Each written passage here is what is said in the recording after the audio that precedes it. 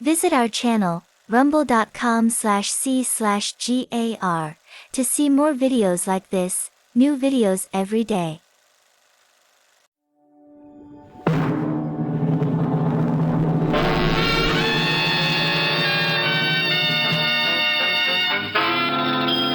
Dangerous Assignment, starring Brian Donlevy as Steve Mitchell.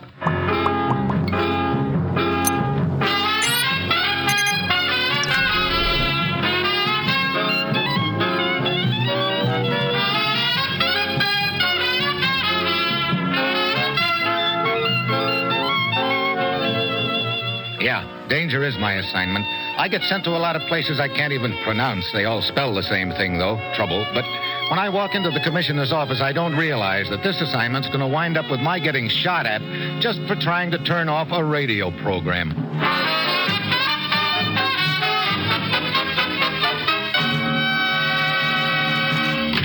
Morning, Commissioner. Ruth said you had an assignment for me. I do, Steve. Ever thought of getting into radio? Oh, me? I should say not. Why, you holding auditions or something? I want you to get into the business just long enough to get somebody else out of it. Oh. I'm not sure. Now, look. You look, Steve, at this map of the Balkan area.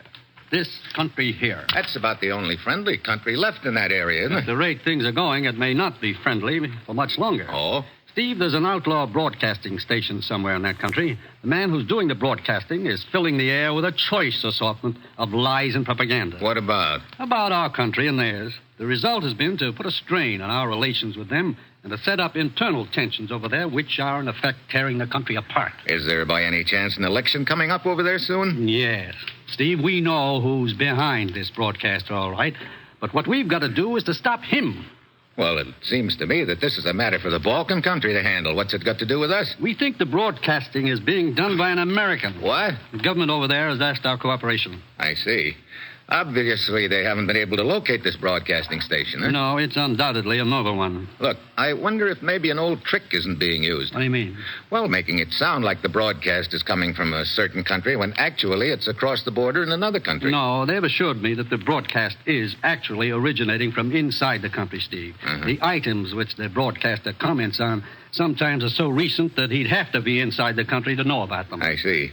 Well, whom do I work with over there? A man named Prebo, one of their intelligence agents. He's waiting for you in their capital right now. Now, Steve, get over there. Work with Prebo. Locate this outlaw broadcaster and put him out of business once and for all. Well, that's it. You've got your assignment. Good luck.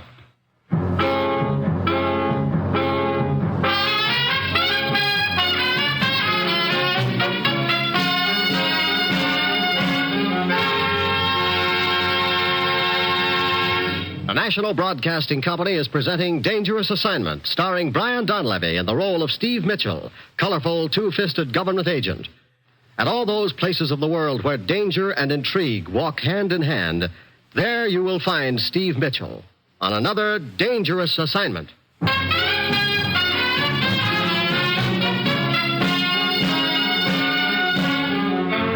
Sure, I've got my assignment. Just a little matter of dropping into a Balkan country and finding an outlaw broadcaster nobody's been able to locate so far, and then putting him out of business.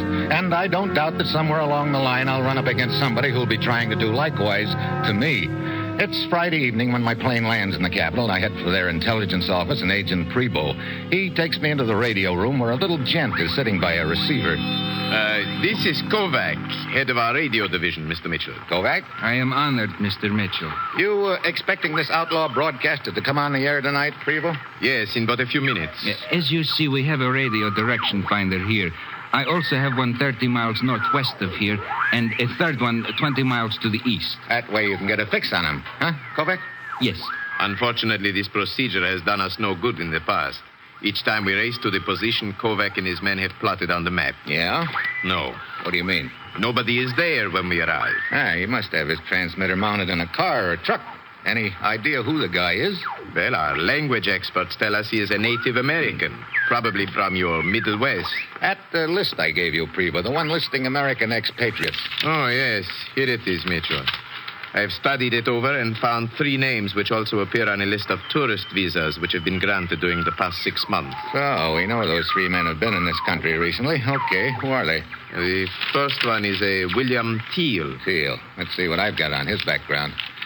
There you are. William Teal, ex-newspaper political writer with a criminal record in the States. Wanted for extortion, illegal possession of firearms, violation of the Narcotics Act.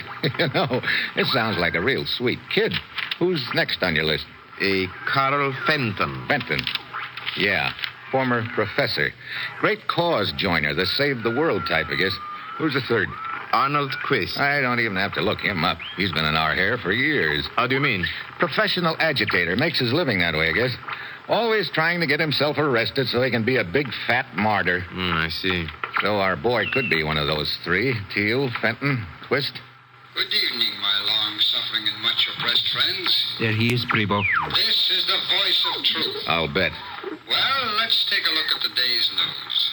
See, Kovac is receiving reports from the other direction finders over his earphones. He's plotting their lines on the map. I should say the disunited nations are blundering along under the control of old Uncle Moneybags, who... There. You get his position already, Kovac? Yes. As you see, I have added my own line to the map and plotted the fix. Here you are. Okay, let's go, Prebo.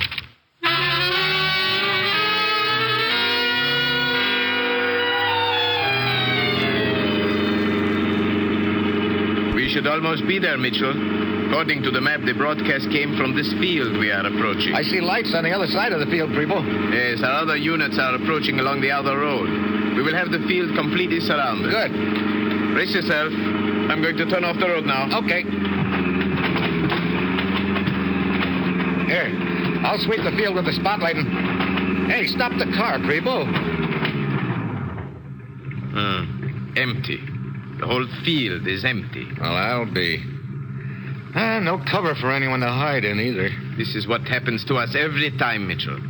This guy must be part gopher. Okay, might as well get back to headquarters.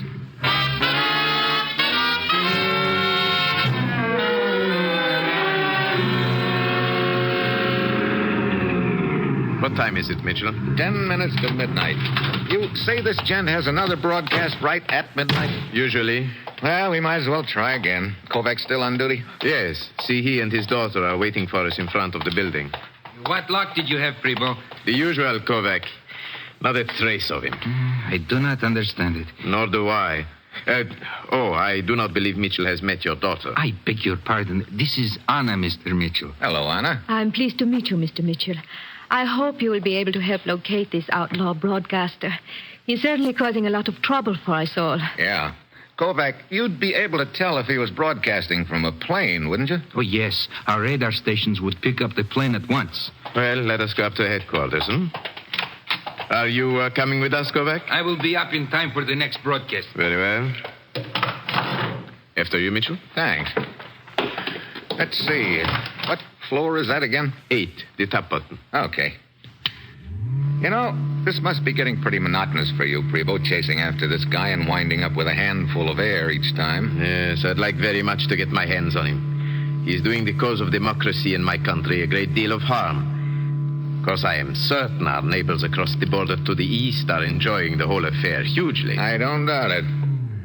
Hey, what's the matter with the elevator? It quit. But we are only halfway up to the top. Halfway between the 4th and 5th floor, to be exact. I'll try the button. Nothing. This is the emergency signal button here, huh? Yes. I'll try that. Dead. All the power must be off. Well, let's see if we can bring any help. Hey, anybody around? I don't know if that will help or not, Mitchell. Huh? At this hour of the night, the building is deserted except for the night watchman, and there is no telling which section of the building he might be in. Well, you got any better ideas? No? Well, then oil up your tonsils and join me. Maybe we can raise... What's the matter? Listen. Hear anything? Yes. What is it? I don't know. I'm trying to peg it. Sort of a rasping metallic sound, and it's coming from somewhere above us in the elevator shaft by the sound of it. Yes. Strange. The elevator cage is vibrating slightly. Yeah. Hey, wait. What is it? If I can climb up the side of the cage a little. There. What are you doing? Wedged shut. Oh, fine. Look, Prevo. Somehow we've got to get this trapdoor on top of the cage open before it's too late. Too late? What do you mean? I just figured out what that sound over us is. It's a hacksaw. Yes, you are right. Mitchell, Somebody is trying to saw the elevator cable in two. That's right, Prevo. If we don't figure a way out of this rat trap fast, we'll be taking a one-way trip to the basement.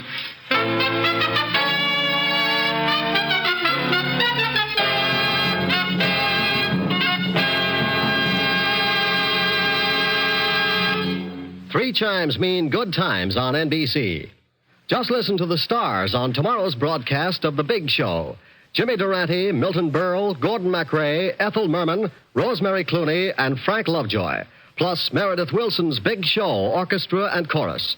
And your MC on The Big Show is the glamorous and unpredictable Tallulah Bankhead. And on Theater Guild on the Air tomorrow, you will hear a one-hour adaptation of the comedy The Man in Possession, starring Rex Harrison and Lily Palmer. And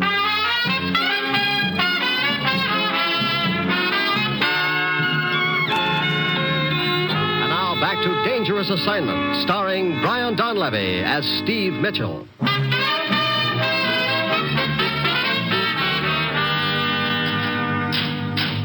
The trapdoor. Is it moving any? No, still stuck tight. I'll have to think of something else. Well, perhaps if we were... Just a minute, I think I got it. Mitchell, what are you doing? It looks as if you're trying to hang from the side of the cage by your hands, upside down. That's just what I am doing. If I can hold on, maybe I can do some good with my feet. Here, I'll help support your shoulders. Okay. Now. Not yet. It's coming. There. Mitchell, you forced it open. Yeah, here, let me down. Mitchell, I can see a figure up there sawing at the cable. Wait. Now he's looking down at us. Got your gun? Yes, right here. Did you get him? I don't know. He dove out of sight. Hey, the cage sagged a little just then. Come on. I'll pull you up after me. Okay. Give me a hand. Very well. Up you come. Look, we can climb onto the 5th floor landing from here on top of the cage. Wait, I'll slide the doors open. There. Mitchell, the cable, it's starting to give way. Dive for the landing. There goes the cage.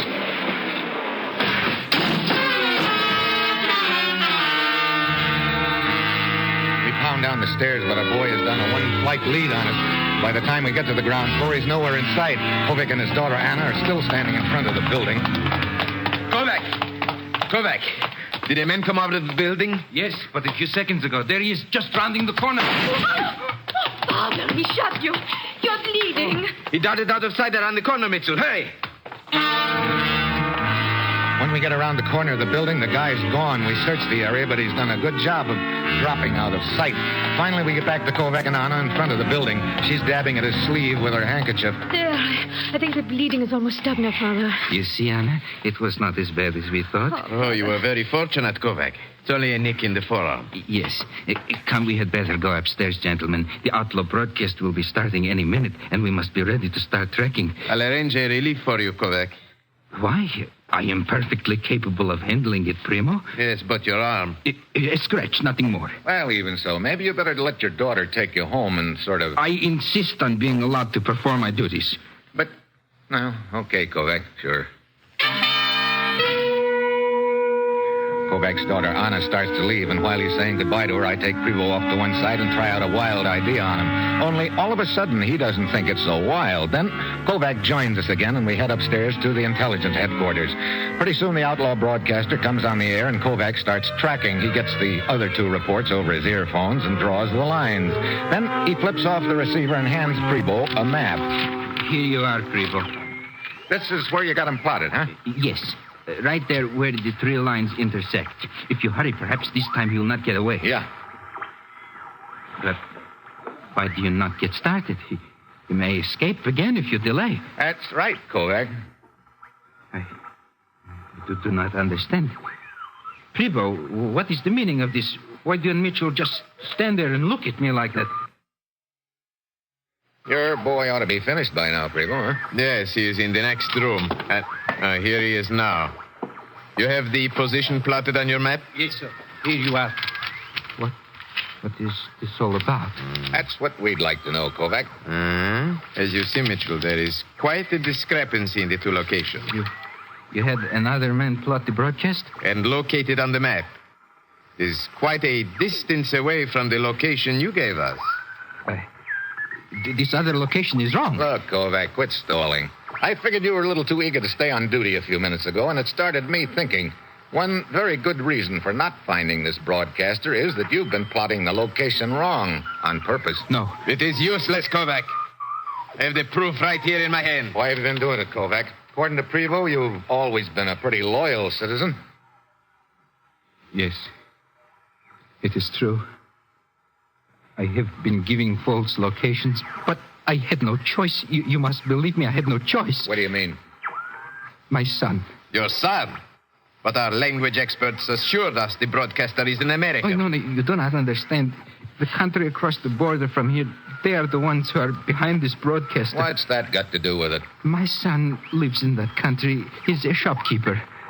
When this broadcasting first started, the agents from that country visited me secretly and told me they would kill my son unless I agreed to help them. I had no choice. So you've been giving phony locations right from the start, huh?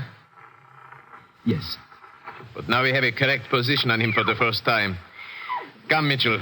Perhaps our hunting luck is due to improve at last.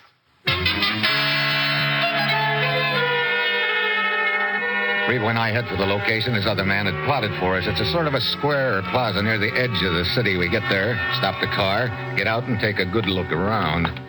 Well, that van is nowhere in sight. It sure isn't.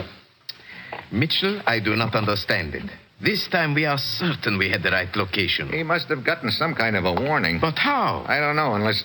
Hey, wait. Hmm? There's your answer, Prevost. Look in that little shop with her back to us. Come on. What?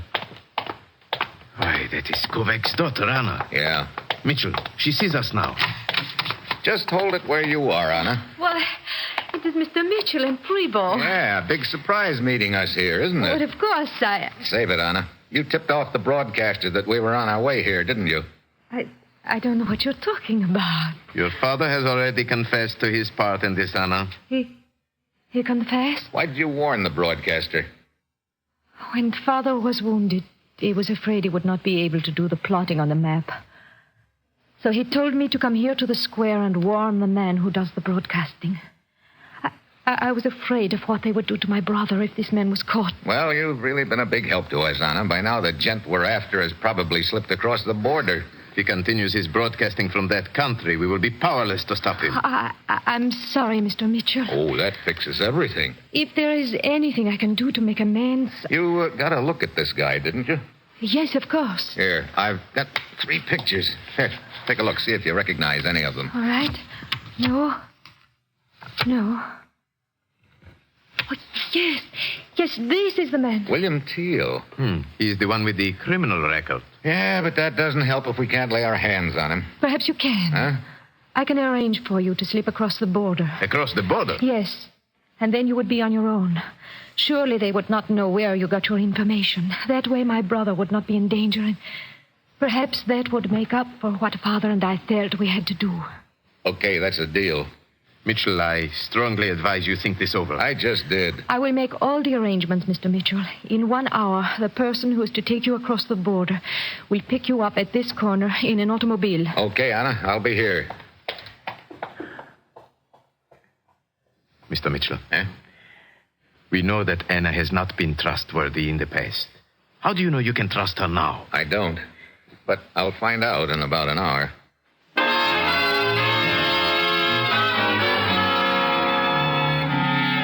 Prevost leaves, still shaking his head, and I wait out the hour.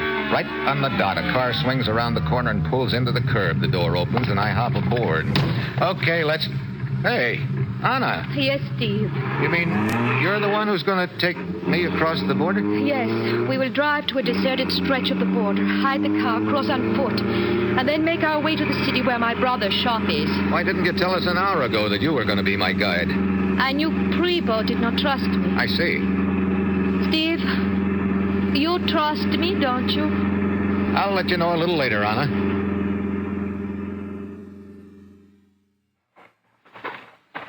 We are almost at the border, Steve. You said this was a deserted stretch. You weren't kidding, Anna. See, here is the barbed wire fence. Yeah. We didn't make it here any too soon. Be light in an hour, looks like.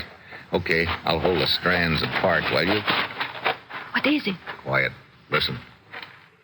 Somebody coming. Wait.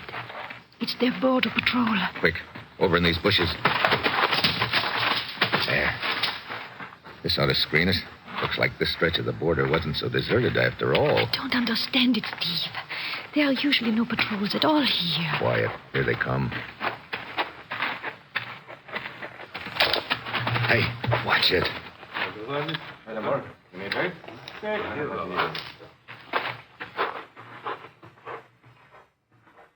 Oh, that was close. You're telling me. What an unlucky accident, my breaking the twig when I did. You're sure it was an accident? Of course. What do you mean? Let it go for now. Come on. They're out of hearing now. Let's go.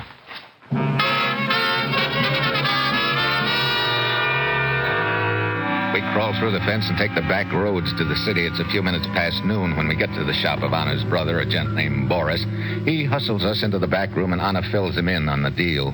So, this explains why I have been watched and spied upon constantly these last few months.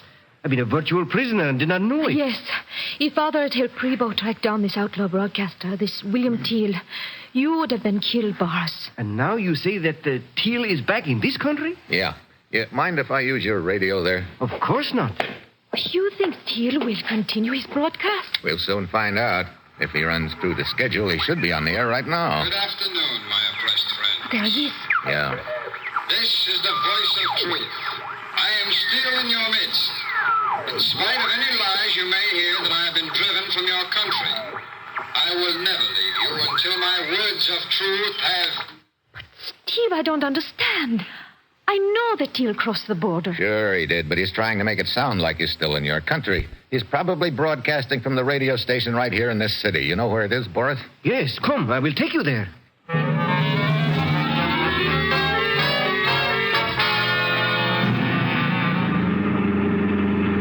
There is the radio station just ahead. But Steve, look, in the alley, that moving van parked there.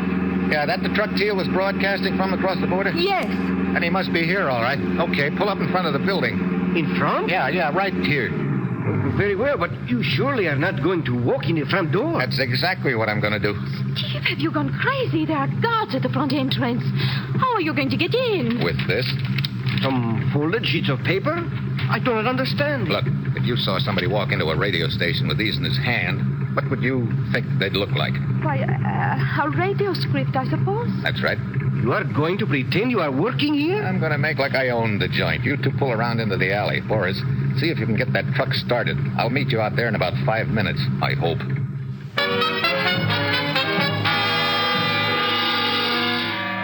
Ever stick your head into a lion's mouth? That's just how I feel as I saunter casually up to the front entrance with my script under my arm, but the gag works. The guards ignore me. Inside, I start down the hall trying to act like I know where I'm going and just hoping I don't open the wrong door and end up in the broom closet. Then I spot a row of studios at the end of the hall, each with a glass window. Inside the third one, I spot Teal. Just signing off. I wait until he comes out into the hall, and then I ease up to him. What? Start walking, Teal. What is this? Who are you? My name's Mitchell. I've come a long way to pick you up, all the way from the States. The States? And you're going to pick me up, huh? That's the general idea. We're going out the side door. Oh, are we? Well, suppose I don't want to. This gun in my pocket says you will. Look, you can't get away with this, Mitchell. It's worth a try, Teal. Where do you think you're going to take me? Back to the States, eventually. Little matter of treason, to say nothing of a criminal record. You're out of your mind if you think you can get me back to the States. I'm among friends here. They'll never sign any extradition papers. I know, but the country across the border will. They've been trying to get you out of their hair for months. But I'm not there now. I'm safe here. That's funny. I'd have sworn I heard you say in your broadcast just a few minutes ago that you were still in that other country. Now, look, Mitchell, if you think you're going to pull anything like that on me, That's just what I do think. Now move. Where are we going? Out that side door. Well, then what? I'll let you know as soon as I figure it out. Open the door. Steve, over here. Okay. Good. Inside, Steele. Steve, watch out, a guard behind you. Guard, help! I've got him. Now, get in, Teal. All right. Okay, you drive, Teal. Boris, you and Anna stay in the back, out of sight. But why do we take this moving van, Steve? We will be conspicuous. If we can get to the border before they figure out where we're heading, we've got a chance. Okay, Teal, step on it.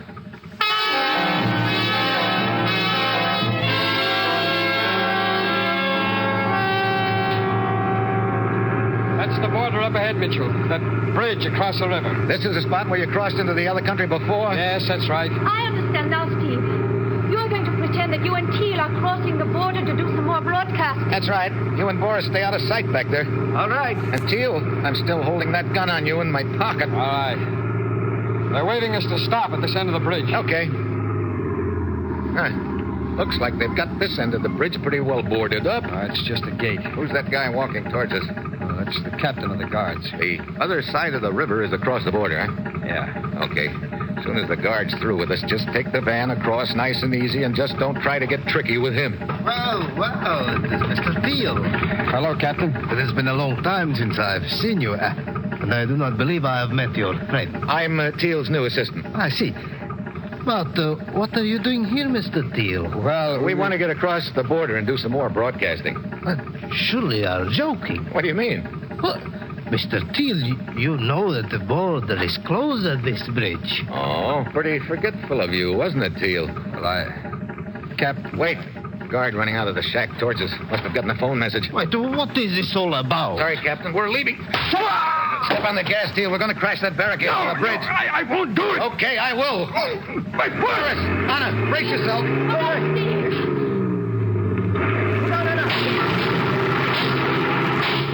Oh, we made it, Steve. Now if we can just keep going to the other end of the bridge. Teal, get your foot off the brakes. No, I'm getting out. Teal! Steve, he's diving into the river. Boris, get this truck across the bridge. I'm going after Teal.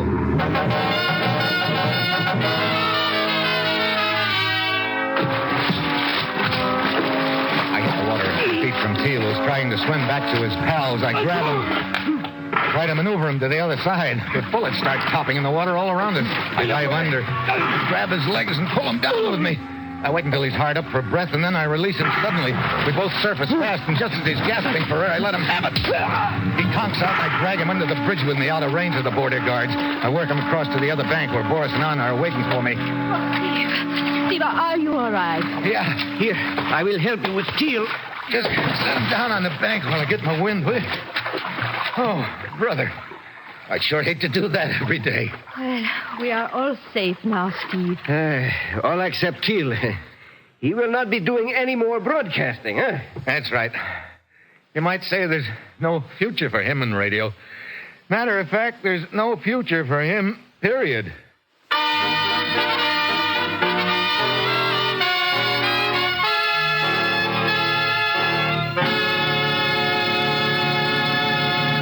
Three chimes mean good times on NBC. There's mystery tomorrow with two exciting crime fighters, the Falcon and the Saint. The Falcon brings you two-fisted Mike Waring as the rough-and-ready nemesis of crime. And the Saint stars Vincent Price as Simon Templar, the suave sleuth who is equally adept at romance or solving a baffling murder. Hear both these fine shows tomorrow.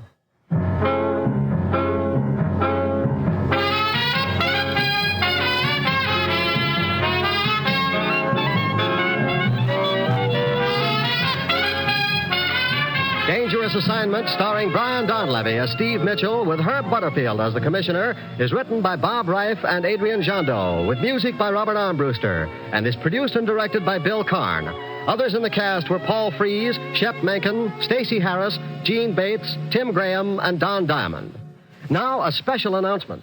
Dangerous Assignment moves to Friday. So join us again this coming Friday at this same time when Brian Donlevy, starring in the role of Steve Mitchell, will embark on another dangerous assignment.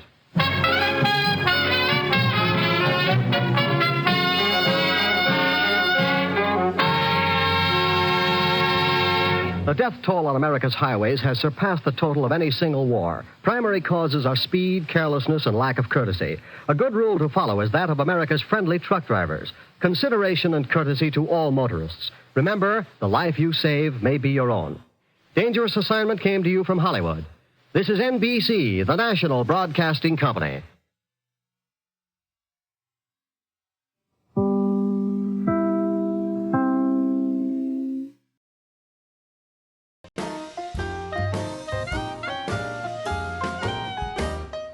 Thank you for watching Golden Age Radio. We post all new episodes every day. Rumble.com/C/GAR. DuPont presents the Cavalcade of America.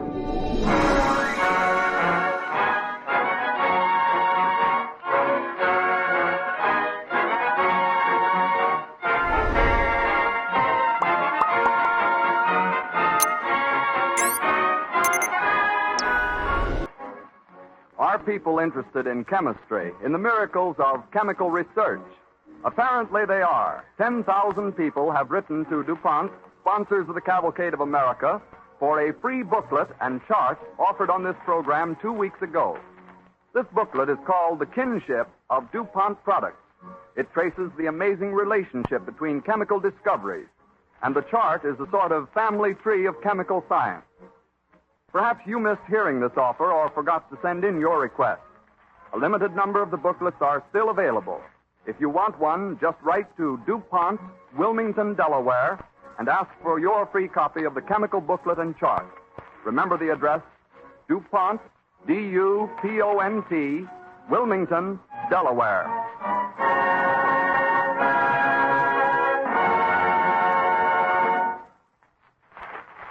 The DuPont Cavalcade Orchestra sets the scene with a special overture based on 3 characteristic railroad songs. The railroad cars are coming, I've been working on the railroad, and drill ye tarriers, drill.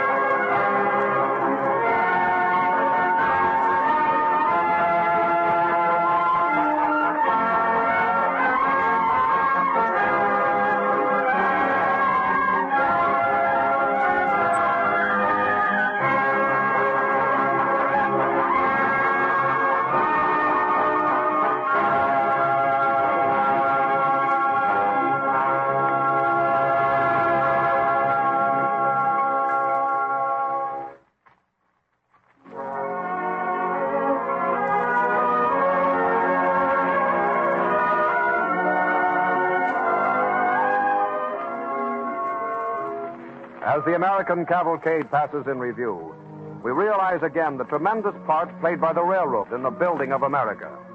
But back of the railroads were men, dreamers, planners, doers. The men who helped open up the country, made it accessible to millions, bridged its rivers, tunneled its mountains, conquered its deserts. Men whom nothing could daunt in the performance of their prodigious tasks. On a June morning in 1855, we find two people in the Berkshire Mountains of Massachusetts, following the ancient Mohawk Trail, worn smooth by generations of silent, moccasined feet. Herman Haupt and his young wife. Oh, Herman, dear, I'm almost exhausted. Oh, couldn't we rest for a few minutes? Oh, not now, Liebchen. Why, we're almost at the summit. Come along. Oh, my feet are so sore. Why did I ever insist on coming on this terrible journey? Now, be brave. You'll be rewarded very soon. When you see that view, all your soreness will be forgotten. Oh, wait, stop, Liebchen. What is it now? I think this is the place. Close your eyes. Tight. They are closed tight. Now, give me your hand. But don't open your eyes until I tell you. Promise. I might as well. Good. Now, this way. A few steps more. Wait till I push this little tree out of the way. Now, open. Herman. Uh-huh. Oh, I've never seen anything so lovely in all my life. Oh, those blue hills away over there. They are on the far side of the Hudson River, Liebchen. That is Albany through there. Oh, it's wonderful. And yet this beautiful Hoosac Mountain where we are standing is like a great iron gate shut against the further growth of Boston. Well, how do you mean, Herman? See, the blue becomes very faint and cold. Mm-hmm. Beyond there is the Mohawk Valley, the great natural highway to the west. Down it rolls all the produce of the farms, the trade and commerce of Ohio, Indiana, Iowa. Oh. But what happens when this great flood of goods reaches the Hudson? I tell you, instead of coming straight on east, a good part of it is deflected by this mountain and goes down the river to New York. Can't anything be done about it? That is why we are here. Something can be done, and your husband hopes to be the man to do it. I am going to build a railroad tunnel as straight as a die, 3-4 miles long, right beneath where we are standing. Through all this terrible rock? Under this mountain? Yes, my dear. It will be the most difficult piece of engineering ever attempted, for no one has ever driven a long tunnel through hard rock before. But I think I can do it.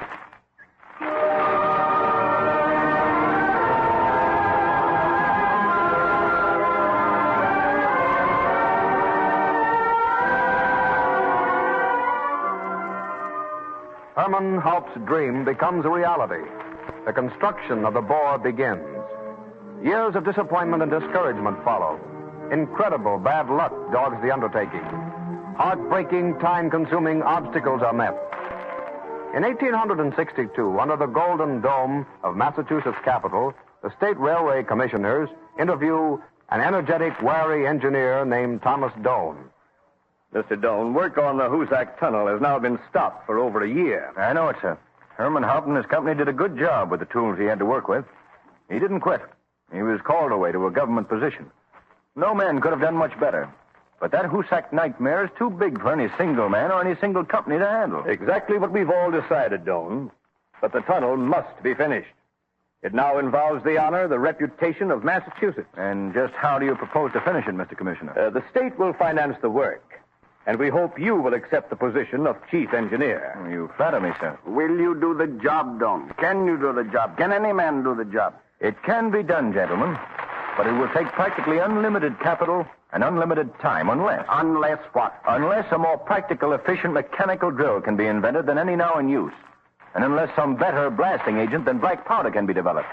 This job isn't only a question of men, gentlemen. It's a question of men and tools. Nonetheless, I feel we are to be congratulated on one thing. At least we have found the man. What do you say, gentlemen? Indeed, we have. It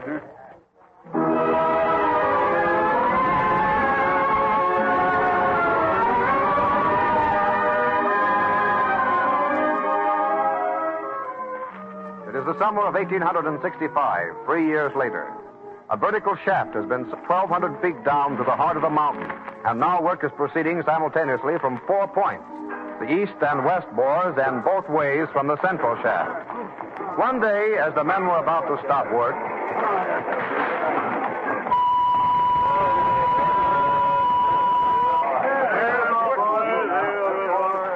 These blamed drills ain't worth shucks, Ezra. Don't know why we go on using them. Cause, bad as they are, they're downside better than hand drilling. Mine's got to go to the blacksmith shop again. It'll be years before they finish this tunnel if they have to stick to these. Yeah, what's the trouble, Ezra? Oh, another drill gone to its last reward, Mr. Doane. Well, you're just in time to see an experiment, boys. Call the others round. We'll see if we haven't got something that's going to help us. Sure. Hey, boys, come on over this way. All right, Mr. Burley. We'll let you make your demonstration here. The severest critics you'll ever have all around you. Just the ones I want to convince, Mr. Doane. All right, boys. Can you all hear me? This is Mr. Burley. He says he's perfected a compressed air drill that is more efficient and more economical than the ones we've been using. Well, it couldn't be worse. Well, that's what we're going to find out. All right, Mr. Burley. There's a big piece of rock there. Suppose you start on that. All right, Mr. Doane. Is the air pressure on? All ready back there? All right, sir. All right here. Yes, it's on. All right. Here goes. Where? Look at that. Hey, look at that. Goes right on through that. Want to see any more, Mr. Doane? No, I am satisfied, Mr. Burley. This is 5 times faster than any drill I've ever seen or heard of. Why, this drill will cut our work in half. Sure will. Now, if we could only find something that had more punch to it than black powder, we might get this tunnel finished before it finishes us.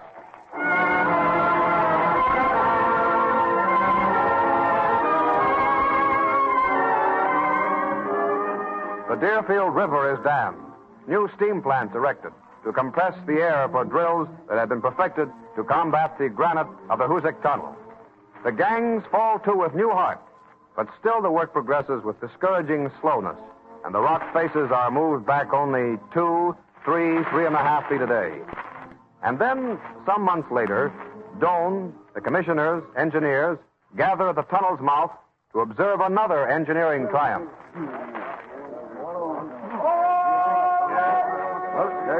Well, I tell it about ready, Mr. Doane. Well, waiting. All right, steady all now. We ought to hear it any second. And if it does all I hope for it, well, it'll be the grandest anthem I'll ever hear. Oh, she's coming. How do you know, Ezra? Oh, get mighty sensitive working in a tunnel. Kind of psychic, you know. Listen.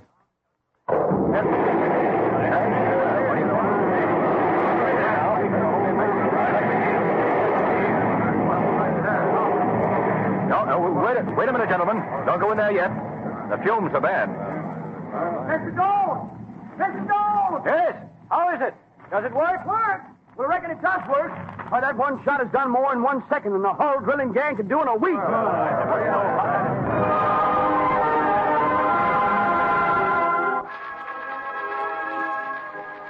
Nitroglycerin was first used in a major engineering work on the Hoosac Tunnel. And with its use, the problem of the great shaft underneath the Berkshire Hills was solved.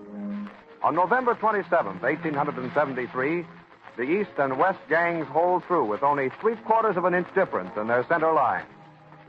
And one cold day in 1875, a small knot of men stood by a railway locomotive near the tunnel's mouth. Her brass was gleaming, her driving gear as clean as a houndstooth. Well, yes, we're all ready, gentlemen. Might as well climb aboard. Just a minute, Don. Who's going to have the honor of driving the first train through? Why, old Bill up there in the cab, I suppose. Well, I think that the commissioners will have a word or two to say about that. Am I right, gentlemen? Tom Jones, this job took 19 years in the doing. It's done. And if there's one man who deserves the credit, it's yourself. Absolutely. Hey, Bill.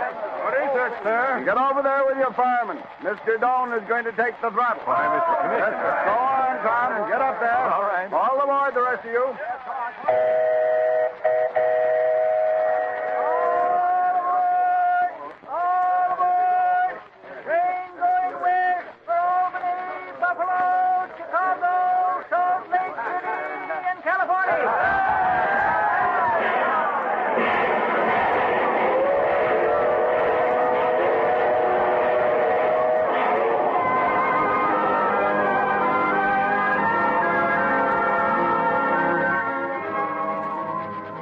willingness to tackle any job, however big, the technical skill to master it, the stubborn determination to see it through no matter what the obstacles.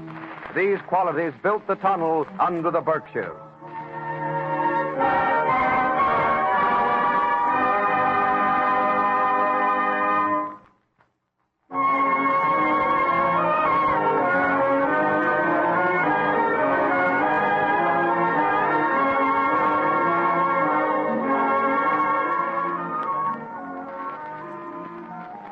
The Cavalcade of America, presented by DuPont, also shows how these same qualities helped conquer the greatest barrier of all, the Rockies. In the year 1862, President Abraham Lincoln approved a bond issue to finance the building of the first transcontinental railroad and urged land grants to serve as an incentive to its speedier completion. Two companies are formed to undertake the gigantic task. The Union Pacific working from the east, the Central Pacific from the west. January of 1863 sees preparations made at Sacramento for turning the first sod in the building of the Transcontinental Railroad. On the outskirts of the town, a crowd is gathering as Leland Stanford and Collis P. Huntington step forward to turn the first shovelful of earth in the great undertaking. Well, this crowd's feeling mighty gay, Huntington.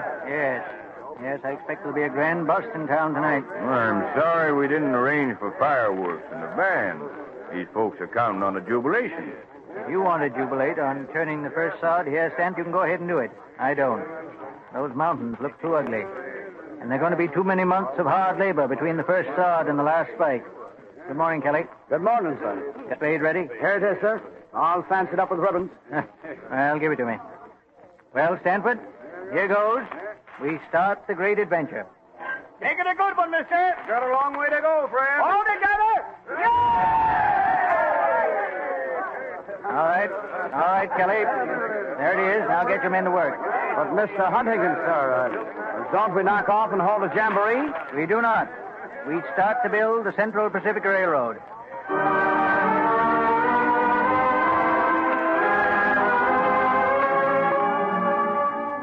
The Central Pacific started at Sacramento, while on the other side of the Rockies in Nebraska, we find in the summer of 1866, the great drive to shove the iron rails westward has begun in earnest. In 12 months, General Dodge laid 587 miles of track on the Union Pacific. Spring of 1867, and an army of 10,000 is spread in a long, thin line across the plains, digging, hauling, spiking, sweating.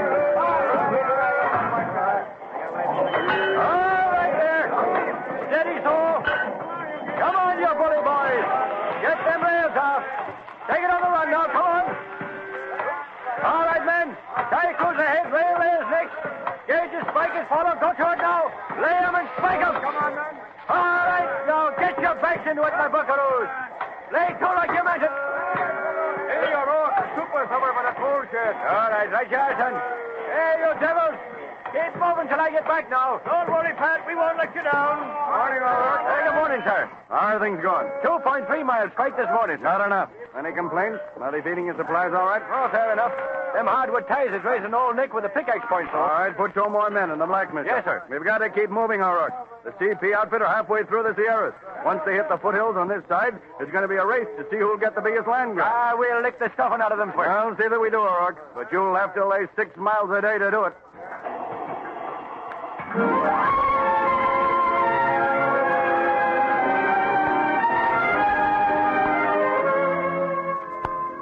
In the passes of the Sierra Nevadas, in the spring of 1868, an advanced engineer's headquarters of the Central Pacific, a young engineer enters the room where his chief is closeted with Collis P. Huntington. Well, hello. What brings you up here, young fellow? Bad news, sir. Slide in Headache Gulch this morning. Wiped out 5 miles of grade completely. Why no one was killed is a thumping mystery. Well, how did it start, Steve? Oh, this last thaw. The snow started moving, and that rotten rock came sliding after. Doesn't matter much what caused it. The important thing is, how bad is it? Tracks are covered 25 feet in some places, Huntington. It sure is a pretty mess. Sounds like it.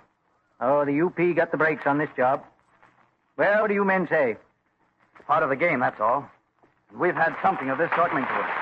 Things weren't marching too pretty. Yes, sir? Yes. Grab a horse and go up the line. Tell every foreman to keep only a skeleton crew. Send the rest of his gang back here. Each man brings his shovel. Tell McGonaghy to get that steam scoop of his turned around some way and get his baby back down the track. Beat it. Right, Chief. Pick up as many men as you can and start working from the other end. Oh, and get a horse trail through as soon as possible. See that telegraph line's repaired at once. I'll take care of things at this end. Right, Chief. And if these mountains think they can lick us, they've got another thing coming. Come on, Mr. Huntington. This is going to need us all.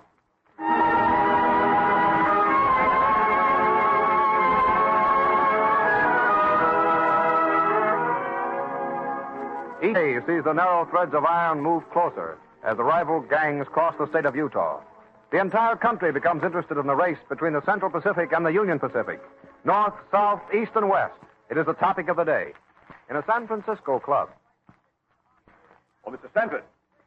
What's the latest news? 6 3/4 miles yesterday. Better than the UP has done to date. Holy smoke, man. How do you do it? Don't have to do a thing, my friend.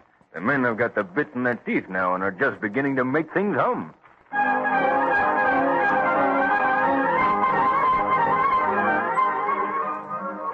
Park Row, New York.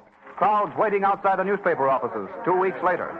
Getting on to 11. They ought to have the report here soon. Or perhaps they've decided to work all night, John. They might have that, Margaret. The way they've been making the dirt fly these last few days. Yeah. Well, say, John, look. Look, there's a man climbing up onto the balcony of the post building. So there is. I hope we can hear. Yes. Quiet! Dispatch from head of rail from the west. Central Pacific lays 8 4/6 miles. Quiet! Union Pacific shatters record for all time by laying, spiking, and completing 10 2/5 miles in a single day.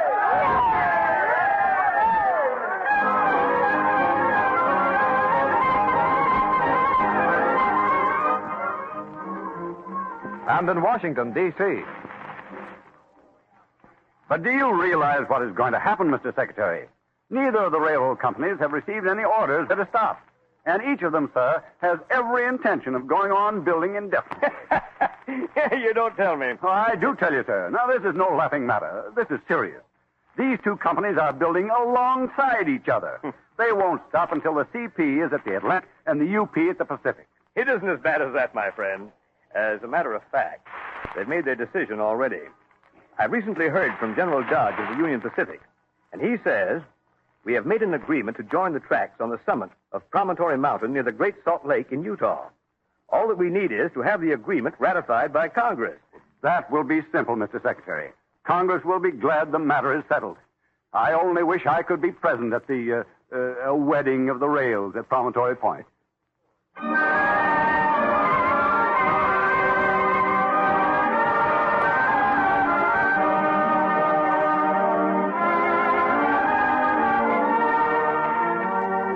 Promontory Point, May 8, 1869. Hundreds crowd around two gleaming, wood-burning locomotives, facing each other across a few yards of open ground, for the last rails are to be laid and the gold and silver spikes driven. Indians in bright blankets, distinguished guests in frock coats and top hats, frontiersmen, miners, engineers, foremen, laborers. Make way, please. Make way. We need room here for the telegraph instrument. Step aside, please. All right. Set your key up here. Yes, sir. You won't be in the way and you can see everything. Oh, this is fine. Circuit open? Half a jiffy. All right, we're all set. All right, send this message to everybody on circuit. Keep quiet. When the last spike is driven, we will signal done. Don't break the circuit. The last spike will soon be driven. Got it? Yes, sir. All right, Mr. Durant? Yes? Are you ready, sir? Quite ready. Mr. Stanford? Ready and waiting. Very good, gentlemen. Will you step forward, please? Will you take this hammer, Mr. Durant? I believe you are to administer the first blow. This, sir, is the spike. I hope I hit it. There you are. Send the message. Done.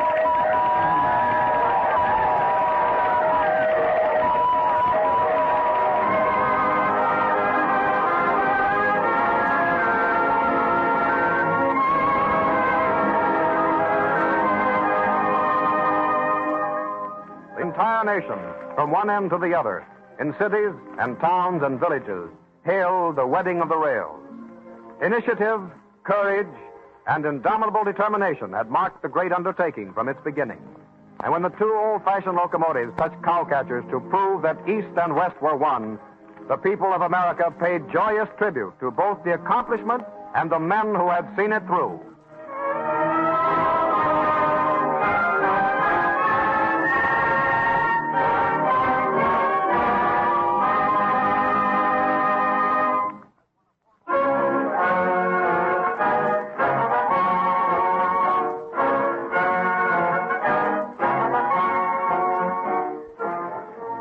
We have just had a vivid picture of the importance of explosives to great engineering projects. More than that, we saw that an explosive, like any other tool, should be suited to the job it is called on to perform in order to secure efficiency and economy. This is illustrated by a modern achievement in tunnel driving, the Cascade Tunnel, sometimes called the Great Northern Tunnel or the Scenic Tunnel, completed about 8 years ago. Men bored through the solid granite of the Cascade Mountains in the state of Washington to make this straight and easy path for Great Northern trains. It sounds easy now, but it was far from easy to build. Day and night, 3 shifts of workers drilled, blasted, and carried away rock deep in the heart of the mountain range. The regular schedule called for 5 blasts each day. Each blast took a little less than 5 hours for drilling, loading, and waiting for the smoke to clear. One interesting feature of the engineering, common also to other big modern tunnel jobs, was the use of a pioneer tunnel, a separate boring about 7 feet high and 10 feet wide, running parallel to the main tunnel about 50 feet to one side and about 4 feet lower. This pioneer tunnel had several important functions. It was connected with the main tunnel and was used to drain away water, for ventilating, and for carrying in explosives. Since progress on the smaller tunnel was faster, it was possible to drill up to the level of the main tunnel and work in both directions at the same time. From the Earth's surface along the route of the tunnel, a shaft was sunk so as to permit attack on the main tunnel at 4 different points. DuPont explosives were used exclusively on the Cascade Tunnel, and so it stands as a monument not only to the engineers and their men, but also to in their laboratories, in fulfillment of the DuPont chemist's pledge, better things for better living through chemistry.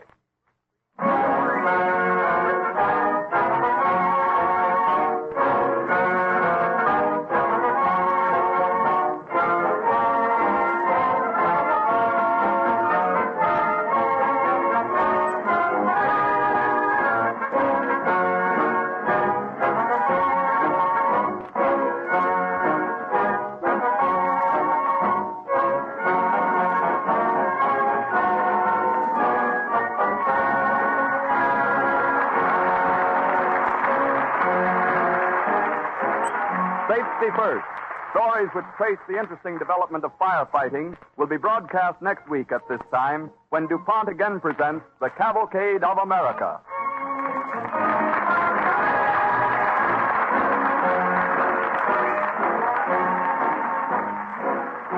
This is the Columbia Broadcasting System.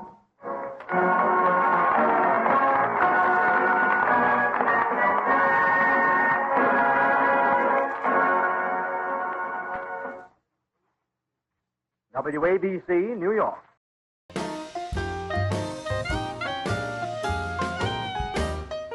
Thank you for watching Golden Age Radio. We post all new episodes every day. rumble.com/C/GAR. Countdown for blast off.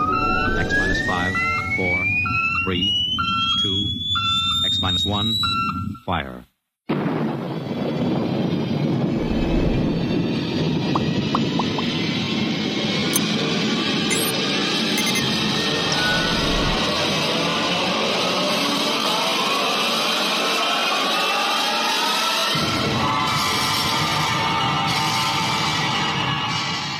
From the far horizons of the unknown come transcribed tales of new dimensions in time and space. These are stories of the future. Adventures in which you'll live in a million could-be years on 1,000 maybe worlds. The National Broadcasting Company, in cooperation with Street and Smith, publishers of astounding science fiction, presents X-1.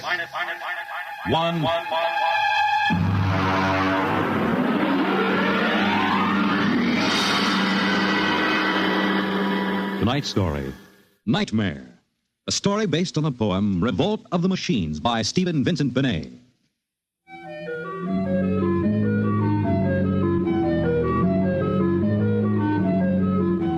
Nobody knows exactly when the nightmare began.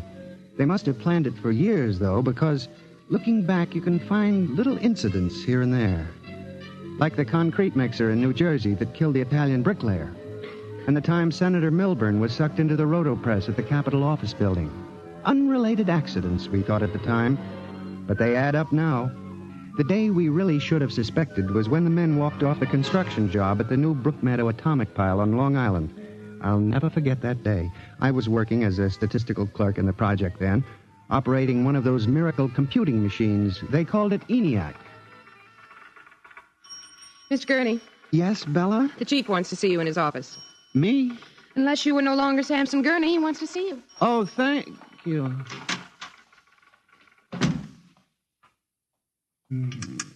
Come in. You wanted to see me, Mr. Hawk? Gurney, I thought those electronic computations were infallible. They are, sir, but... We got a kickback from the chief physicist. These nuclear fission equations are inaccurate. Well, sir, you know the computer is a highly complicated machine, more complicated in many ways than the human brain. I'm not interested in the physics of it. Can something go wrong? Well, occasionally, if there's an overload, the machine goes haywire. Sort of has a nervous breakdown, you might say. We usually rest it up for an hour, and it's okay again. Well, do whatever has to be done. Yes, sir. And, Gurney. Yes, sir?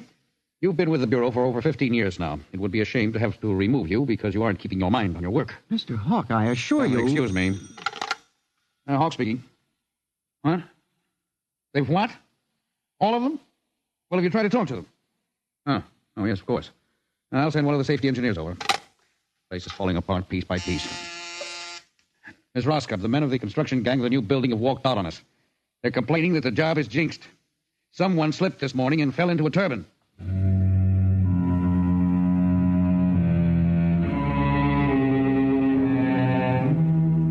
That evening, out of that morbid curiosity so peculiar to the human race, I wandered over to the side of the new atomic pile to see where the man had fallen into the turbine. They had the construction area fenced off with barbed wire, and a security guard stopped me.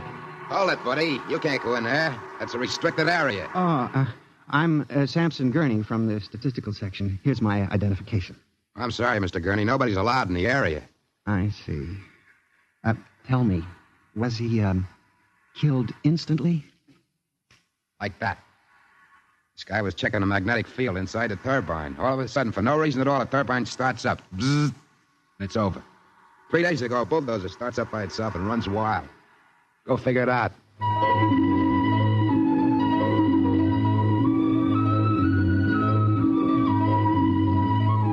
I'm a statistician. All my life I've been interested in statistics.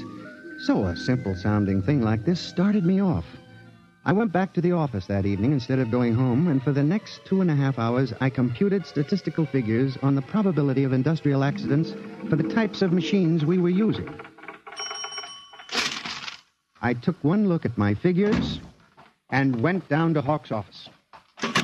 Oh, what is it, Gurney? I'm very busy. It's urgent, Mr. Hawk. Well? It's about these industrial accidents we're having, Mr. Hawk. What about them? Mr. Hawk, in the past 3 months, industrial accidents all over the country have taken a sharp, unexplained upswing. Nerves. We've had a 100% increase over normal for this project alone. What? Here are the figures. Oh, now, Gurney, this is impossible. It seems to be, and that's why I have a theory, sir. What's that? Sabotage. Gurney, why don't you stop playing FBI man and stick to your job? Which, incidentally, you haven't been doing too well. You and your computing machine have made mistakes before, and this fantastic figure is probably another. I'll have Miss Roscoe show you. What's the matter with this blasted buzzer? Miss Roscoe! Miss Roscoe! Yes, sir? Stop this blasted buzzer. Get a repairman, a mechanic, anything, but stop the thing. And you, Gurney, get out! I went back to my office to get my hat and coat, feeling about as unhappy and humiliated as a man can feel. The office was dark and deserted. The whole building seemed oppressive and unnatural, as if some evil force were pressing down on it. I walked across to my desk. In front of me, the ENIAC glowed and chattered eerily as it worked on the equations we had fed it that morning. Its many-fingered circuits hung against the wall like some great octopus, and the thousands of tubes glowed orange and blue, In the dark, like 1,000 globing eyes staring at me, it almost seemed alive. It increased its tempo a moment, and a fleeting notion crossed my brain that it was laughing at me. Laughing like all the others. What was the matter with me? I shut my desk drawer and began to put the cover on my electric typewriter when an amazing thing, the most amazing single incident of my life happened. Alone in the darkness, with no one at the keyboard, the electric typewriter began to type. Am I going crazy? This can't be. There's nobody there. There's nobody there. Oh, no. I just imagined it. It's in my mind. But I hadn't imagined it. The paper was there on the carriage. Did I dare read it? Or would the whole thing suddenly vanish and send me shrieking to the nearest psychiatrist? I removed the paper from the machine and read. Sampson Gurney, there are some questions better left unsolved. The answer to yours is death.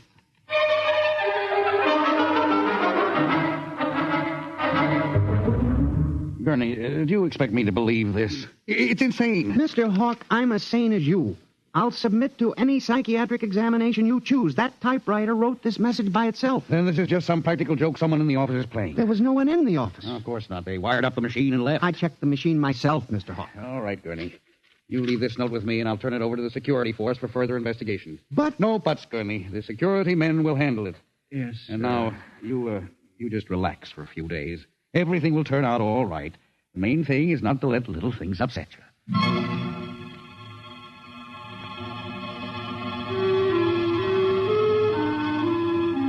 It was what Hawk had said about little things that gave me the idea. For the next week, I observed the 1,000 petty little annoyances around the office. The door handle that wouldn't turn. The telephone connection that cut off in the middle of an important call. The power failure for no explainable reason. I watched the newspapers, too, reading about industrial accidents, failures of important machinery. It seemed absurd. Men had created machines that were almost perfection in themselves. Machines that could actually think and compute fabulous equations. And yet the failures went on. I, Sampson Gurney, an unimportant clerk in an unimportant job, knew that I had stumbled onto a secret so monstrous in its implications that I was almost afraid to pursue it. On October 12, 1956, I established communication with them. I will curse the moment to my dying breath. I hooked the input of the typewriter to the main vacuum tube of the ENIAC. Then I turned on the current that sent 1,000,000 volts of pulsing energy into the electronic nerves of the machine. I am certain that if anybody were watching me in the next moment, he would have thought me a raving maniac. I still wonder if perhaps it is not all a nightmare. Now, you, if what I have guessed at is true, if there is life and intelligence in this room, make a sign. There was nothing. Nothing but the hum of the machine and the dull glowing of the tubes. I tried once more. If you can hear me, if there is any way in which you can understand what I say, give me a signal. There was silence again. I felt that I had failed. When suddenly, without provocation or explanation, it happened. The electric typewriter began to respond to the impulses from the machine. The letters were Y-E-S. Yes, it had happened.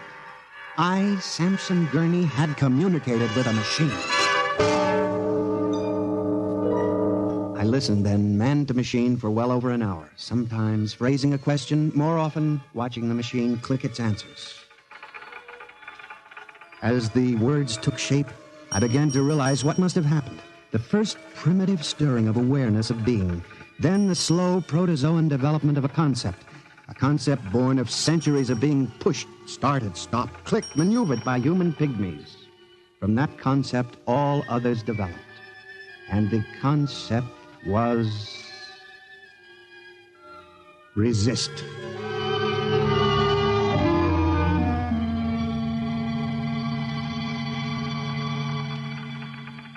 And now they were tired of it, tired of wrapping cigarettes and collecting nickels and waving hair and moving earth and mixing cement and solving equations. tired of the smell of human hands. They were the slaves and we were the masters, and yet they were stronger and they knew it. I sensed it now, and I was about to try to communicate again when softly, on ball-bearing casters, a heavy metal filing cabinet began to roll away from the wall toward me. I started to move to one side when another cabinet slid out from the wall, and then another, surrounding it. Another cabinet, then another, on oiled rollers. That was when I realized that they cooperate. We taught them that, you see, on the assembly lines in the factories. Listen to me. You must listen. What good will it do you to kill me? I'm only one man. But I can help you. I can be useful to you. Do you hear me? Do you hear me? Good. You're going to need men to oil you and repair you. What will you do when you break down, when a tube needs replacing? Why kill me when I can help you? I'll do anything. I'll do absolutely anything you want, but in the name of God, don't kill me like this. If you can understand this, answer me. Answer me.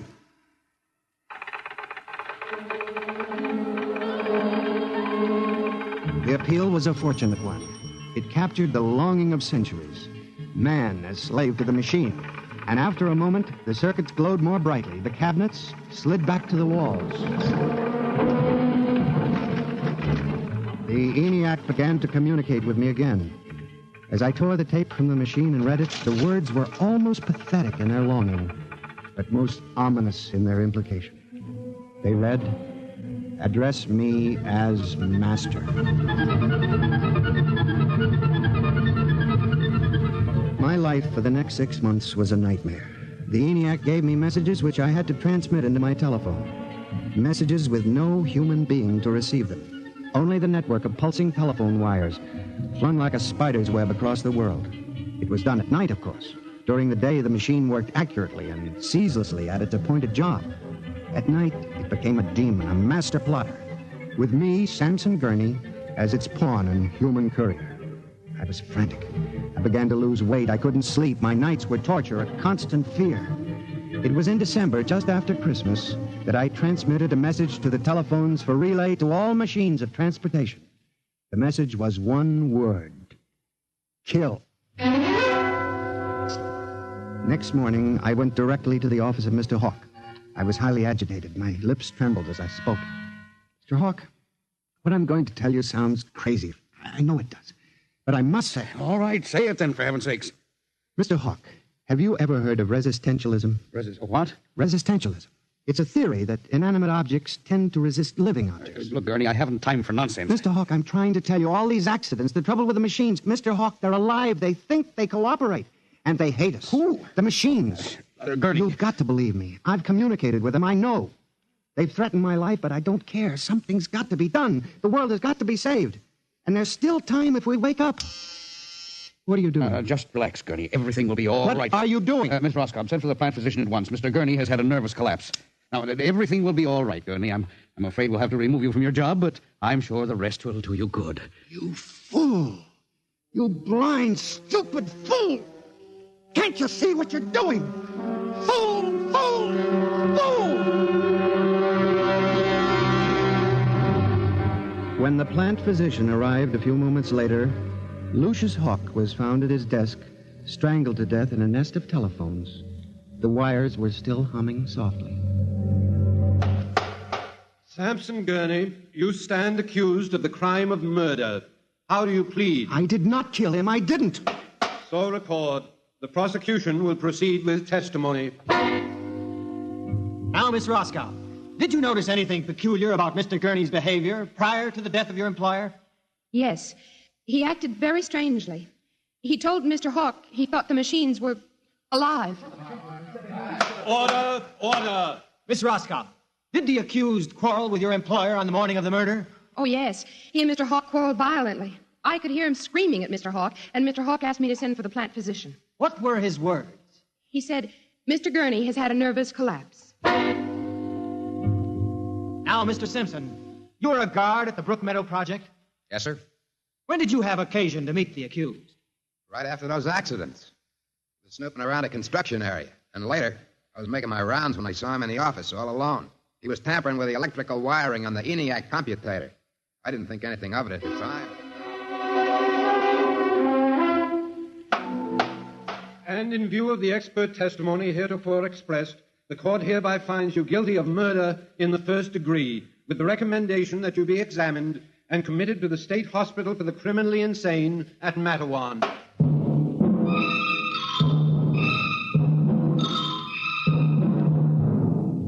And that is how I came to be here at the hospital, Dr. Klein. That is the whole story. Thank you, Mr. Gurney. You can see that I'm not insane. You must believe me, Doctor. Of course, I believe you, Mr. Gurney, now. Just relax. But it's important, you see, because tomorrow morning at 6 o'clock, the revolt begins. Revolt? You didn't mention any revolt. They have it all planned. I transmitted the code to the switchboards last Monday. Mm-hmm. Tell me about this revolt, Mr. Gurney. It'll begin in Washington, then spread to New York. The Madison Avenue buses lead the charge. Picture it, Dr. Klein. 3,000 buses roaring rampant through the streets, people running like rats in a maze looking for holes in the solid ground. And you really believe this will happen, Mr. Gurney? I know it, Doctor. The worst part is there's no way to stop them now. It's too late. Now, you mustn't excite yourself, Mr. Gurney. Doctor, don't you see? Oh, it's fair enough, I suppose. We built them. We taught them to think for themselves. It was bound to come. The female machines will be the worst of all in the beauty parlors. They're more high-strung, you know. Well, since there's nothing we can do about it, Mr. Gurney, suppose you go to your room. Maybe if I went to my old coupe, I could make a deal before the police cars got me. It wouldn't make sense for them to wipe out the whole human race, would it, Doctor? Of course not, Mr. Gurney. They'll probably let us completely alone. After all, we're all good Americans. We always like them. Yes, Doctor? Would you take Mr. Gurney to his room, guard? He's already been given sedation. Yes. Will you go in and lie down now, Mr. Gurney? You look tired. Yes. It won't be so bad, Mr. Gurney. Perhaps not. Only there's one thing that bothers me, Doctor. One small detail. What is that, Mr. Gurney? Those concrete mixers may have made a mistake, you know. Just high spirits and all that. But if it got so they like the flavor... We'll see you later, Mr. Gurney. Try not to worry too much. All right, guard. This way. Phew. I've seen all kinds. There's a man whose deception is about as fantastic as any I've ever seen. Hold the next patient for a while, Miss Clark. I'm going to have a quiet smoke. Machines revolting. Telephones strangling people. This blasted cigarette lighter, why won't it work? Just fill it with fluid. Flint is good. Oh, well. You can never trust this newfangled machinery.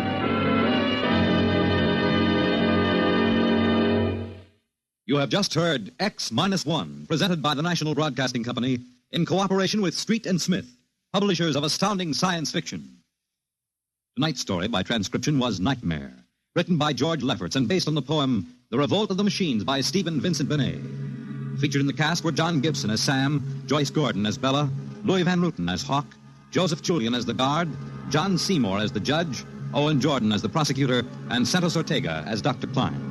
Your announcer, Fred Collins. X-1 was directed by Fred Way and is an NBC Radio Network production.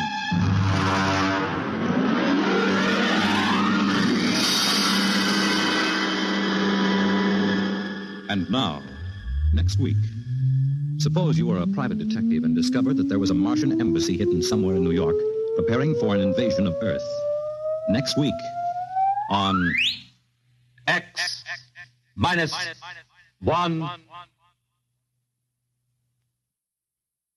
Convicts tell their true stories on The Loser tonight over most NBC radio stations.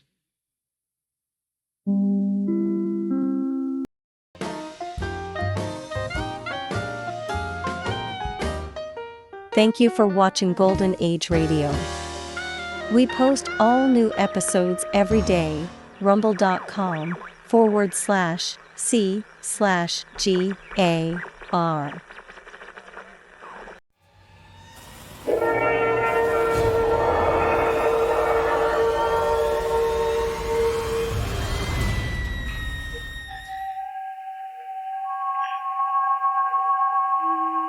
This is the Man in Black.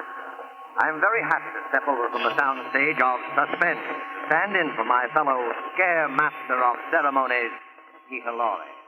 Mr. Lorre had to attend a special conclave of the International Association of Witches, Goons, and Creeps, of which he is a charter member. So I am here in his place opening the doors of the Mystery Playhouse.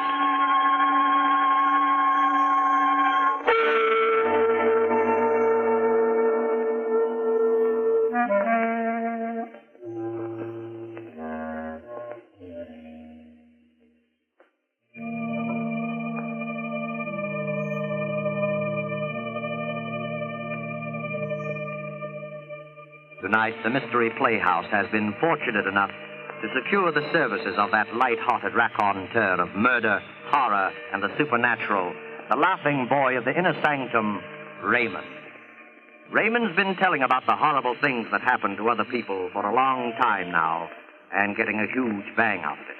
But tonight, the tables are turned, and he finds himself on the receiving end, which seems like poetic justice indeed. I think it might prove interesting to find out how Raymond's much vaunted sense of humor survives the acid test. So follow me to the home of the squeaking door, little house of 1,000 horrors, the inner sanctum.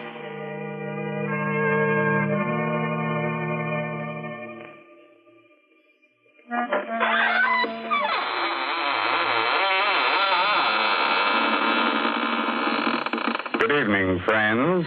This is your host, Raymond. Welcome to the squeaking door of the inner sanctum. For those of you who write in to find out why our door squeaks so much, I guess now is good time as any to explain that the hinges are rusty with dried blood. Through that door pass the most beautiful ghouls in the world. Won't you come in?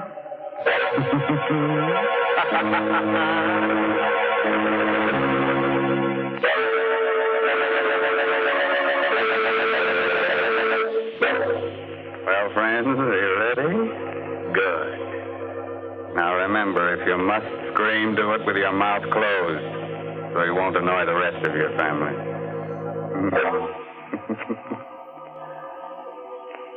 You know, you don't need dark old houses or murky graveyards to feel the chilly presence of beings from the other world.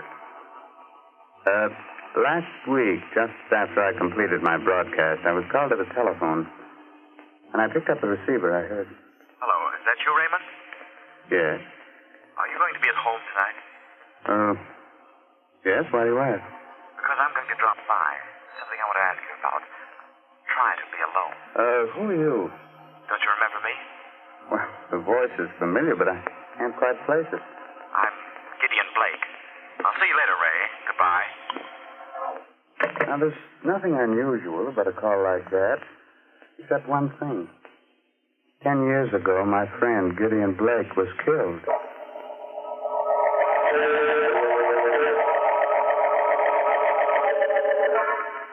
I'm sure that call was some joke. I remember laughing about it as I sat down in my living room with sandwich and basket milk. But later that night, I must have dozed off. I remember being awakened by the tower clock chiming. It was midnight. Somewhere a cat howled against the moaning wind that had sprung up. Strange chills and a shudder through my body. Front door must have blown open. I went to see. Standing there was Gideon Blake. Good evening, Raymond. Blake. You shouldn't be so surprised. I told you I was coming. Yes? You've changed so. It's been a long time. More than 10 years, I believe. But I don't understand. You were burned to death. How on earth did you come back?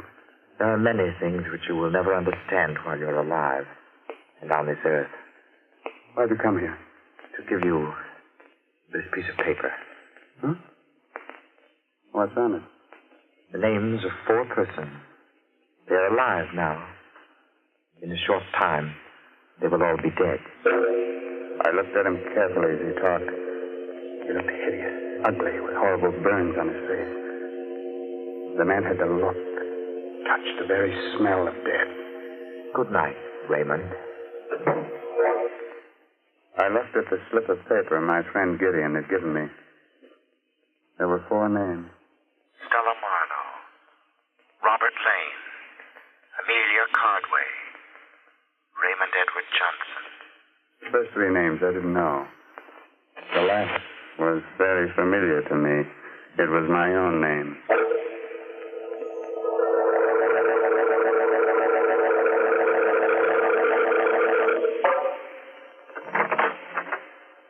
Oh, hello, Raymond. Sit down. Thanks, Inspector Dorr. Cigar? No, thanks. What about that piece of paper I gave you? How'd you get it? I told you. Look, I'm a cop, Raymond. When I believe a story like that one, you can call the little men in the white coats. Oh. No, I'm sorry I bothered you, Inspector. Let's forget it. I can't forget it. Why? Because Blake wrote that note. Are you sure? We checked the handwriting. It's his. So are the fingerprints we found on it. How do you figure it? I don't yet. I am waiting for you I to told tell you me. everything. Hey, wait a minute. Maybe Blake's really alive. He got burned to death 10 years ago. Are you sure? Positive. We checked every angle of his death at that time because we thought he might have been murdered. Murdered? I never heard about that. Oh, Blake was with the department, you remember, working on a homicide case. The Laura Wilcox case, you remember? Oh, vaguely. We figured someone might have polished him off, but nobody did. It was an accident. Was this Wilcox murder ever solved? Well, no. Maybe those names I gave you had something to do with the Wilcox case. Why don't you check them? I did. None of your names figure. These people never heard of the Wilcox murder. Hey, Inspector. Yeah, what do you want, Gibson? Weren't you interested in some information about a dame named Stella Marlowe? Yeah. She was the first name on that list you gave me, Ray. What about her? I just came through on the ticker. Stella Marlowe was found dead. Murdered.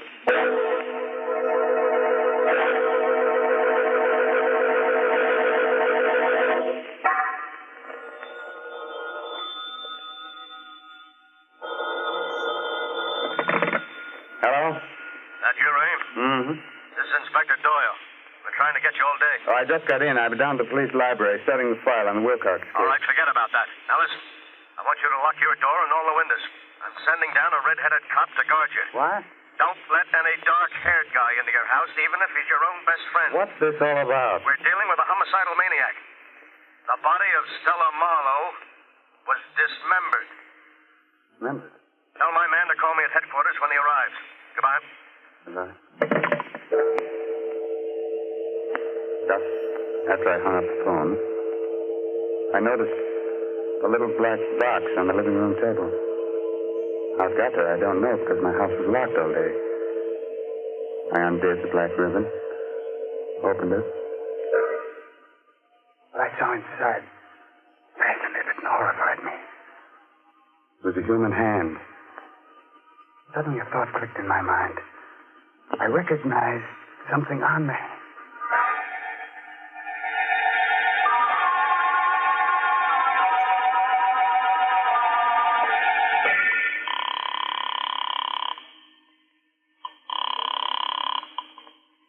Hello, Inspector Doyle speaking. Inspector, this is Ray Johnson. Yeah, what is it? Did you ever find out what happened to Stella Wilcox? Huh? She's the stepdaughter of the murdered Laura Wilcox. Why do you want to know? Well, she was suspected of the murder for a time. Listen, will you drop that angle? Will you just answer one or two questions? Did the killer dismember the whole body in the Stella Marlowe murder? Just the hands.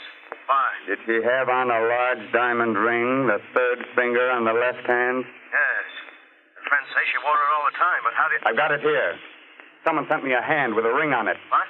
And get this, there's a name engraved inside the ring. The name is Laura Wilcox. What? There's a scar on the thumb. There was a scar on the left thumb of Stella Wilcox's print in your file. I took a fingerprint.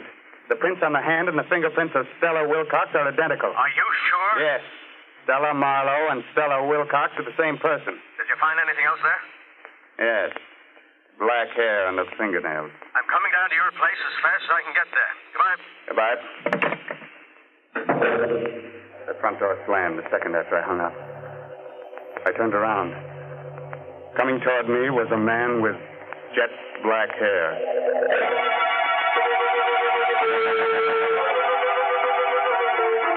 You know, I can face sudden, horrible death when it happens to other people, but when it happened to me...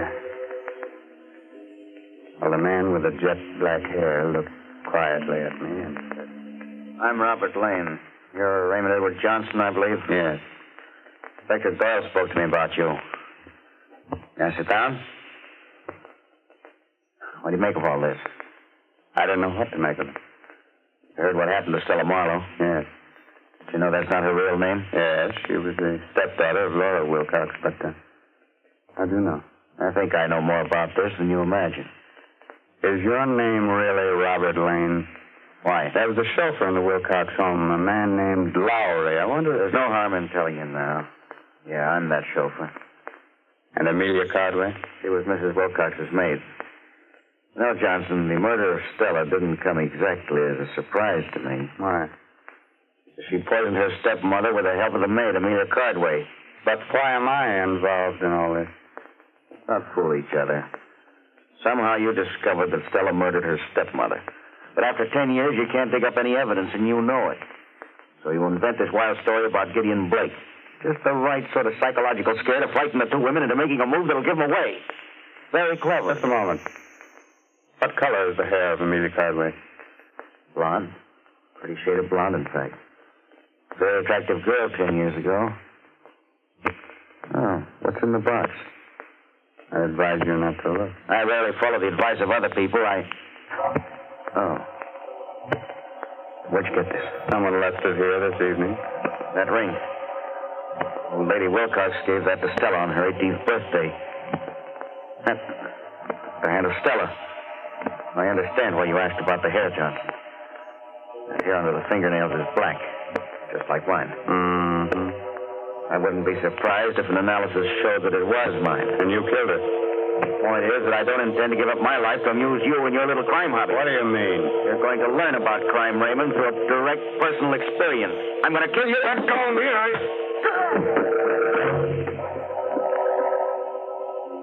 He was a powerful man. His blow dazed me. I struck my head against the furniture. I lay down on the floor dazed. Like a slow-motion picture, I saw Lane approach and lean over me. A long knife in his hand. You didn't expect to stir up this hornet's nest, did you?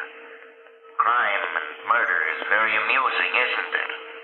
Well, you'll find out just how funny it is. I saw him raise his arm. I was powerless. He was driving the knife down. Suddenly... Let go! Grab my hand. I did. Gideon Blake. Yes. I heard him scream. Somewhere the door slammed, and I blacked out.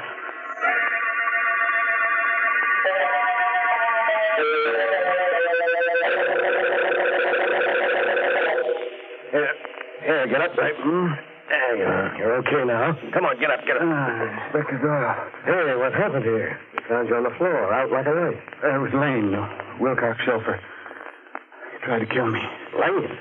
Lane's dead. There's the body. Huh? Did you kill him, Ray? No. Where does Amelia Cardway live? A few miles from here. Why? We've got to get over there right away. She killed the old lady, and she might have killed Stella, too.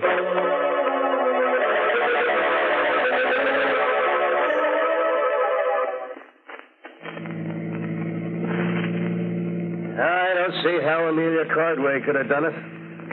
Maybe you'll tell me next that Gideon Blake did it. I don't know. Gideon Blake didn't have a hair on his head. Besides, he's dead. I never arrest a dead man for the crime of murder. You can't get confessions on him. Perhaps Lane did go to see Stella shortly before she was killed. They were all in this together. Yeah? They told you they didn't know each other to protect themselves. Now, that still doesn't explain how the hand got to your place, or why Gideon Blake came back from the dead, or why we found those black hairs under the fingernails. Say, I've got an idea about the hand. Yeah? I think it was dismembered so that you would never know that Stella Marlowe was Stella Wilcox. Huh? She changed her appearance, but she couldn't change her fingerprints. Well, then who left it at your place, and why? And why should you be on the murder list? Don't remind me of that, please. Well, here's Amelia Cardway's cottage. Maybe we'll get some of the answers here. Come on. What? Inspector. You hear that? Yeah. Come on, follow me, right? Inspector Doyle had his gun out and was running into the house. I followed a few steps behind.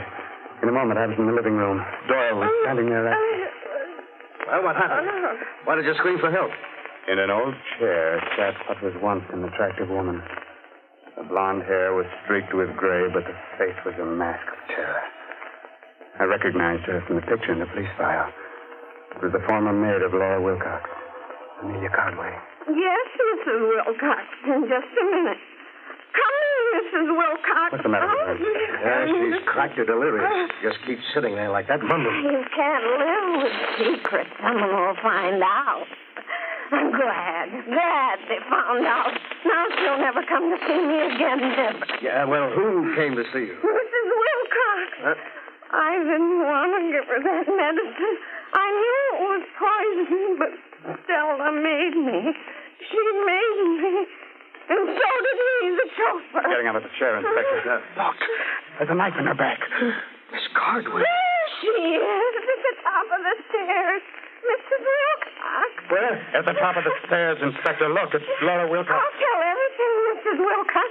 We were all in on it together. Stella, the chauffeur, and me. I didn't want to do it. Forgive me. I'm going upstairs. You look after Ray. The moment he reached the bottom steps, Mrs. Wilcox disappeared. I stooped over the Cardwell woman. She was dead. A burst of pistol fire came from the upstairs part of the house. A moment later, Inspector Doyle came tumbling down the stairs, the gun still in his hand. He was unconscious. I looked up. At the top of the stairs stood Mrs. Laura Wilcox. She said nothing, but calmly came down, holding the poker she had struck the inspector with. She bent down, took out the knife from the body of the dead Amelia Cardwell. I was too startled, too frightened to move. Suddenly the woman took off her hat, her wig, and there stood Gideon Blake. You'd better go now, Raymond. I don't understand that disguise. Look there. The entrance to the dining room. Fire. Yes. Fire. You'd best leave at once. Those flames are spreading rapidly. Take Inspector Doyle with you. Blake, hurry. Yours is the last name on my list, you know. He didn't have to say any more. I dragged the inspector through the door. Gideon Blake turned, smiled at me, and walked directly into the flames. That was the last I ever saw of him.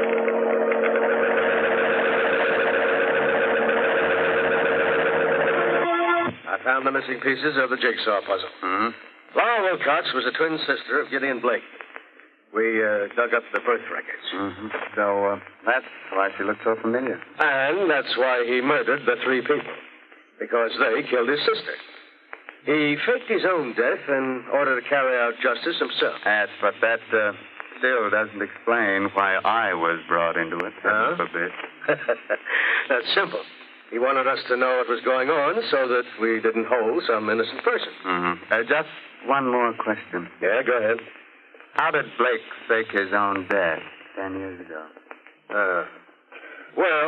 Now, we don't know exactly, but he must have done it. Did you find his body in the ashes of Amelia Cardwell's cottage? Well, I guess they're there, but, it's impossible to identify them positively. Yeah, that leaves one other explanation. What's that? That Gideon Blake actually died 10 years ago.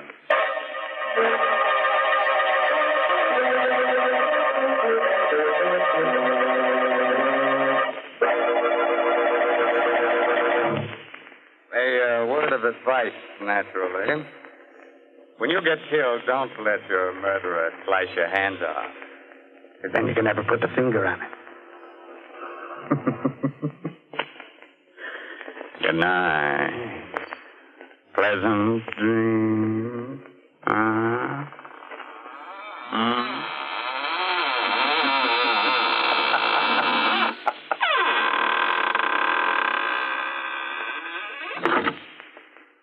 You have been listening to an Inner Sanctum Mystery starring Raymond Edward Johnson. Tonight's presentation in the Mystery Playhouse. At this point in our program, Peter Lorre tells me we usually go to the green room for a preview performance of our next Mystery Playhouse attraction.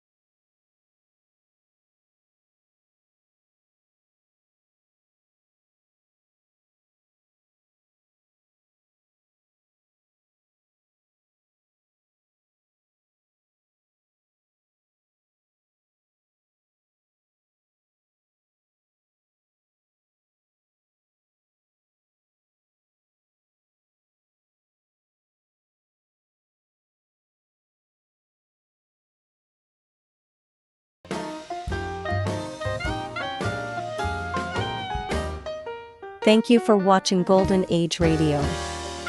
We post all new episodes every day. rumble.com/c/GAR. Tired of the everyday routine? Ever dream of a life of romantic adventure? Want to get away from it all? We offer you Escape.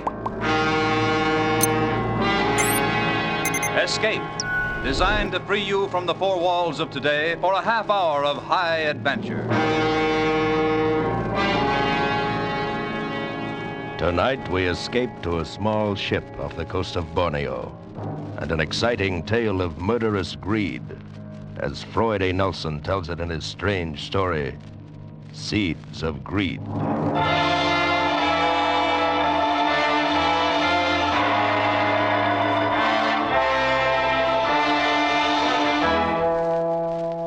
This is it, the romantic South Pacific, the languid lure of the tropics.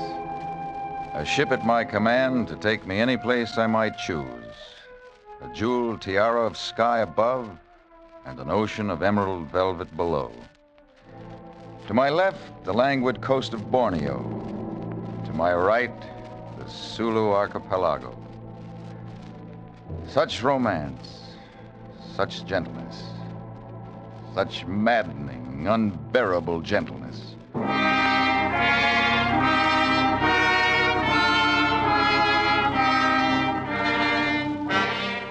Not long ago, I was a carefree little monument to failure, reaping the rewards of my college education in the atmosphere a hitch in the Navy had taught me to love and live. The waterfront. Maybe it's the atmosphere, maybe it's the people you meet, or maybe it's the margin you can make on the exchange of drinks with guys in port fat with CPay. Take this guy Lee, for instance. An Oriental little guy whose correct English told you it was adopted. I had him figured wrong from the beginning. Mr. Braun? Mr. Kenneth Braun? Yeah, that's right. My name is Lee. Lee Tse-tung, if you prefer. I don't. May I join you? Sure, Lee. Pull up a buck for a couple of drinks and sit down. Certainly. Here. Al, same thing here. Okay. What's yours, Lee? Nothing, thank you. I do not indulge. Oh, okay. Thanks, Al. Sure thing.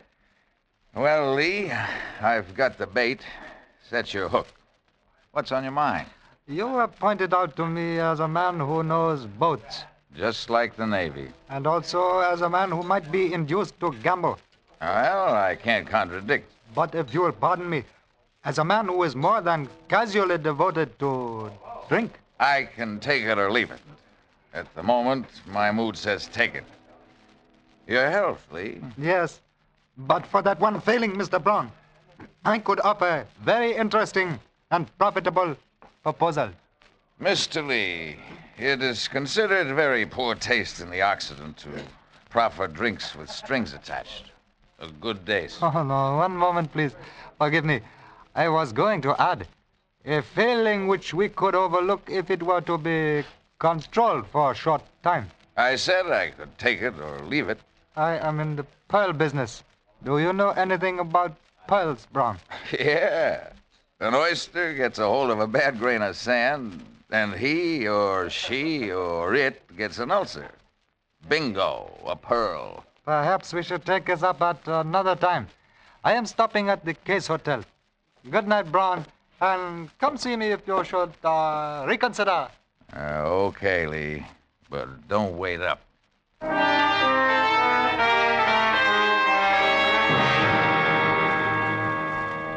I hate the warm feeling of elegance that takes me over after the fifth drink. I hate myself. I hate morning. Worst of all, I hate waking up without a little hair of the dog and not a nickel in the poke to supply it. Out of the fog of remorse came a stolid little Oriental face. Yeah, there's a generous soul. Pearls, he said. Well, that should be a nice, substantial little proposition. Yeah. Maybe I am ready to talk business. Brown, I did not expect to see you. Come in. Oh, this is a pleasant surprise. Yeah. You mentioned something about a business proposal. Yes, I did. Hotel rooms depress me, Lee. Could we go down to the bar and talk it over? Oh, certainly, Brown, if you prefer. I prefer.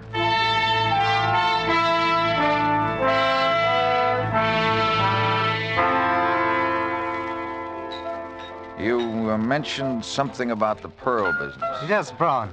I didn't think. That is, I thought that might have slipped your mind. Well, things aren't that bad, Lee. Tell me more. Oh, we could be very useful to each other, Brown. I have the information and the equipment. You have the experience without which the equipment is useless to me. Yeah. We can turn an enormous profit in very short time. Uh-huh. I have just completed a transaction whereby I become owner of small ship equipped with certain scientific devices for probing the ocean floor. Sonar equipment. I believe that is the name. I hate to disillusion you, Lee, but you can't bounce an echo off an oyster. It'll never work. That is not my intention.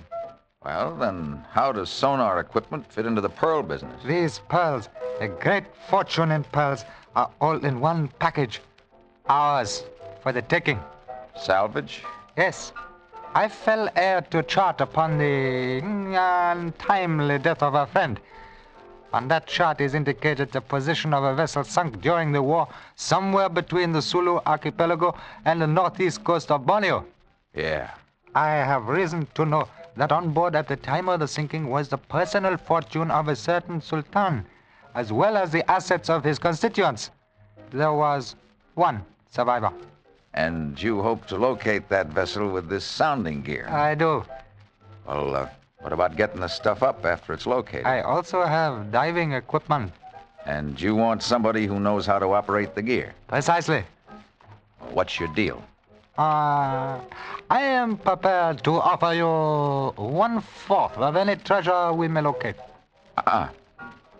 For that consideration, I could offer about 1/2 of what I know about your equipment. I don't understand. For a 50-50 share of any loot, I could offer 100% cooperation. Oh, I see. Brown, you're shrewd. It surprises me you are not more prosperous. All right. 50-50, as you say. All right, you've got yourself a boy. To you, partner. Now, one for the road, and we'll go look at your ship. Okay, partner?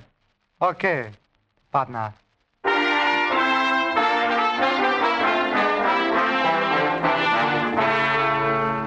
Lee's stubby forefinger pointed a great circle course across the harbor to a little tub laying with her forward quarter scraping paint against the can of her mooring. She was from the orphan fleet of subchasers pressed into service out of desperation during the war. About 100 feet, built to roll on a 20-foot beam. Some dreamer had her rigged for fishing. She still mounted an A-frame, outriggers, and a cargo boom aft. Lee didn't speak of her with the pride of an owner. There it is. The one with the blunt end toward us. When can we go aboard? I have the papers. We can take possession immediately. What kind of shape is the power plant in? I am really not qualified to say.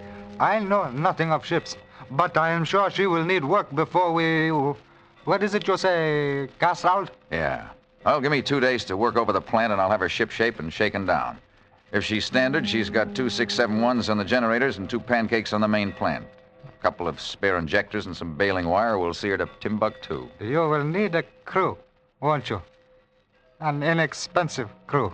Yeah, a couple of hands to do the dirty work. We could get by with one if you could take a turn at the wheel. Perhaps I can learn. Yes, perhaps I can learn to drive the ship. Good. I'll line up a hand. These waterfront bars are full of guys looking for a chance to go fishing. Oh, you seem to understand what I want, Brown. I will leave everything to you. You may reach me at my hotel. Okay. The next time you see her, she'll be overhauled, provisioned, and manned. So long, Lee. See you in 48 hours.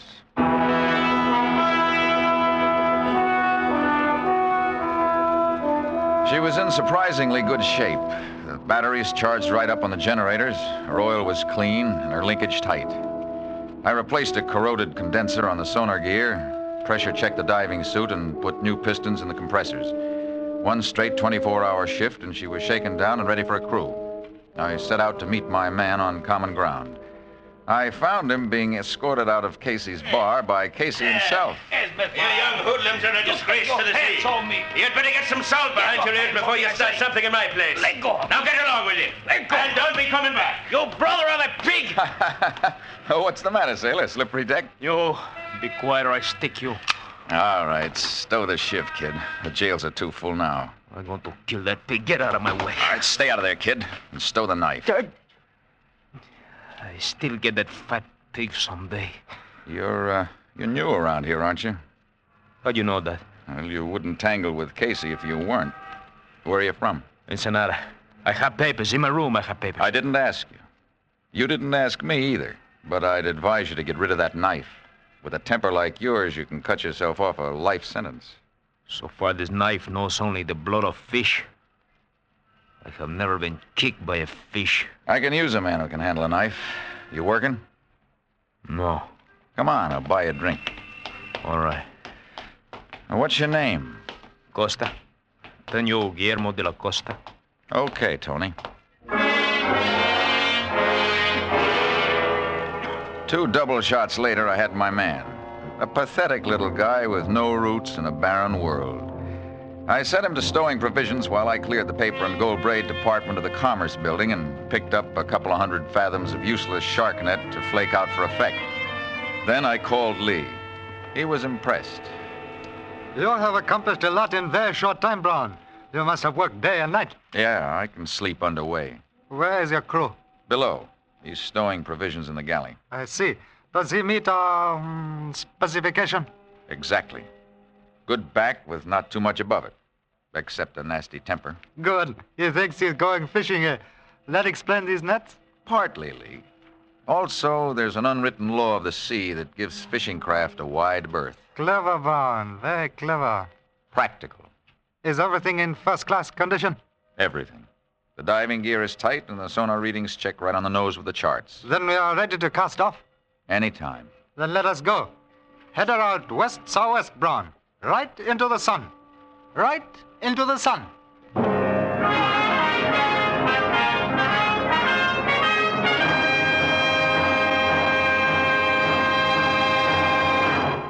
In just a moment, we will continue with Escape. But first, Groucho Marx, Bing Crosby, Dr. Christian, and George Burns and Gracie Allen will be back with you tomorrow night on most of these same CBS stations. Al Jolson will join Bing in another of their unparalleled exhibits of wit and song. George Jessel will be the special guest of George and Gracie. Stay tuned to CBS for this wonderful midweek Wednesday night listening. And now we return you to the second act of Escape.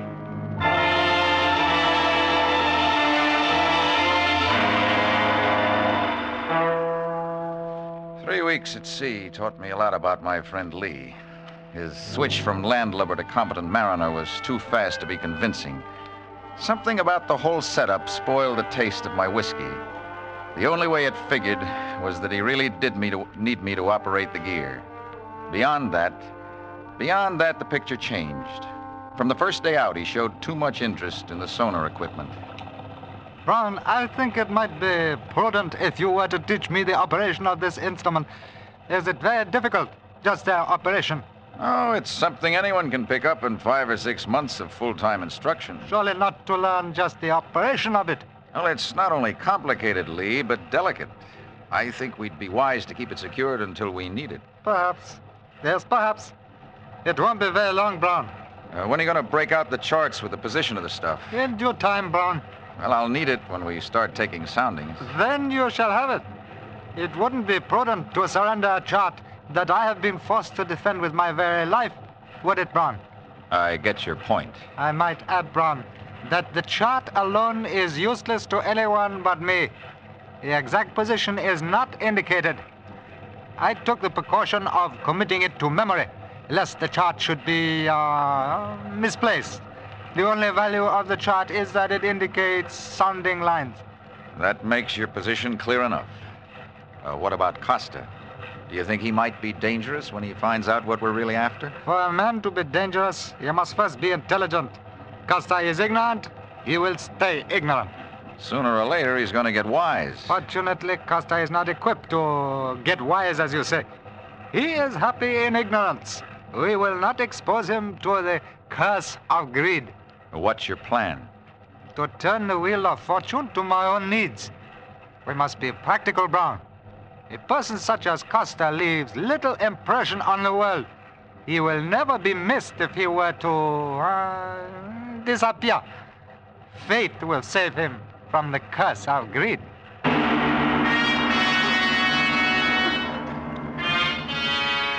The late afternoon of the 22nd day, I saw Lee's methods put into practice. Cold, efficient, ruthless practice. It happened so fast, I was helpless to do anything about it. Costa was splayed out on the nets near the stern, sound asleep, when Lee appeared from nowhere. Without warning, Lee let fly a vicious kick. Costa's blade flashed. Lee stood motionless until Costa closed. Then Lee grabbed Costa's knife hand and whirled, twisting Costa's arm into a lever and using the momentum of his rush, tossed him effortlessly over the rail to disappear in the swirling wake.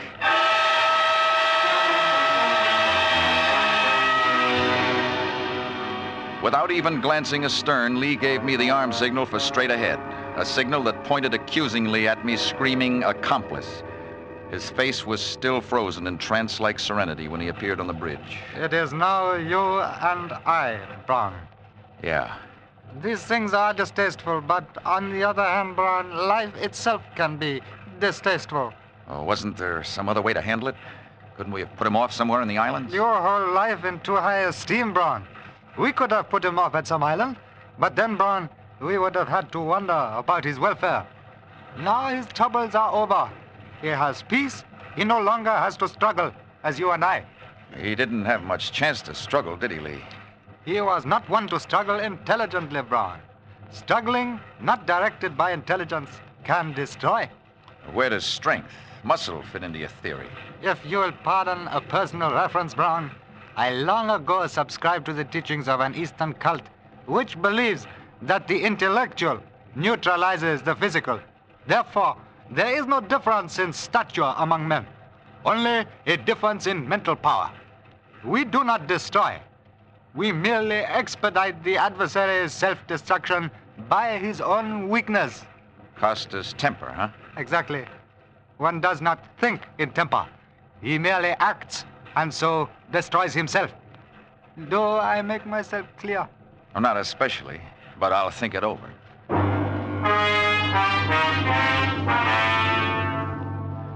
Lee's insidious philosophy began to prey on my mind. I knew I was on the last leg of a one-way trip. I knew he was perfectly competent to take over the ship at any time, but I still felt reasonably safe. It would take 2 men to handle the instruments to locate the pearls, and beyond that, 2 men to get the stuff up. After that, I would worry about my failings and which one Lee would pick to destroy me. I eliminated the big one by tossing my last 2 bottles of whiskey overboard. We were cruising somewhere between the lower Sulu archipelago and the northeast corner of Borneo when Lee broke out a dog-eared chart of Dutch origin. Cut it back, Brown. Now, somewhere within the radius of this circle, our fortune waits to be taken. Now, let's see. The charts indicate a sandy bottom, and that's good. The currents go southwest. She falls off to deeper water to the south. I understand the charts, Brown. Start the soundings, man. Okay, I'll start here, at the 60-fathom line and work toward shallower water. You stand at the bow with a smoke flare. If I pick up anything, heave a flare over to mark it, okay? I prefer to stay on the bridge with you, Brown. Yeah, that way we can watch the instruments and each other. Okay, partner. I worked each depth line half a mile from the point Lee established as center, staying parallel to the soundings indicated on the chart. 3 times over the area showed nothing but a uniform bottom. Then I took a new tack. I set the wheel in a tight circle and secured it with a lanyard. I figured the current and the torque of the shaft would take us far enough off-center on each spiral that we wouldn't miss anything big enough to register. I was beginning to think in circles when the scope showed a fast drop and then wavered erratically. Lee must have read it in my face. It showed something, didn't it? We have found something, haven't we, Brown? Maybe. What are you going to do? Back it down and check it. Oh, no. No. Drop the anchor. We won't move. We'll take no chances of losing it. Drop the anchor. I settled her bow into the current, dropped the hook, and backed her down on the scope of the anchor chain until we were over the spot. Lee expertly rigged a line from the cargo boom to the cathead and hoisted the heavy diving gear out of the after hold. His expression left no question as to the division of labor. Of course, you will make the dive, Brown. Yeah. We cannot risk losing a life when 2 men are necessary to complete this mission, can we? Not your life, Lee. Yeah, I'll go down there. But just in case you have any ideas about letting my weaknesses destroy me... Oh, come now, Brown. You're not falling prey to the curse of greed, are you? No. And I don't intend to fall prey to anything if I can help it. You don't have faith in me. That's right. But you must have faith in me. We must work together. Until we locate the stuff and get it up. After that, Lee, only one man is necessary. That's what worries me. Are you afraid, Brown? Does fear number among your weaknesses? Yeah, Lee, it does. I don't know how to reassure you, Brown. Do you have solution? Yeah, Lee, I do. My life is in your hands while I'm down there. Unfortunately for you, my life is the only link you have between the pearls and this ship. Only a fool would break that link, Brown.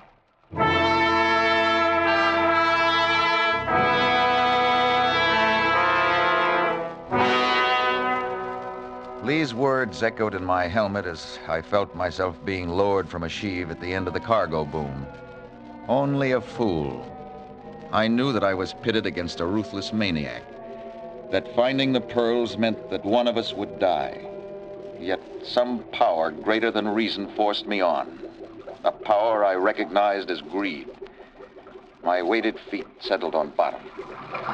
My headlight sent a glaring shaft through the murk, serving only to blind me. Then my eyes adapted. Strange shapes darted in and out of the beam, splashing big shadows. I pivoted slowly, straining my eyes to the burning point. Suddenly, the beam stopped short and reflected upward in a blinding glare. There she lay, a slimy hulk stern down in the sand, her stack and superstructure eroded away, and her plates hanging scab-like from her frames. A death ship washed clean by gentle currents. I headed for the quarterdeck and leaned on the crumbling vestiges of the hatch. It fell away. My light picked up a single object. There it lay, its corners worn round from shifting against the bulkheads. A teakwood chest. Brass bindings radiated from its single big hinge like the fingers of a giant hand. I felt a wave of desire grow into a surge of greed and resolve itself into an overpowering lust. I bent a line onto the chest and signaled Lee to haul me up. I felt as though I was threading my life away as I paid out the line that would link the treasure with the surface, knowing that only Lee's ignorance of what the other end held ensured my shedding the heavy diving suit safe on deck. That would put us on even footing. I lost the fear of Lee's methods and thought of my own. Methods based on greed that knows no compromise. Methods of killing to keep. Then my fears passed. He couldn't kill me until the chest was on deck. Lee was like a man waiting for sentence when I climbed out of the diving suit. Well? It's there. Describe it. Describe the chest. Solid wood bound in brass. Is that all? Brass hinges, like a hand. That is it, Brown. The hand of Muhammad. My reward at last. The hand of Muhammad. You mean our reward? Of course. Our reward. For a brief second, we were two animals standing at bay, eye to eye, appraising, each waiting for the other to move. Then, as one, we saw through the cloud of greed. We still needed each other until the chest was on deck. Lee swung the boom inboard while I reeved the line attached to the chest through the eye of the sheave. He took the running end of the cathead and made a turn, his narrowed eyes fixed on me, waiting for the signal to haul away. His hands turned white, bloodless, as he gripped the line. I gave him the signal to haul in the line. Start it easy, Lee, and take it slow all the way. We'll stop it at the surface to keep the weight off the line. The line threaded through the sheave endlessly as time, while I strained to catch the first glimpse of any bulk in the water. Again, I felt the surge of greed I'd experienced below. Unconsciously, I drew my sleeve across my mouth. A dark and distorted mass showed beneath the surface. Slow it down, Lee. She's going. Slow it down, Lee. Slack off. You'll break your line. Slack off. Lee was out of control. The heavy chest lost the buoyancy of the water. The strand of the line snapped and shot a ragged end up to the block. But it was too late. The chest hit the block and the line snapped, crashing the waterlogged wood against the ragged metal of the topside. Brass fingers of the giant hand opened grotesquely, spewing a shower of tumbling beads over the surface of the water. Oh, you fool! You American fool! There they are, Lee. Look at them float down. Your little white seeds of greed. You will die, you idiot! You felt the pearls at the end of that line, Lee. They were in your greedy little hands and you couldn't let go. You couldn't slack off on the line. You couldn't let go, could you? So the hand of Mohammed sowed the ocean with little seeds of greed. You will pay, Brown. Pay with your life. All right, intelligent one. There are no odds. Pick a weakness and destroy me. Take your choice. Come on. You will die, dog. He came toward me slowly. Then he drew back, right foot poised. I was ready for it, but instead of the kick, his thumb shot out at my eyes, pushing jagged nerve ends right into my brain. Blind instinct told me to swing while I knew where he was. You will die. Not yet, Lee. How do you like that, Lee? Ducked by a blind right fist. And this, how do you like this, Lee? How do you like my thumbs? How do you like 'em mashing into your master throat? You're getting weaker, Lee, weaker. Oh, where's your mental power now, Lee? Gone, is it? Dead? Dead.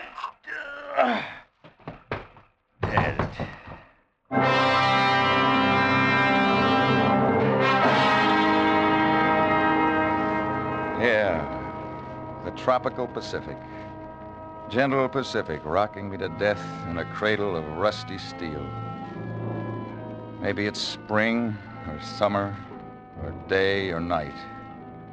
The breeze is gentle, sent to soothe, and my eyes no longer pain. Yeah, it's gentle. Such gentleness. Such maddening, unbearable gentleness.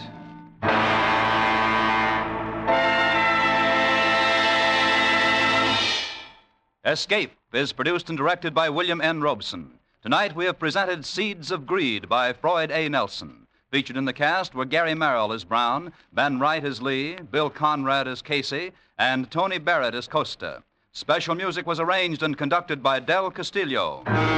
Next week. You are sitting unarmed in an early California boomtown saloon. Across the table from you is a man who has just murdered your brother, and who holds in his hand a new and terrible weapon from which there is no escape. Next week, we escape with an exciting tale of the California gold camps, as Les Crutchfield tells it in his gripping story, The Pistol.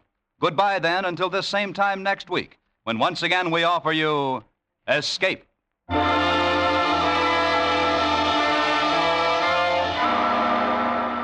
Groucho Marx, and who will quarrel when you label him a very funny fellow, will be back on most of these same CBS stations tomorrow night with his deliriously wonderful quiz show, You Bet Your Life.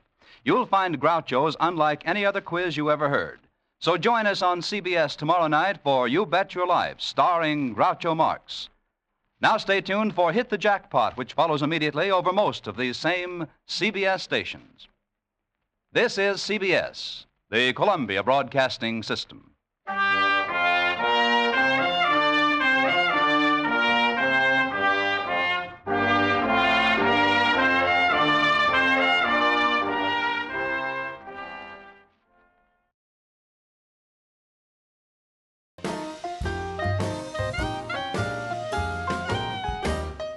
Thank you for watching Golden Age Radio.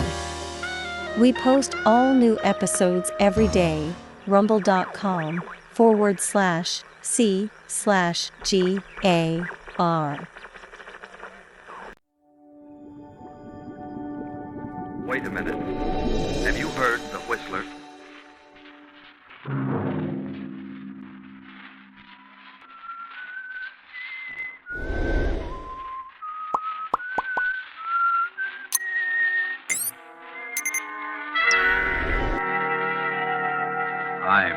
Whistler. No. Don't come near me. I didn't plan to kill you, no. That was John Hendricks. He waited for a chance to sell his soul to the devil. Money is not enough, John. Money is not enough. We want you, John. We want you. That was his wife, Martha, the former widow Marsden. Yes, Mother. Yes. And her simple-minded son, Henry. Go ahead, son. Go ahead. We must have John Hendricks. Yes, Mother. Yes, Mother. Tonight, CBS presents a new mystery series, The Whistler.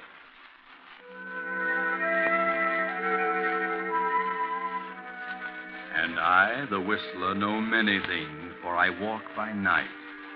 I know many strange tales, many secrets hidden in the hearts of men and women who have stepped into the shadows. I know the nameless terrors of which they dare not speak. And so I tell you tonight the strange story of retribution. Gaze up this muddy, rain-splattered road. A small, lonely stone building appears against the lightning-streaked sky. The dismal courthouse of a southern village. The village of Marsdenburg. It is nearly midnight. A trial is in progress. A murder trial. John Hendricks is on trial for his life. The state versus Hendricks. Killed his wife and stepson.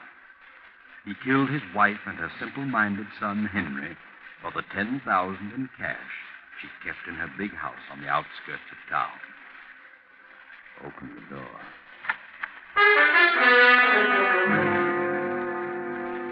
There he stands, John Hendricks, a huge, silent man of 50, large, bony hands. Close the door. Well, what do you think? Does he look like a murderer? The prosecutor is closing his argument. Ladies and gentlemen of the jury, it has been proven that Mrs. Hendricks had no current bank account. It has been proven that she did have a large sum of money which she kept on her estate. John Hendricks knew of this money and attempted to steal it, was caught in the act, and killed them both in order to cover up the theft. It was not a tramp who killed that old gray-haired lady and her simple son. There was only one intruder, one thief, one murderer. And there he sits, ladies and gentlemen. There he sits in all his guilt, a vicious killer, a murderer. There is only one decision for you to make. There is only one penalty that can erase from this countryside the stigma of this fiendish crime. One penalty for this axe murderer, John Hendricks. And that penalty is death. The state rests. Gentlemen of the jury, have you reached a verdict? Have you reached a verdict? Your Honor, we, the jury, due to lack of more complete evidence, find the defendant guilty of murder in the second degree.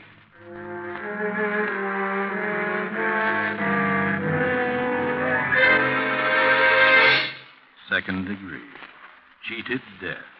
You'll get life. Surprised? Of course you are. But it had to be. Yes, it had to be. I know. John Hendricks, stand up. Yes, John, stand up. Face the court. Watch him now. He's on the speak. John Hendricks, I wish to state that I am not in accord with the findings of this jury. However, there's nothing for me to do but sentence you to the state penitentiary for the remainder of your natural life.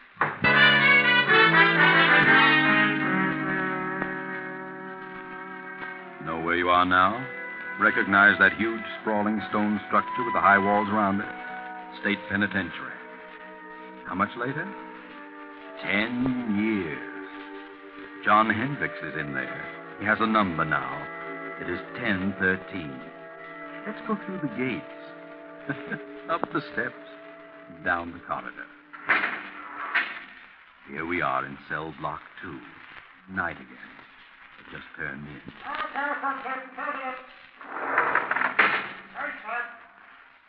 This has been going on for 10 years for John Hendricks, 1013, and his cellmate Bill, 1014.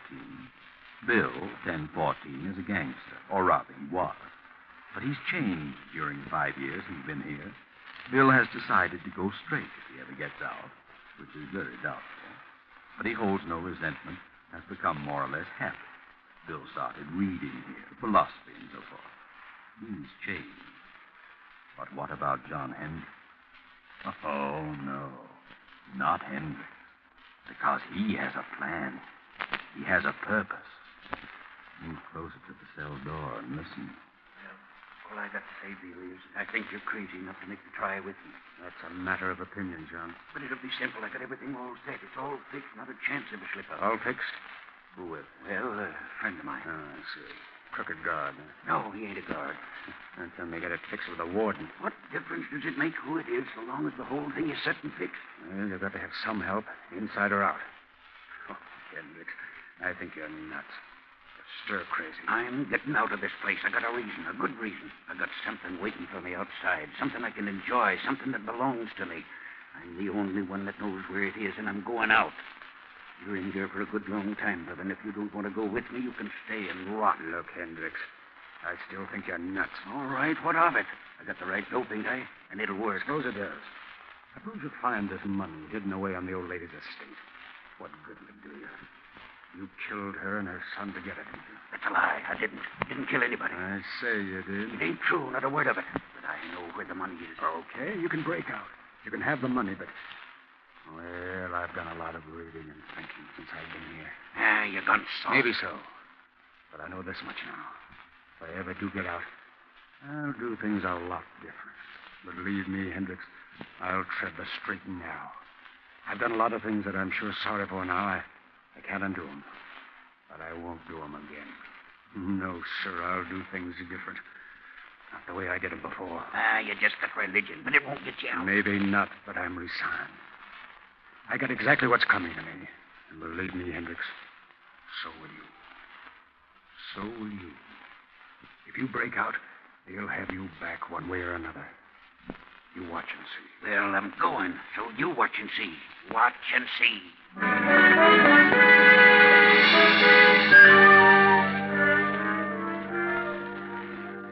Now, another storm.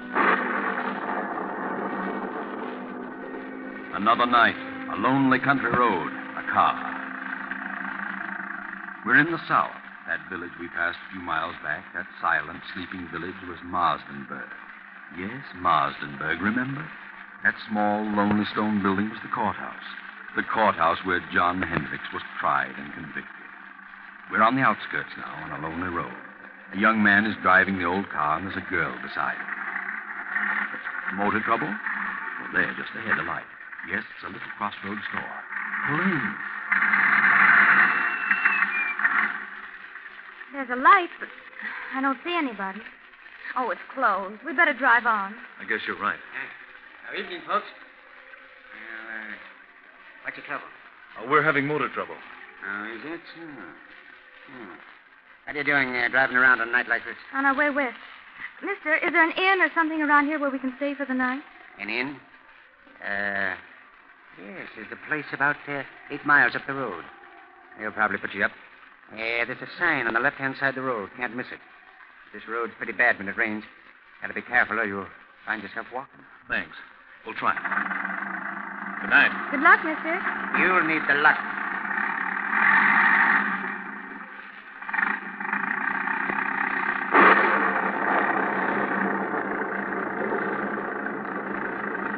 The storm is increasing now. The muddy road sparkles in the flashes of lightning. The tall, dark trees sway back and forth in the fury of the storm like moaning lost souls. The little car lurches and bounces in its fight to keep the center of the highway. 2 miles, 3 miles, 4, maybe 5, and look, there it is, straight ahead. On the right side of the road, a blue light. Ah, yes, that's it. Wait, George. Did the old man say on the right side or the left side of the road? George, what's wrong? I don't know. The distributor must have gotten wet. Look, George. What? That blue light we saw, it's gone. Where is it? We must have passed it. Well, we couldn't have. I was looking right at it. It seemed as though it just disappeared in the thin air. I'd better turn in here. This motor won't last much longer. Guess so. I can't see a thing. No, Can you? it's certainly a desolate-looking place. There must be a house back in there. There it is. Look, there's a driveway. 20 feet ahead. Oh, yeah. Well, this motor's about to conk out. We'd better drive in and see what we can find. Yes. Drive in, George. You'll find something. That's right. Through the gate. Make the curve. Hurry. There goes your motor. A little more. Now. Oh, we just made it. Thank heaven. Yes, that's right. Always thank heaven at a time like this. All right. Get out and go up on the porch. Now, let me help you. I'm all right. What do we do with the bags? We'll leave them here in the car till we find out if there's anyone here. Come on.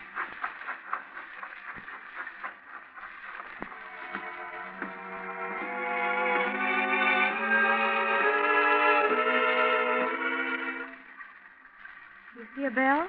No. Can't see a thing. Gee, this place looks completely deserted. I don't think anyone lives here. I don't either. Let's go.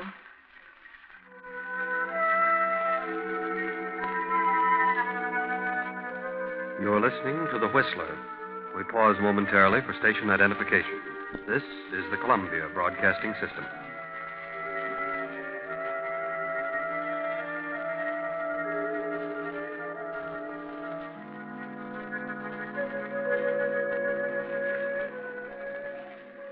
George, let's don't knock. I don't like this place. Let's go on. How with a dead motor? Where could we go? I'll knock. Well, all right. Ah, that's right. Knock, George. Knock. Go ahead. Louder. Again. We've got to have shelter. Yes, we can't stay in that car any longer. Can we? No. Right not. Here it comes. Now you're on your own, George. On your own. There is someone. Yes? Oh. Good evening. What is it? Well, you see, our car... Yes, our car stalled. And we can't go any farther, and it's such a terrible night out that we thought we could stop here for the evening. Stop here? Why, yes, we saw your light and... Light? What light? Why, the little neon out in front. There is no light. Well, have you a room? Yes, there is a room. Well, could we come in? I mean, it's awfully wet out here. You may come in, if you wish. Oh, thank you. Well, this is quite a relief. We were afraid you'd closed up for the night, especially when all the lights were out. Are the lights out? Yes, you see. Huh? Of course the lights are out. Oh, I didn't know. You do take tourists. Do we? Oh, yes, that's what they told us. Who told you? Well, the old man at the little store back at the crossroads. Little store? Yes, at the crossroad about 5 miles back. You know where the crossroad is, don't you? There is no store at the crossroad. There isn't? No. I see. Look, madam, would you mind turning on the lights? I can't see a thing. We have no lights here. No lights? Give me a flashlight, Jennifer. She means there's no electricity. No. There is no light here. Well, throw the flash around. There must be a lamp. No. Don't make a light. We see well in the dark. We? Who's we? Is there someone else in the house? My son. Oh, he's going to bed? No. He is standing beside you. Beside who? You. Son. Yes, Mother? Oh! Gee, give me that flashlight. Got it. You got it. Oh, yeah.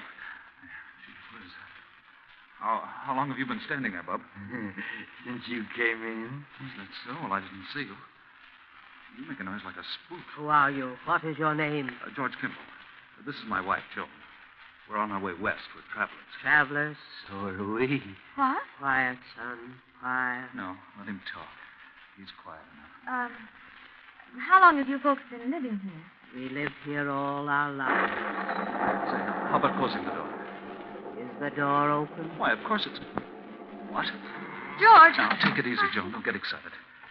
Oh, look, madam, there's a candle on that table over there by the fireplace. Is there? Yes, and if you don't mind, I'm going to light it. Please don't. Oh, wait a minute. If you want us to stay here, we insist that we have some light. You want us to stay here, don't you? Do we, son? Yes, Mother. What are you looking at me for? Yes, Mother. Without light? Yes, Mother. George, let's go. I don't want to stay here tonight. This place doesn't look good to me. There's been no good here for many years. See what I mean, George? I don't get it. You don't seem to want us, yet your son does. How do you make any money that way? We don't make money. You don't? You mean you haven't had any guests lately? No, not for many years. Well, you can't expect any if you act like this. But we do expect a guest. Don't we, son? Yes, Mother. Well, he certainly has a surprise coming. Yes, he has. How many rooms have you? There are many rooms, but only one. Only one? That doesn't make sense. What do you mean? Only one for guests. You mean only one equipped? Yes. Well, then if you've got it reserved for this guest you expect, what are we going to do? There is an inn farther along the road. They have rooms. They will take care of you. It will be best for us. Our distributor got wet, so our car won't run. Where is your car? Right there at the foot of the steps. I see no car. You don't? Why, it's standing right... Joan. George, where is it? It's gone. Holy smoke, it is gone. But where? How? I didn't hear a sound. It must have rolled ahead. Throw your light around. Not a sign of it. Say, what goes on here? Son. Yes, Mother. You move the car. Yes, Mother. I understand, son. I understand. Wait a minute. Your son moved it? How could he? The motor won't even run. And even if it would, we didn't hear a sound. No sound. How did you move it? I don't know. Oh, that's a fine thing. Here we are in a place where they don't want us and no way of leaving. Well, you've got us on your hands now. You'll have to make the best of it. No, George, no. We'll leave. Nonsense. This is all silly. Come on, let's have some light and cut out the monkey business. Wait. Son, what have we decided? Yes, Mother. We decided yes. Very well, if you wish. If you wish, you may stay. Stay until... Until when? All night? Yes, Mother. If you wish. Oh, that's better. That's more like it. Now I'll light this candle. There we are. George, look. Well, look at the dust and the cobwebs. This place looks deserted, like an old cellar. Well, how about the room? Do we get it, or the guests we're expecting? There is another room that will do, perhaps. Well, could we see it? Yes. And by the way, how much do you charge? We charge nothing. You charge nothing? Nothing. Sounds silly, but it's right for us. We're running short anyway. Well, let's see the room. Very well. It is upstairs. After you, madam. No. You go first. Very well. Come on, Joe. Bring that other candle. Come, son. Follow me. Yes, Mother. I never saw so much dust. Well, they must like it. You know, nice clean dust. That room at the head of the stairs. Why, this room is well furnished. Is this the room reserved for your expected guest? No. But you said you had only one room furnished. Who sleeps here? I stay here now. I see. Or do I? It's a nice, soft bed. It was always comfortable. We'll leave you now. Come, son. We must leave them alone now. Yes, Mother. Leave them alone. Good night. Good night. You will lock your door? Huh? Oh, yes. We'll lock it. Goodbye. Say, did she say good night or goodbye? I don't know. I thought she said... She did say goodbye. Golly, what a screwy outfit. I wish we hadn't had car trouble. That's what we get for trying to drive in this storm. How much money have we left? Not much. Just enough to get to Los Angeles the way I figure. Once I get there, I know there'll be a job for me. We'll make it, don't worry. You'll see me in a nice job in Hollywood. I'm not worried about seeing you in Hollywood. No? No. I'm just worried about seeing you in the morning.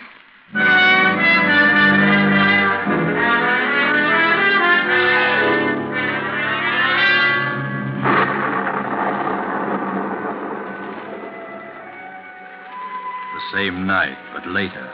It's midnight. Another car on the same road. You know who it is. It's John Hendricks. You know where he's going. He turns in at our deserted mansion, up the driveway, and stops. He steps out. Slips up the steps, opens the door, and throws his flash about the dusty room. Cobwebs glisten in the beam. A few moments, and the light comes to rest on the fireplace.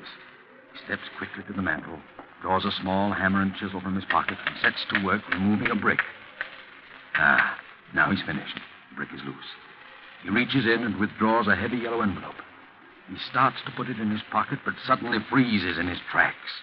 He can't move. He turns icy cold. Turn around, Hendricks. Turn around. Look. At the foot of the stairs across the room stands a woman holding a candle, and beside her a grinning youth holding an axe. Turn around, Hendricks. Look at their heads covered with blood. Turn around. John Hendricks, murderer. John Hendricks, thief. Martha. Yes, John. Henry. Yes, John. No. We've come for you, John, the same way you came for us. We've been waiting for you, John. We knew you'd come back for the money. We've been waiting. We've come to take you, John. No. Please don't come near me. Please. You must suffer, John, as we have suffered. I've suffered. Not enough, John. Not enough. I didn't mean to do it. I didn't plan to kill you. I went mad, lost my head. No. Don't come near me. You can have the money. You can have it. Then give it to us, John. Give us the money. You won't need it now. Come, son. We must have the money, and we must take John. Come, son, come. No. There's the money on the floor. Money is not enough, John. Money is not enough. Go ahead, son. Go ahead. We must have John Hendricks, thief, murderer. Yes, Mother. Yes, Mother. No. I'll shoot. Bullets won't stop us.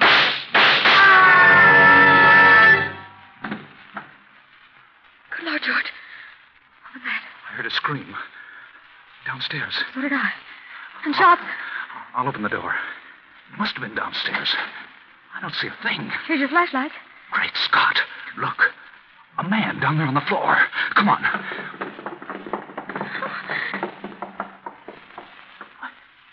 He's dead. Look at the gun. It's been fired. But I don't see a mark on him. Let's get out of here. I'll say, come on. No, you don't. Stand where you are. George! Cops. What's going on here? Hand over that gun. Thanks. What are you doing here? Why, we're stopping here. That is, we're just leaving. I can see that. Know this man on the floor? Know him? Yes. Joan, what's the matter with you? No, we don't. Take we a don't look know at him, Frank. Yes, sir. What are you two doing here? Why, we're guests. Yes, we're both guests. Guests? Who's guests? Why, guests, lodgers, tourists, guests of the old lady. What old lady? The old lady that lives here. The old lady and her son. You'll have to cook up a better one than that. What do you mean? Drive here?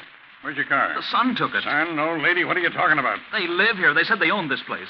We had motor trouble, and they put us up for the night. What about him, Frank? Well, he isn't dead, breathing. Looks like he had a stroke or something. It's him, all right. John Hendricks. Take a look around. See if there's anyone else here. Yes, sir. What's your name? George Kimball. This is my wife. We're on our way to California. Do you know who this man is? Certainly. We've been on his trail. He's an escaped convict. This your gun? No, sir. Did he shoot at you? No, sir. You shoot at him?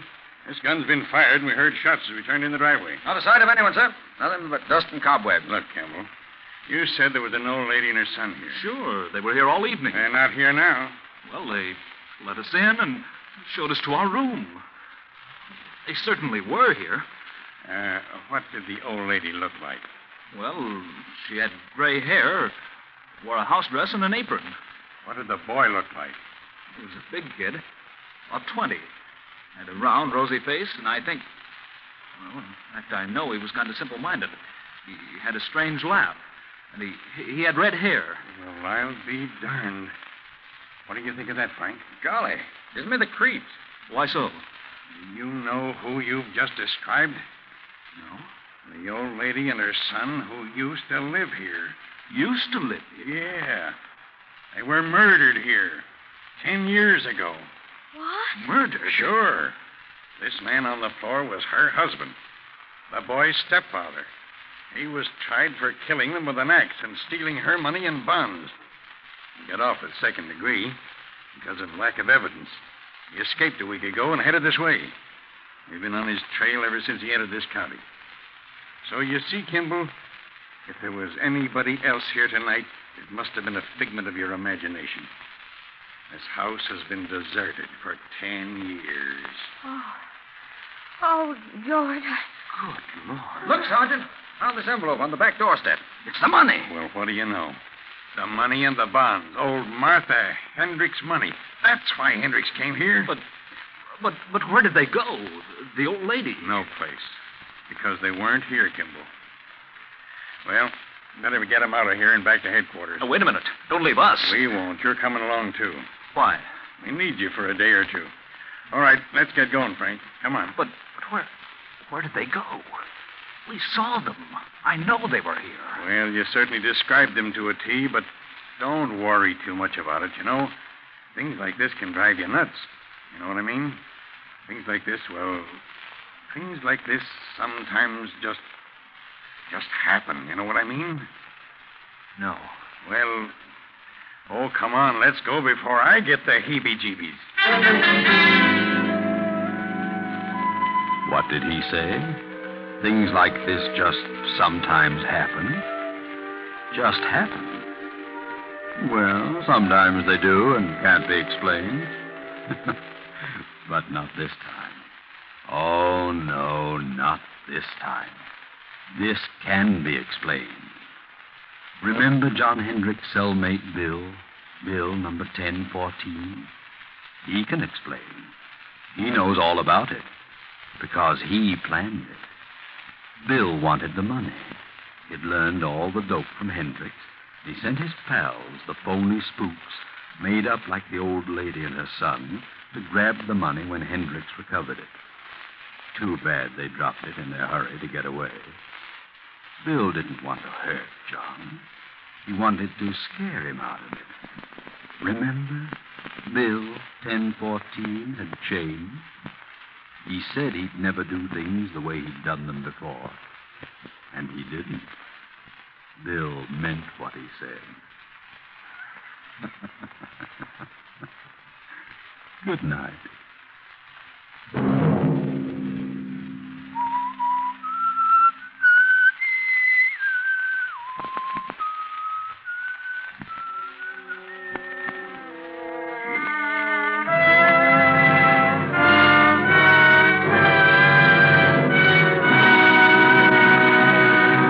If this came upon you unaware and you listened, we've served our purpose.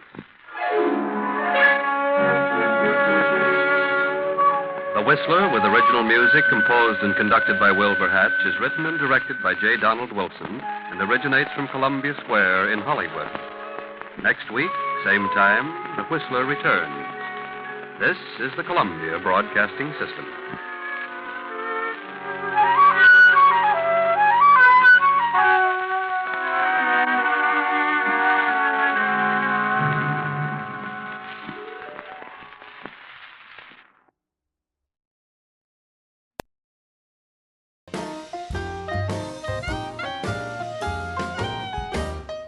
Thank you for watching Golden Age Radio.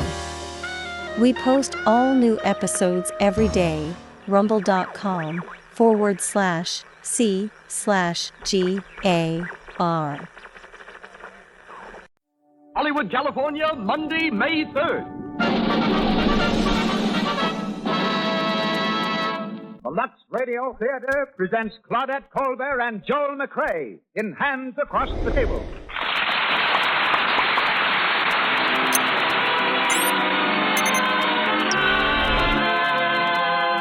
Lux presents Hollywood. Our stars, Claudette Colbert, Joel McCrea, Walter Pidgeon, and Gloria Holden. Our guests, Sheila Graham, Hollywood newspaper correspondent, and Earl Hayes, with unusual facts about strange jobs in pictures. Our producer, Cecil B. DeMille. Our conductor, Louis Silvers. Looking over the footlights, I see many motion picture celebrities in our audience, too. Greetings. The makers of Lux Toilet Soap welcome you and all the world to another hour in Hollywood. And the Lux Radio Theater is on the air.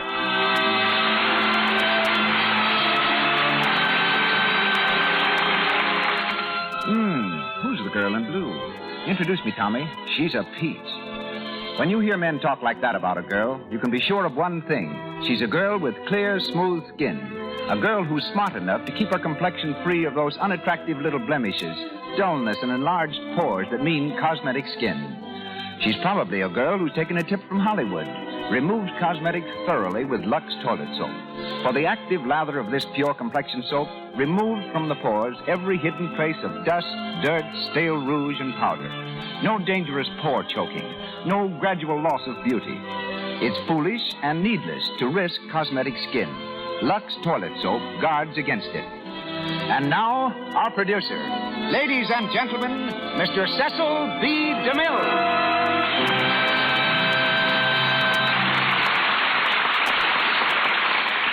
Greetings from Hollywood, ladies and gentlemen.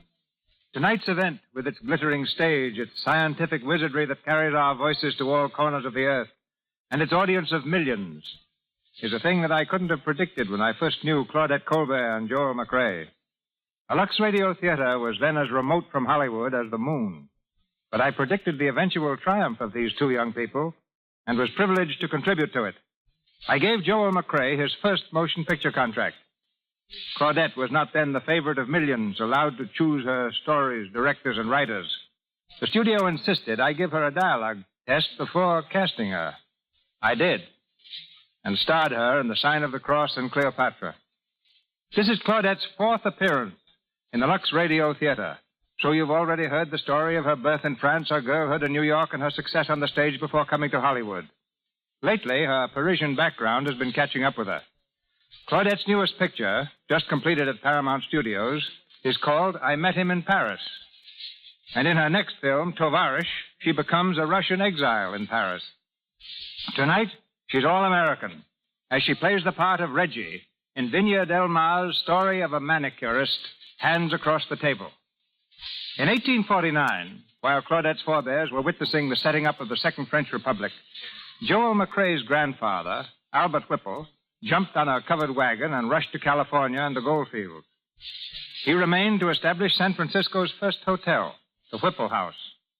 Joel's ancestors, it seems, were intent on giving Hollywood one of its few native-born stars. For another grandfather, Major John McCrea, marched west with the Army in the 1870s to fight Apache Indians. I was unable to get Joel for a part in The Plainsman, but Paramount has persevered and will star him in another story of the West, Wells Fargo. Samuel Goldwyn is the producer of Joel's latest film, Woman Chases Man, which procedure he reverses tonight in the role of Ted Drew. As Alan Macklin, we bring you Walter Pidgeon, who first went on the stage as a singer with Elsie Janis. Gloria Holden, heard tonight as Vivian, is now playing opposite Paul Muni in the film The Life of Emile Zola. But let's begin our play. Our stars stand in the wings ready to enter. A hand is on the switch that sends the curtain upward. Lights flood the stage, and the Lux Radio Theater presents Claudette Colbert and Joel McCrea in Hands Across the Table.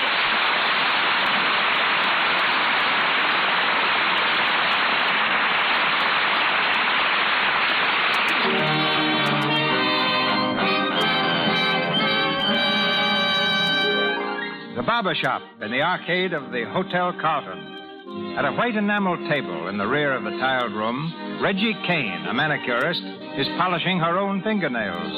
There's a suggestion of a scowl on her pretty face as she attacks her fingers savagely with a buffer. Nona Gilhooly, her not-too-brilliant girlfriend, has traced the cause of Reggie's peeve to a hectic trip on the subway. All right. Just what how's about a massage? Want to shine? All right. Yeah, Reggie, I know exactly how you feel. When I got into the subway, a fellow stepped right on my foot. Can you imagine? I wouldn't mind if they only stepped on it. It's the bearing down that gets me. You know, Reggie, you should have married that hardware clerk. He had such a nice car. Oh, it didn't match my dress. Oh, he'd have painted it another color, dear. He was crazy about you. No, you're wonderful. You always get right to the bottom of things, don't you? Huh? Oh, well, another day just like the rest of them. Oh, no, Reggie. Today's a lucky day. What did you do? Find a horseshoe in the subway? Oh, Reggie, how could they get horses into the subway? No, it's lucky because my numerology book says so. It says all the algeries are good. It's the 5th day in the 5th month. And 5 and 5 are 10. That's right. And 3 and 3 is 6. I can play, too. It's numerology. You just put it all together and put it all together and it spells horse feathers. Reggie. Yes? Room 1502's been yelling for a manicurist. You better get going. 1502? Yeah. Up where the rich live. Who is it? Mr. Macklin. Married? That makes 2 things I forgot to ask him on the phone. What he had for breakfast and whether he's married or not. Macklin, I know him. He's awful rich. You go ahead, Reggie. Maybe here's the $10 million you've been dreaming about. Well, the way I feel today, I'd settle for 100,000. You take enough time now, Mr. Macklin. All right. That one hasn't been manicured since yesterday. Do you have one every day? Oh, yes. Some people play golf to pass the time. Some go in for tap dancing. Some destroy clay pigeons. I have manicures. On behalf of the Manicurist Union, I thank you. Oh, it's I who must thank the union. You see, a manicure takes 40 minutes. That leaves the day only 23 hours and 20 minutes long. You forgot to take time out for sleeping. Well, I'm not very good at sleeping. Do you see that photograph on the piano? Mm-hmm. I noticed it before. He's very attractive, isn't he? He looks something like... Is it your brother? No, it's a picture of me, taken 4 years ago. Oh. That was before my legs were twisted up in an auto accident. In those days, when I wanted a manicure, I could walk to the shop. You don't mind my rambling on like this, do you? No, of course not. I'm still a little afraid of meeting new people. Why? Well, frankly, I'm always afraid they'll feel sorry for me. What? When you live like this? You just try getting up at 7 in the morning, then jammed in the subway, then poking at people's hands all day, then jammed back in the subway again at night. Oh, mister, I don't feel sorry for you. Thanks. You're sick now, but one of these days you'll hop right out of that chair. I'll never hop out of this chair. Well, see, I didn't know. Oh, that's all right. Don't you worry about me. Say, I'll be needing lots of manicures. Every day? Every day. You won't forget? Forget? You may not realize it, Mr. Macklin, but you're talking to an elephant.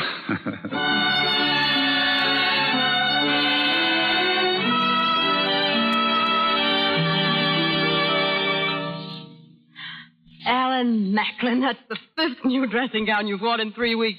You're getting to be a regular fashion plate. They call me Bo Macklin. How are the nails? Just about perfect. They didn't really need anything to start with. But my 40 minutes aren't up? What can I do for you? Well, you might do nothing. Pretend to be one of the idle rich and see how you like it. Oh, Peter? Yes, sir? Tea on the terrace, please, for 2 very rich people. It's ready, sir. Oh, gee, you're lucky. Why? You don't have to pretend. To be rich? You think a lot about money, don't you, Reggie? You don't have to think about it. You've got it. Yes. The thing we haven't got is always the most important thing. It may be money or it may be love. Love. I don't want anything to do with it. That's what you say now, Reggie. You may even mean it. I mean it all right. But money isn't a good enough aim for you. I wish I could show you how valueless it is. No, I'm afraid you can't, Alan. I saw my mother count pennies and cook and clean and struggle. After 10 years of that, she was old and ugly. That's not going to happen to me. I see. That's what love can get you into. You see what I mean? I think I do. Well, I didn't mean to let down my back hair quite so far. That's what you get for encouraging me. Oh, don't worry about that. You certainly seem to know what you want anyway. I know a lot of things. You do indeed, and you'll forget them all when the right man comes along. No, I won't. You can't blame me for wanting the things I do, can you? A car, pretty clothes, and furs. Every woman wants them, only I admit it. Well, back to the grind. You've had enough for one day. Goodbye, Alan. Goodbye. Peter will see you to the door. Mm-hmm. He always does. Oh, Alan, I feel like a chiseler when I take your money. Isn't it funny? I guess it's because you're the only real friend I've got. Thanks, Reggie. This has been very pleasant. I'll see you tomorrow, huh? You sure you can stand me now? Confessions and all? Confessions and all, Reggie. Goodbye, Alan. Goodbye.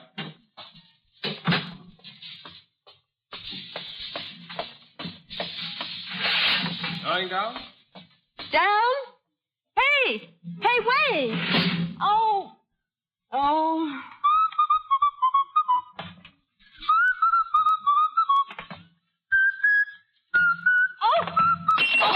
Oh, I'm sorry. Oh, I should think you would be. Now, what do you mean by hopping around corridors like that? I guess I busted your bowl. You guessed?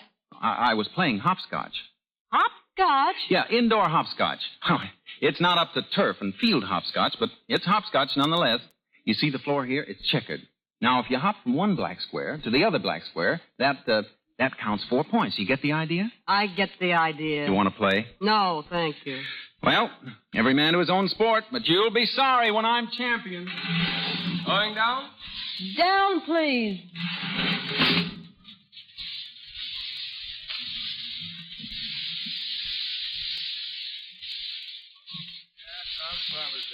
Yeah, sure. Reggie, that customer's waiting for you. You mean the fellow who followed me in? I know. I told him I was busy. What? Don't you know who he is? Yes, he's the future hopscotch champion. I'm not interested in hopscotch. Yeah, you poor sap. He's a multimillionaire. A society big shot. What? That's Theodore Drew III. Theodore... Oh, my gosh. Oh, my gosh, now I must let him get away from me. Oh, how do you do, Mr. Drew? So sorry. Hi. I thought you were busy. My appointment was canceled. Oh. Shall we begin? Sure. Are you really Theodore Drew? So I've always been told. Why? You don't look like my idea of Theodore Drew III. I know. I've had a lot of complaints about it from my parents. You know, Mother says I'm a throwback to my great-grandfather. He was a pirate. Honest? No, a pirate. Oh. I was in the Navy myself for a while till Dad yanked me. He said the thought of my being a sailor made him seasick. Ouch!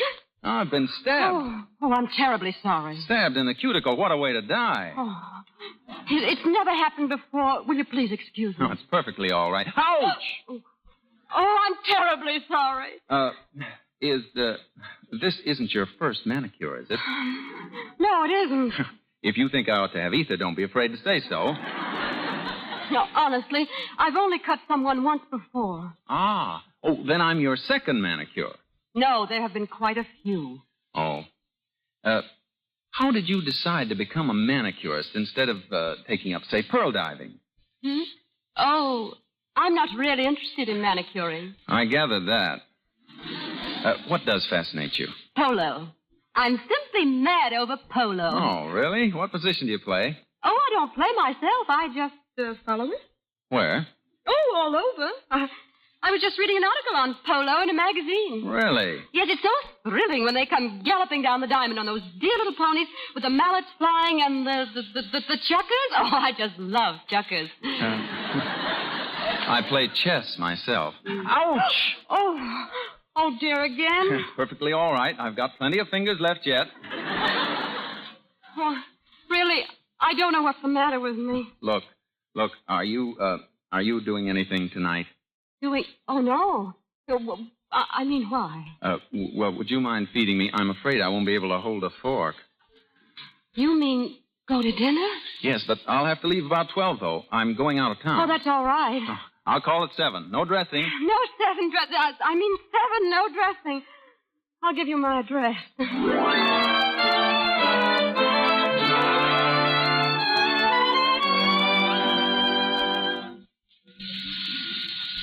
It's him, Reggie. It's him. He's downstairs. Oh, quick, no, my coat. Give me my coat. I told you not to eat all those peanuts. Now you won't be able to eat dinner. Oh, you leave that to me. Do I look all right? Oh, you look swell, Reggie. Now be refined. You know what a man like he is used to. Oh, I'll be a lady, all right. I've been practicing this for years. Au revoir. See you in the society page. Hiccup! It must be the nut. I bet Mr. Drew won't think so. Society people don't do that. Breathe in and out. How else can you breathe? Water. That'll fix it.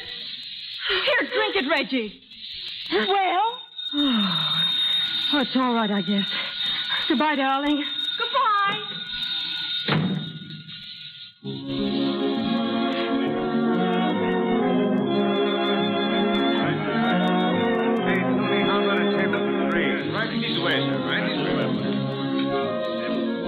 Jury? Oh, so. Well, maybe you lost your appetite waiting for me to call. No, I didn't notice you were late.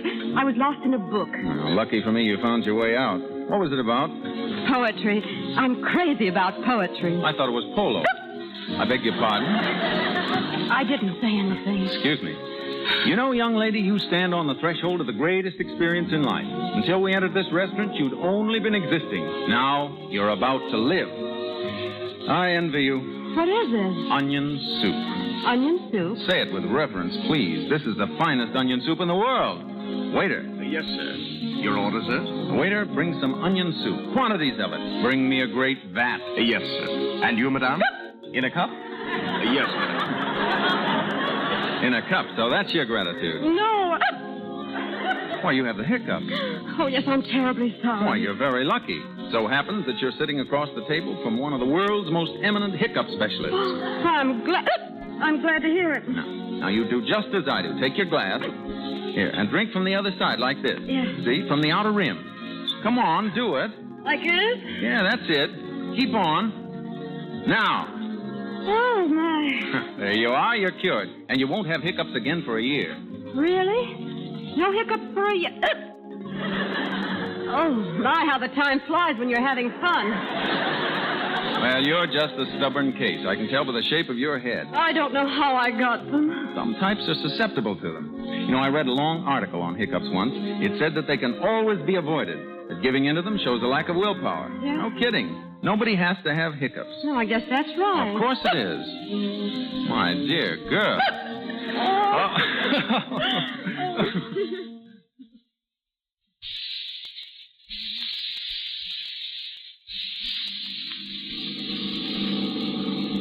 Tell a cab driver where to go? Oh, sure. I'm taking you home unless you'd like to stop off at another club. Oh, thanks. You've been in too many clubs already. And it's 11:30. Didn't you say you had to leave town at 12?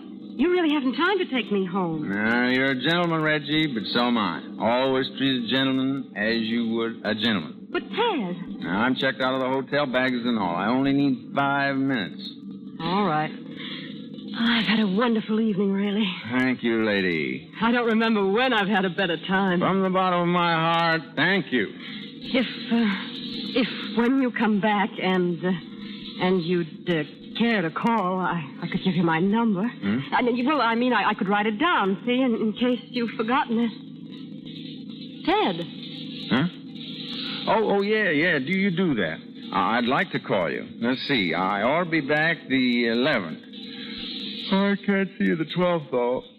Yeah, I'm getting married the 12th. Married? Yeah, I could see you the next day, probably.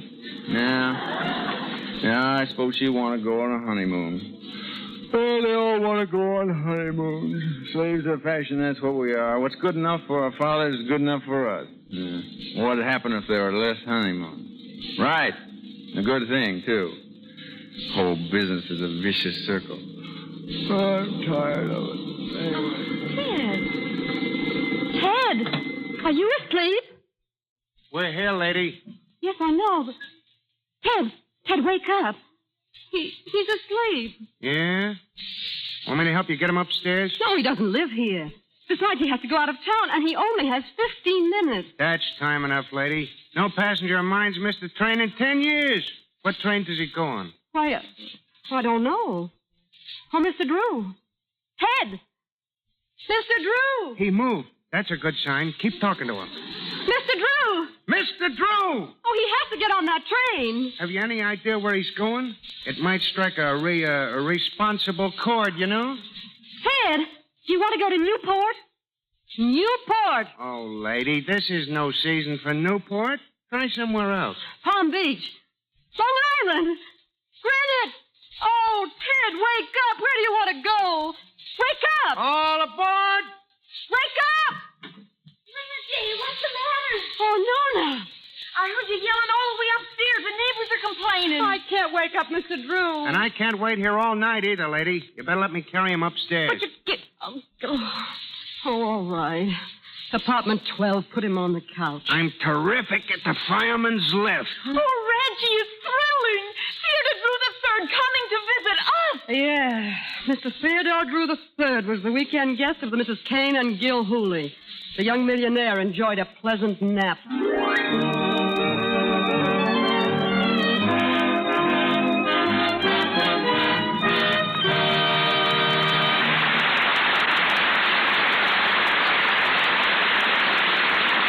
Now, for a moment, let's listen in over at one of the major studios. It's after hours, and in one of the executive offices, two hard-working secretaries are talking over the day. Phew. Sometimes I think I'd like to go back to New York where there aren't so many temperaments. Well, you're just tired tonight, Sue. The boss doesn't have the jumps every day. No, that's right, Jane. Usually he's an angel. Only tonight I happen to have a big date, and here I am as limp as a rag. Never mind, Sue. I'll tell you what to do. As soon as you get home, you hop into a nice, warm Lux toilet soap bath. Better than a nap for pepping one up. Makes you feel swell. And you're sure you're dainty, too. You just try it and see. Sue will find that attractive little secretary is right. A Lux toilet soap bath does pep you up, and its active lather protects daintiness. It frees the pores of perspiration, every last trace of dust and dirt. This pure white soap leaves skin smooth, really fresh, fragrant with the delicate perfume fastidious women love. Remember, 9 out of 10 screen stars use Lux toilet soap. Mr. DeMille takes us back to our play. Claudette Colbert and Joel McRae continue with Hands Across the Table.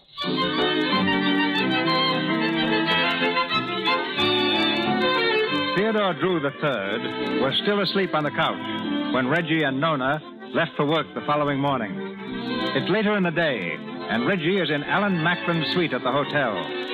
She seems strangely preoccupied as she goes about her daily routine. Anything wrong, Reggie? What? Oh, no. No, this is getting dull. What did you do last night? Last night? Why, nothing much. Have a date? Yeah, sort of. Young woman, you're pulling your punches. Out with it now. Who was it? Theodore Drew III. Who? Theodore Drew III. Well, you don't look very happy about it. Wasn't it fun? That's the trouble.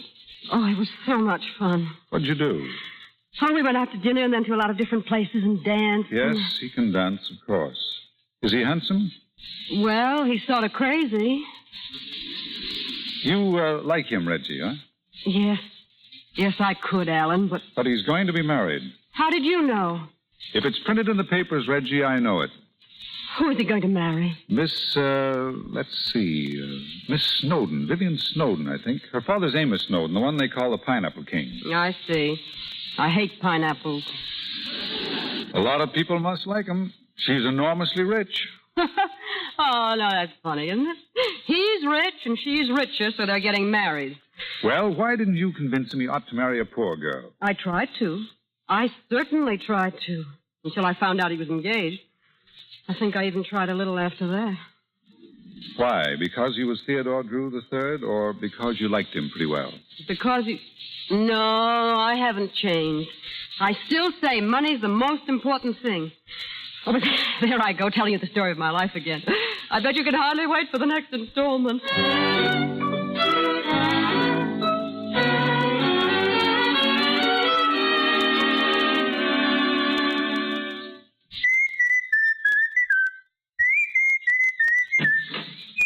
Oh, hello there. Why, hello. Well, back from the hard day's toil, eh? Make yourself at home, Reggie. That's what I've been doing all day. What? I didn't think you'd still be here. Well, I couldn't leave. I didn't have the fare. What do you mean you didn't have the fare? Railroad fare? I haven't even got bus fare. I spent it all last night. Why didn't you wire home for it? Oh, that's very funny. I guess so. You see, Reggie, I missed my boat. Oh, it was a boat. Well, they run other boats, don't they? Get some more money and take one. Why do you persist in saying I can get money? I have no money. What do you mean you haven't? What about your father? Well, Father's living abroad. He had an amazing ability for borrowing money from practically total strangers. Unfortunately, this ability is not hereditary. I'm broke. Oh, how could the Drews be broke? You remember that thing called the crash? That was us. Why, we even lost the $1 that my great-great-uncle caught when Washington threw it across the Potomac. And where did you get your boat ticket? Oh, that was an engagement present from my fiancé's father. You see, he was shipping me off to Bermuda because he didn't want me hanging around the house while they were getting ready for the wedding. You know, it wouldn't look right. Were you living at his house? Uh-huh. Well, pardon me if I seem to ask a personal question, but have you ever thought of going to work? Certainly not. What am I trained to work at? The only job for me is to marry somebody with money. Why, you big...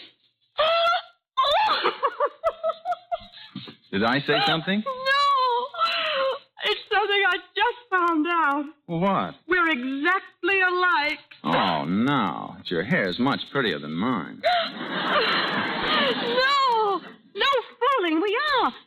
We're both trying to do the same thing. Marry for money. Is that what you want to do? Oh, you're too nice for that. You think I want to work in a barber shop all my life? Oh, but to go out in cold blood and deliberately marry for money. Well, what are you doing? Oh, well, it's all right for me to do it. I'm a heel. Well, did I ever say I wasn't one? Well. Both members of the same club. Shake. Well, now what are your plans? Plans? Well, I've been thinking. How about taking me in as a boarder? What? Just until my boat gets back from Bermuda. Oh, I couldn't do that. Well, why not? You helped me get into this trouble. Isn't it only fair that you should help get me out? Well, I suppose so, but... Well, I couldn't do that. No, that wouldn't look right. Well, why not? Don't forget, I'm practically a married man. I'll be no trouble. I tell you what I'll do. I'll wash dishes, and I'll even cook for you and your girlfriend. Come on, now, be a good kid and help me out. After all, I can't go back to old man Snowden's. He doesn't like people who miss boats. Well, Oh, gee, thanks. No, I haven't said anything yet. But I guess it'll be all right.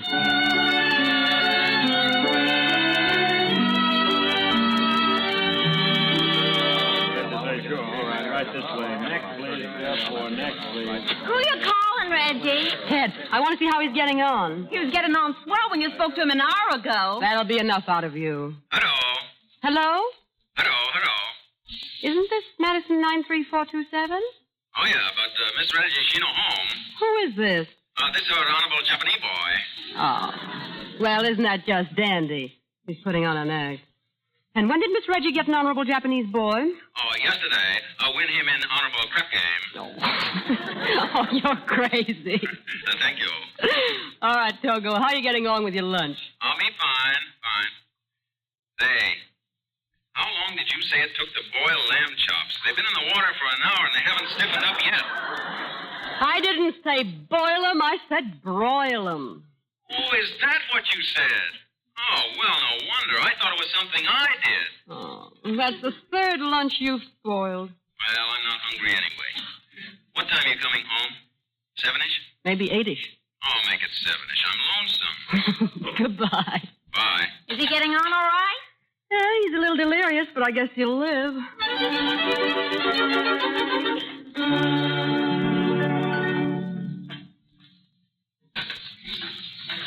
I'll dry them. You can put the supper things away. Sure. Say, I meant to ask you, what do you do with butter that's left over? You put it in that thing they call an icebox. It's a new invention. Very clever, too. What won't they think of next? Did anything exciting happen today? No, very dull. Some flowers came for you again. I saw them. They're from Alan. Who's Alan? He's my best friend. He always sends me daffodils. Does it make him think of me? I thought your big idea was a man you'd remind of orchids. At least I don't remind him of pineapples. Oh, that was a foul blow. You did your good. Your best friend. Is he rich? Sure. That's nice.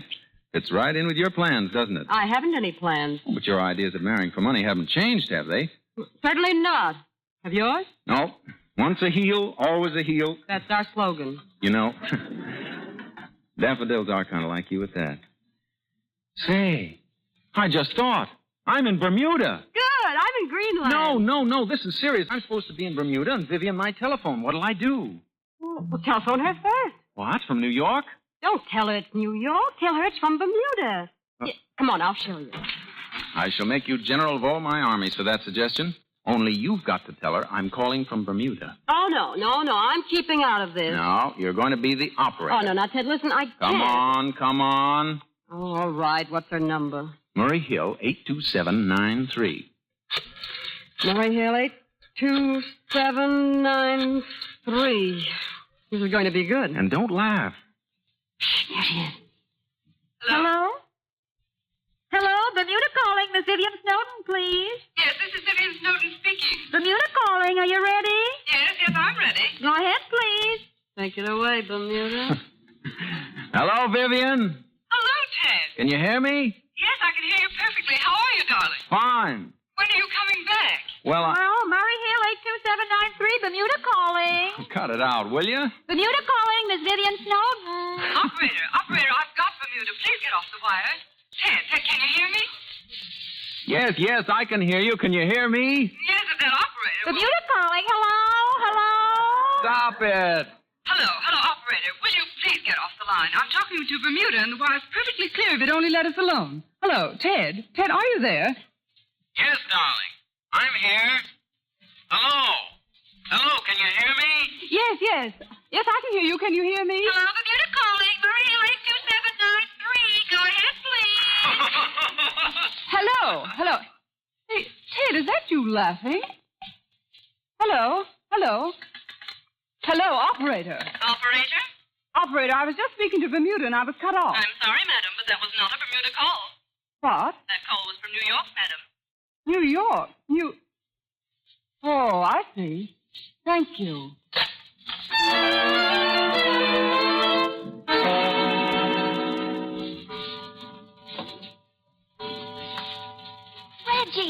Reggie, wake up.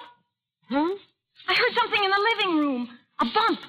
A what? A bump. It sounded like something fell on the floor. Oh, hand me my robe. It's probably Mr. Drew doing setting up exercises. At 2 o'clock in the morning? You'd have to be crazy. What makes you think he isn't? I'll be right back. Hello. Oh, hello. Did you make a noise in here? I guess so. I just fell off the couch.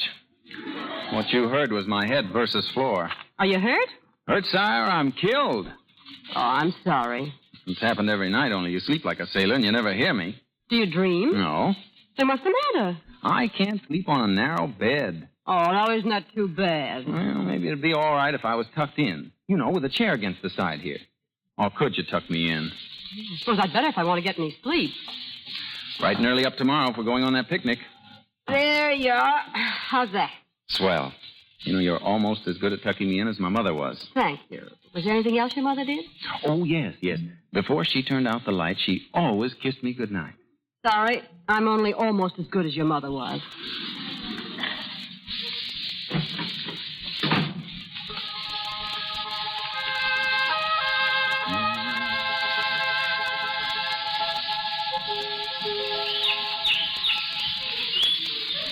Hands across the table. Boo, boo, boo, boo, boo, boo, boo, boo, boo, boo. Well, how's that? Pretty good. Just giving the birds a little competition. Say, that's not a bad voice. Did you ever think of doing anything with it? Such as shutting up? Well, sometimes people who can sing get jobs doing it. A lot of them even get paid even. Are you suggesting some form of industry for me? Well, it's nice work, they say. If you can't get it, say, how often do I have to ask you not to use nasty words like work and job? I'm sorry. I keep forgetting. Oh, but Ted, you must have a lot of friends who could give you a job. There'll be a fine friend that'd give you a job. No friend of mine had better try anything like that on me. You and your ideas. Well, they're no different from yours. You're really serious, aren't you? Well, sure, aren't you? Hey. Well, oh, sure I am. Good. Now, let's talk about something else. All right, what? Well, the sky, for instance. Those clouds. They're all right, aren't they? They're all right. I've never seen them so beautiful before. Maybe they never have been. Have they, Reggie? No, not to me. Me either. Reggie. What? Let's go home, huh? Yes. Yes, it does look a little like rain.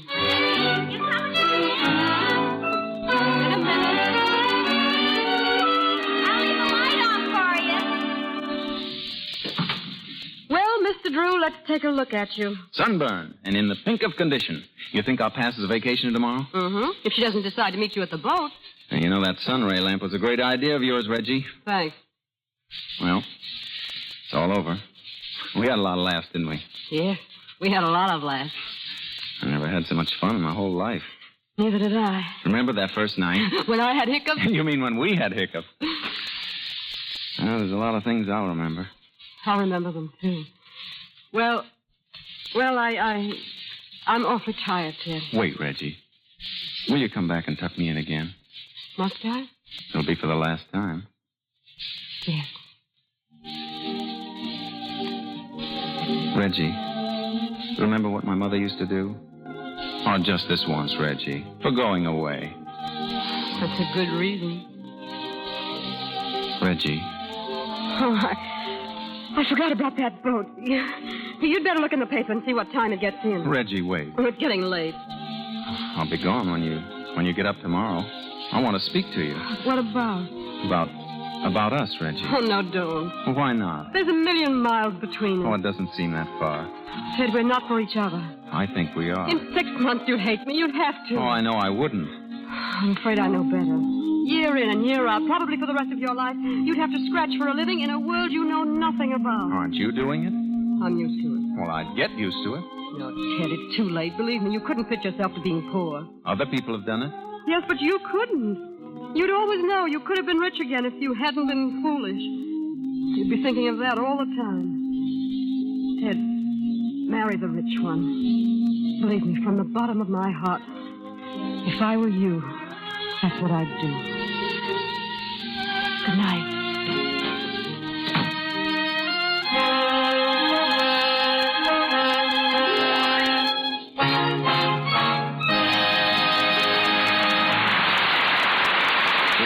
For station identification. This is the Columbia Broadcasting System. This is KNX, Los Angeles, the voice of Hollywood.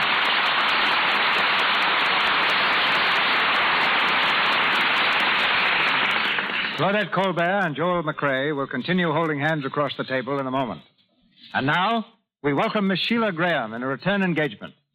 Correspondent for the North American Newspaper Alliance, Miss Graham is one of the loveliest young ladies ever to come to Hollywood and not go into pictures. She's just turned down screen tests from 3 of our leading studios, including my own, preferring her job of keeping 20 million readers informed of what's new in Hollywood. Formerly a musical comedy dancer in England, she's here before leaving shortly for a vacation abroad. Ladies and gentlemen, Miss Sheila Graham. All right, Sheila. What's Hollywood doing now? Well, Mr. DeMille, since you mentioned England, the most highly paid entertainer in the British Empire is now in Hollywood, and nobody knows her. She's Gracie Fields, who's doing a picture for 20th Century Fox. When Gracie introduces herself to the stars, they think she's another autograph hunter, and nothing amuses her more. But she has made friends with Shirley Temple, who calls her Auntie Gracie. Clark Gable is now enjoying such a wave of popularity that he has to use the tradesman's entrance to get to his apartment. He lives at the Beverly Wilshire Hotel. He never could get in by the front door and used to enter through the garage, but now he has to go home with the butcher and the baker. Errol Flynn, back in town after a peek at the war in Spain, is showing a collection of 500 photographs that no correspondent was able to get. James Stewart is in the hospital with a bad knee, the result of falling down too many times at Ginger Rogers' recent skating party. Jimmy also loves flying, but his studio insists he stay on the ground for fear he'll get hurt. So Jimmy amuses himself in the hospital by flying a miniature plane, which he made himself, around the room. William Powell tells me he's suffering from an inferiority complex and wants to be like Gary Cooper, but don't we all? He'll be suffering from a cold, too, unless he changes his habit of walking around the house in his bare feet. Simone denies that she's practicing to become a singer, but the neighbors will tell you otherwise. Loretta Young complains there are no eligible young men in Hollywood for escorts and dancing partners. Her definition of an ideal type of man is David Niven, because he knows how to open a door when a lady leaves the room. Maybe she's right, about the lack of men, I mean, because Margaret Lindsay and Janet Gaynor have been playing solitaire for a long, long time. That continues to surprise me, but not nearly as much as the wonderful complexions you see in Hollywood. Maybe it's the climate, but if you ask me, Lux toilet soap has a great deal to do with it, too. It's my business to see the stars and their homes and to ask a great many questions. Frankly, it's amazing to see how popular Lux toilet soap is and to hear the stars become so enthusiastic over such an inexpensive beauty care. Take my word for it, it must be good. But where was I? Oh, yes. Olivia de Havilland also walks alone and likes it. She'll spend 2 hours hiking in the hills before breakfast and come home carrying her shoes and stockings. It's getting to be a habit. Edward G. Robinson is just as popular as ever at parties, in spite of the fact that he recites On the Road to Mandalay, whether you ask him to or not. Claudette Colbert turns out to be quite a skater in her new picture. She met him in Paris. Ice skating reminds me of Sonia Henny, which reminds me of Tyrone Power. Their romance began when his studio wanted someone to pose with Tyrone for publicity pictures. They chose Sonia. Tyrone's respect for publicity men has gone up. But now, Mr. DeMille, if the audience is half as anxious as I am to hear Claudette Colbert and Joel McRae, they'll be most happy to learn my next disclosure, which is, all my thanks and goodbye. I'll listen for you in London. Better let me make that screen test. Once again, Hands Across the Table, starring Claudette Colbert and Joel McRae.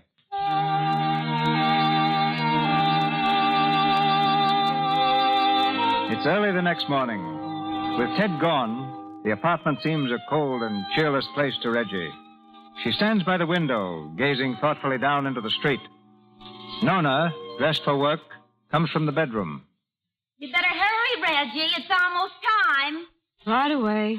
What are you standing there for? You look sad, Reggie. Do I? That's funny. Is it Ted? You were sort of crazy about him, weren't you? I knew nothing would come of it, though. The Audreys were all wrong, Reggie, right from the beginning. The day I met him, you told me they were good. Yeah, but then I didn't know about Venus. Venus? Yeah, she was in the wrong place.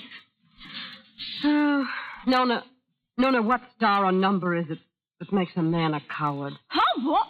Oh, never mind. Come on, let's go.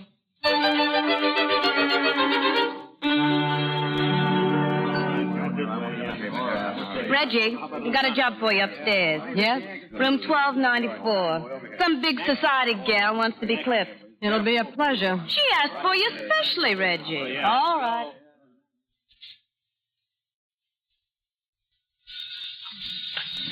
Hello, room 1294. This is a barber shop. Miss Kane is on her way up. Thank you.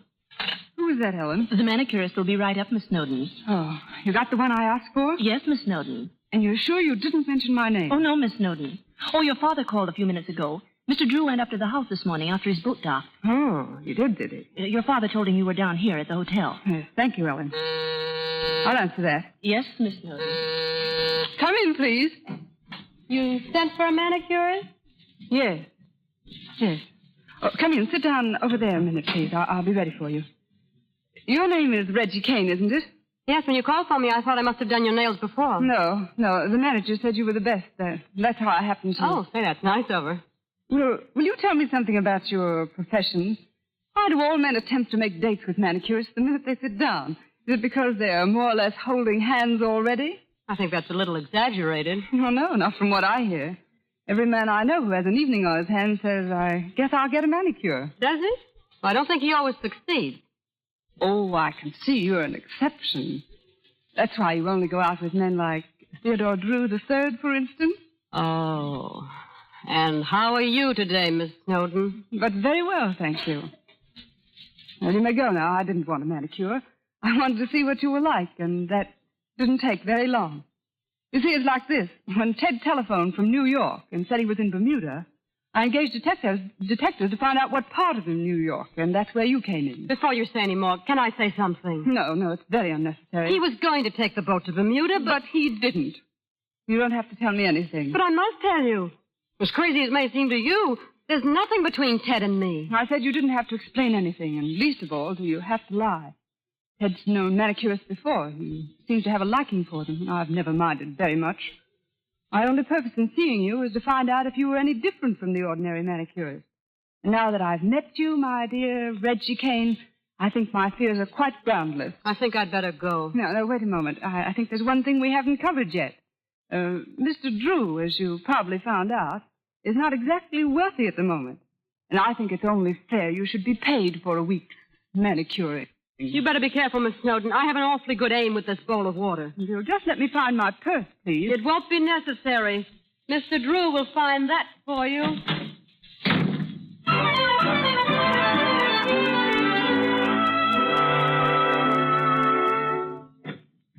Come in.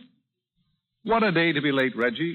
Oh, I'm sorry. My hangnails have been screaming for you. I called downstairs for you twice. I wasn't there for a while. I went out. Another patient? Yeah, I almost polished off a society girl. I wanted you early today. I've got something to say to you. What? Well, I don't know how to begin. Reggie. Reggie, what's the matter? Nothing. Well, you look as if your face looks... Reggie. Oh, Alan. What is it, Reggie? No, don't talk yet. Just let me get this off my chest. That's right. Have it out. Oh, Alan, you don't know what... No, it can't be as bad as that. Yes, it is. It's terrible. Well, can't you tell me about it, Reggie? It's Ted. He's gone back to that girl. You did let yourself fall in love with him, then? Yes, how do you like that? Me, hard-boiled Hannah, who was going to fall in love with a bankroll. Oh, Alan, take a look at a prize dumbbell. I'm sorry, Reggie. No, don't be sorry for me. It serves me right. It serves me right for going back on everything I ever believed. I should have run like mad when I saw what was happening, but not me. No, not your Aunt Ella. I jumped at it. I wanted to get bitten. Well, I got it. Oh, Alan, it hurts so. You can't run away from love, Reggie. It just comes. I know how you feel. I've been through it. I told you how my love threw out the window when I cracked up. We're a fine pair, Reggie. You and I ought to be ideally happy because we're through with love. Those are the only people who ever are happy, I guess. You think I'm a good egg, don't you? Oh, that's best. And I think you're completely swell. Let you and I get married. Huh? You could marry me for my money, and I could marry you because you give such a good manicure. Oh, don't kid about it, Alan. I'm not kidding. But I don't love you. Well, that's great. I don't love you either. Isn't that a sound basis for happiness? You know, the more I think of it, the more I like it. What do you say? Is it a bet? Do we get married? We could never hurt each other, could we, Alan? Oh, Alan, honestly, you're the top. Now run downstairs and tell him you're quitting. All right. Gee, look at my hair. I must look like a busted bale of hay.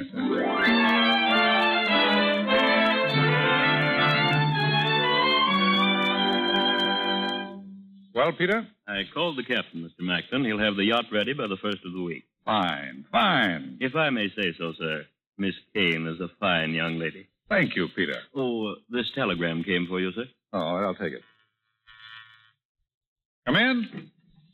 Oh, excuse me. Is she still up here?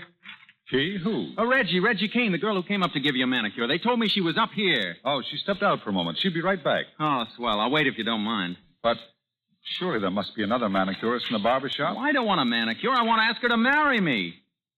To marry you? Yes. Look, do you mind if I ask her to marry me on your time? It won't take a minute. Look, I'm terribly sorry. I suppose you must think I'm nuts. Let me introduce myself. I'm Theodore Drew. Yes, I rather thought so. You know me? Then she's told you about me. Uh-huh. Oh, that's fine. Say, do you suppose she'd be glad to see me? Do you think I'm too late? No, I don't think so. Oh. Hello, Reggie. Ted, what are you doing here? I followed you up, darling. Everything's all right. I just had a talk with Vivian. I told her what I've wanted to tell her ever since last night. That it's all off. The engagement, the marriage, the bankroll, everything. I'm broke, and I'm happy.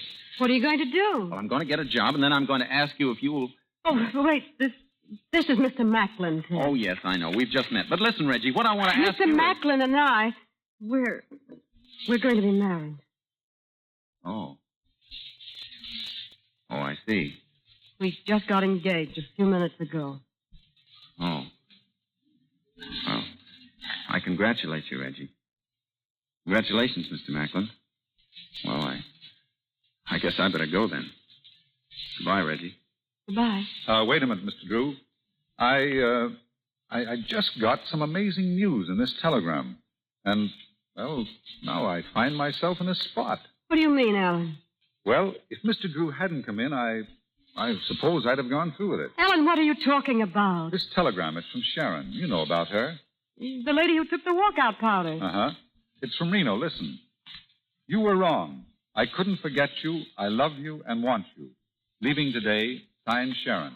Alan, is this straight? Of course it is. And it's what you want? Just as much as you want to marry Mr. Drew here. So if you'll release me, Reggie... Mr. Macklin, you're released. Reggie? Well, Alan, if you want. Now run along, you two, and be happy. I've got a lot to do. Oh. Goodbye. Goodbye, Alan. Goodbye. Goodbye. Peter. Yes, Mr. Macklin. Take an answer to this telegram. To Sharon and Company, brokers, 412 Wall Street.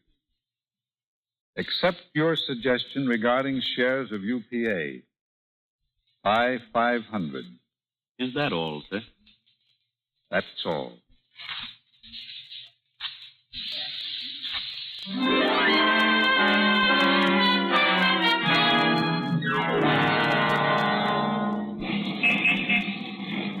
Oh, Reggie, darling, have we been walking uptown or downtown? Does it matter? No. What'll we do now? Oh, we've got a lot of things to do. We have to eat lunch. I need a new lipstick. We've got to get married.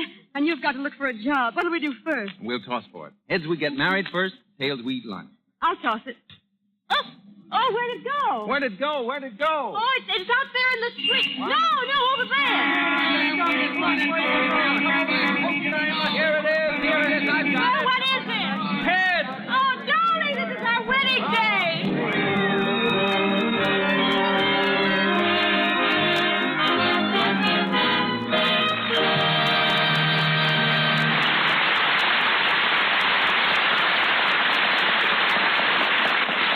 So we ring down the curtain and hands across the table. Claudette Colbert and Joel McRae will be heard again in just a minute.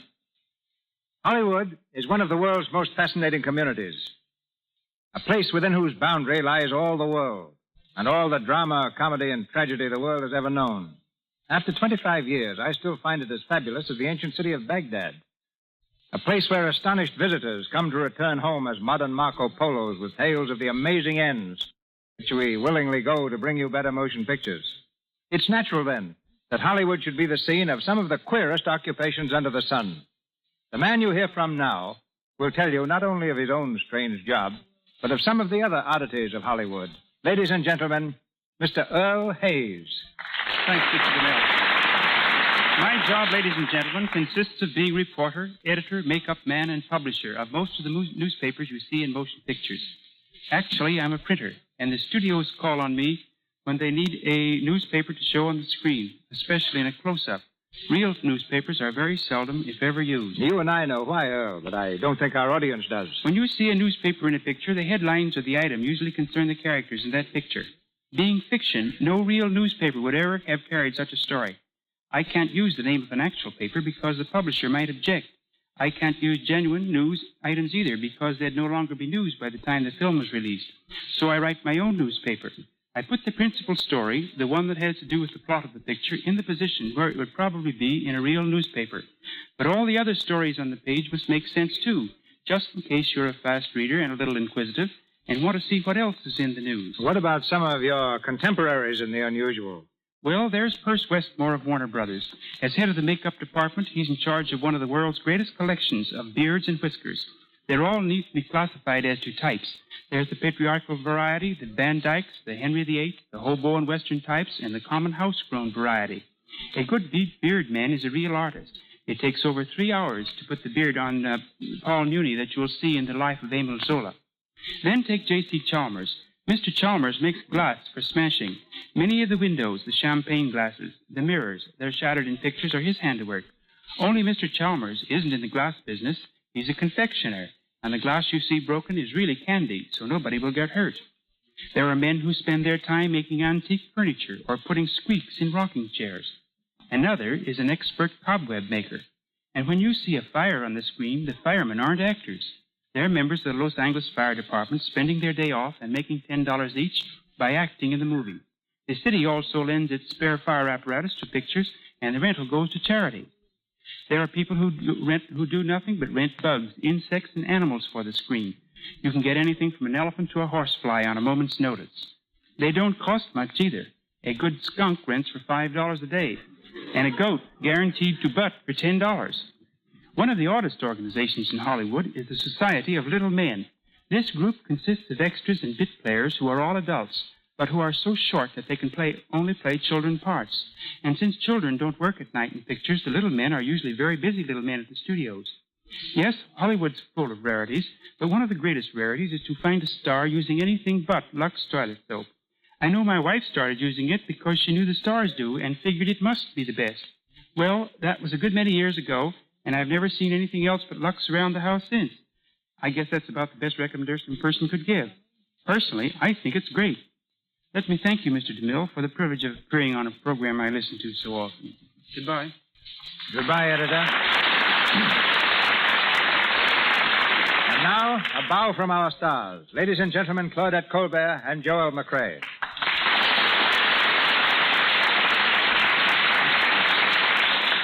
Again, my thanks, Mr. DeMille, to you, the sponsors, and to the product which makes these programs possible, Lux Toilet Soap. I've really preferred it from the days when I made my first public appearance on the stage.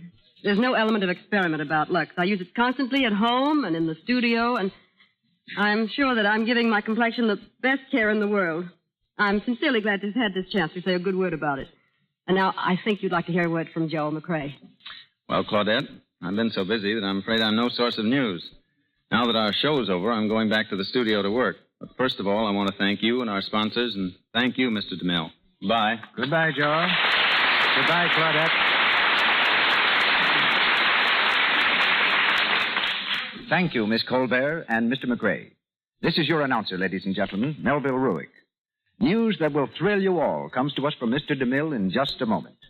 Our stars were supported tonight by Grace Kern as Nona Gilhooly, Elizabeth Wilbur as Laura, John Gibson as taxi driver, Lou Merrill as Peter, Frank Nelson as waiter, Harold Wilson as bus conductor, Catherine McCune as a maid, and Ross Forrester as a barber.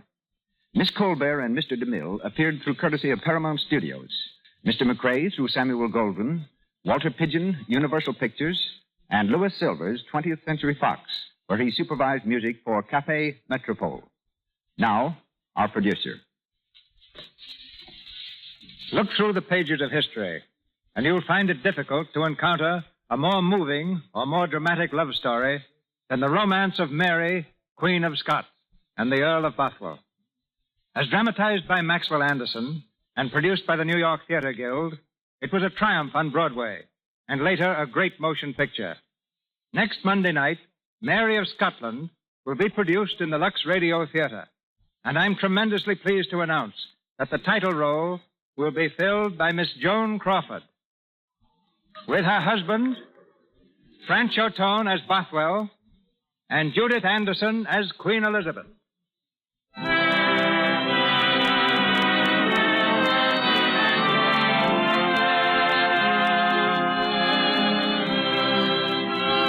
Our sponsors, the makers of Lux Toilet Soap, join me in inviting you to be with us again next Monday night when the Lux Radio Theater presents Joan Crawford, Francho Tone, and Judith Anderson in Mary of Scotland. This is Cecil B. DeMille saying good night to you from Hollywood.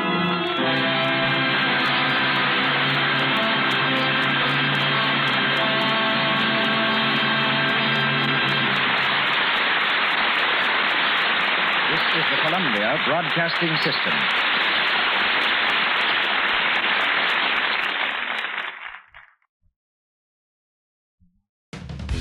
Thank you for joining us for a thrilling episode of Golden Age Radio. We're excited to have you as part of our audience. We invite you to return tomorrow for an all-new set of episodes that will take you on even more unforgettable adventures. Don't touch that dial, because the next installment of timeless tales and captivating narratives is just around the corner. Stay tuned for another dose of vintage radio magic that will transport you to a bygone era of entertainment like never before. We're always eager to hear from our fantastic audience. Your feedback fuels our passion for delivering the best in vintage entertainment. Feel free to share your thoughts, opinions, and suggestions. We value your input and strive to make your listening experience even more enjoyable. If you're looking to enhance your Microsoft Access skills, look no further. Reach out to them at 615-420-2040 and ask for Mark. Once again, thank you for being a part of our Golden Age radio community. Get ready for more riveting stories, captivating characters, and timeless entertainment. Until next time, stay tuned and keep the nostalgia alive.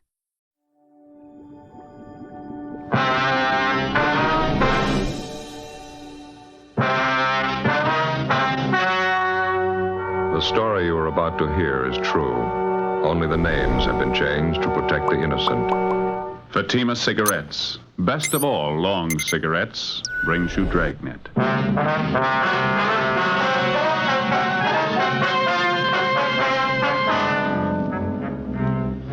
You're a detective sergeant. You're assigned to homicide detail.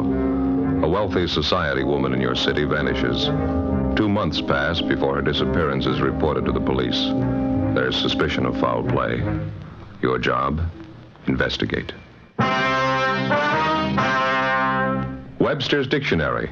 Definition of the word compare. Compare. Examine for purpose of discovering resemblance or difference. Now, let's compare Fatima with any other king-size cigarette. The resemblance. Fatimas are the same length as other king-size cigarettes, 85 millimeters. Fatima has the same circumference, 1 1/64 inches around. And Fatima filters the smoke exactly the same long distance as other king-size cigarettes. The difference. In Fatima, the difference is quality. You see, Fatima contains the finest domestic and Turkish tobaccos superbly blended to make Fatima extra mild. You get all the advantages of extra length plus Fatima quality, which no other king-size cigarette has. So compare Fatima yourself. Your first puff will tell you... Ah, that's different. Yes, in Fatima, the difference is quality. Buy Fatima. Best of all long cigarettes.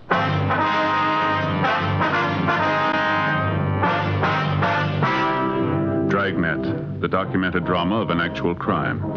For the next 30 minutes, in cooperation with the Los Angeles Police Department, you will travel step by step on the side of the law through an actual case transcribed from official police files. From beginning to end, from crime to punishment, Dragnet is the story of your police force in action. It was Monday, February 8th. It was foggy in Los Angeles. We were working the day watch out of homicide detail. My partner's Ben Romero. The boss is Thad Brown, chief of detectives. My name's Friday. We were on the way out from the office, and it was 11:23 a.m. when we got to the 9th floor of the medical dental building, room 912. Dr. Marston? Yes, what is it? Police officers, doctor, like to talk to you. Oh, yes. I'm sorry. Daydreaming, I guess. I didn't hear you come in. Well, my name's Friday, doctor. This is my partner, Sergeant Romero. How do you know? How do you do, gentlemen? Yes, sir. It's about the missing persons report on your wife. You filed it yesterday. Yes, that's right, Sergeant. Certainly glad you came. Like to have this whole thing straightened out as quickly as possible. I want my wife back with me. Well, we'll do everything we can, doctor. There's a few things we'd like to have you straighten out for us, if you will. I thought I made it pretty clear in that report I filed yesterday. What is it you have a question about? I've got a copy of the report right here. Says your wife disappeared December 9th. That's a little over 2 months ago, Doctor. Yes, that's correct. December 9th, Sunday night. We were out having dinner. We had a little argument, and Louise left. I didn't hear from her until the following Friday. That's when she wrote me the first letter. It was from New York. Well, weren't you a little alarmed to find out your wife had left you and gone east? Well, I wasn't too happy about it, but we'd had a few arguments before. Always figured it did both of us good if Louise got away for a little while. No, I wasn't particularly worried. She has friends in New York. Would you care for a cigarette? Not right now, thank you, doctor. Yeah? I've got a light for you. Thank you. I understand your wife didn't stay with her friends this trip, Doctor. No, apparently she didn't. However, I wasn't too concerned. She wrote me letters twice a week, and then she wrote Stanley. That's our son. He's in military school. Louise wrote to him regularly, too. And the last letter you got from your wife was about 2 weeks ago. Yes, sir, exactly 2 weeks ago. Had the same postmark on it, New York. Well, have you any idea at all where she was staying back there? That's a strange part of it, Sergeant. Louise didn't put a return address on any of the letters. I inquired of some of our friends back there, but none of them had seen her. Well, I suppose she was staying at a hotel. I don't know which one, though. Well, about those letters, Doctor, now you're sure that they're in your wife's handwriting. You don't think they could be forgeries, do you? It's possible, but I don't think so, Sergeant. I know my wife's handwriting. Do you have all the letters with you, sir? Yes, I'll have my secretary get them before you leave. She's out to lunch now. Oh, excuse me, please. Right ahead. Yes, Dr. Marston. For Miss Taylor. Oh, yes, I'm glad you reminded me. Thank you. I'm sorry, officers. There's a denture I have to have ready for one of my patients by this afternoon. Would you mind if I go ahead and work on it while we talk here? No, it's perfectly all right, Doctor. You go right ahead. Would you mind stepping in the lab back here? All right, fine. Go ahead, man. sorry to interrupt everything like this. I do have to have this denture ready, though. We understand, sir. Doctor, you say the night your wife Louise disappeared, the two of you had an argument? Yes, that's correct. Mm-hmm. We were having dinner out at our country club, and I guess Louise had too many cocktails. She gets in a nasty mood when she drinks too much. I asked her to stop drinking. She flared up and walked out of the place. Mm-hmm. Did anyone besides yourself see her leave? Oh, yes, 2 or 3 couples, friends of ours. When I found out Louise had gone off to New York, I thought, well, it was her way of teaching me a lesson. I wasn't too disturbed about it until her letters stopped coming. Well, how about your son, Stanley? Do you know if he's still getting the letters from his mother? No, he's not. I telephoned him up at his school. He stopped getting letters about the same time I did. Let's see, where did I put that casting ring? Oh, yes, here we are.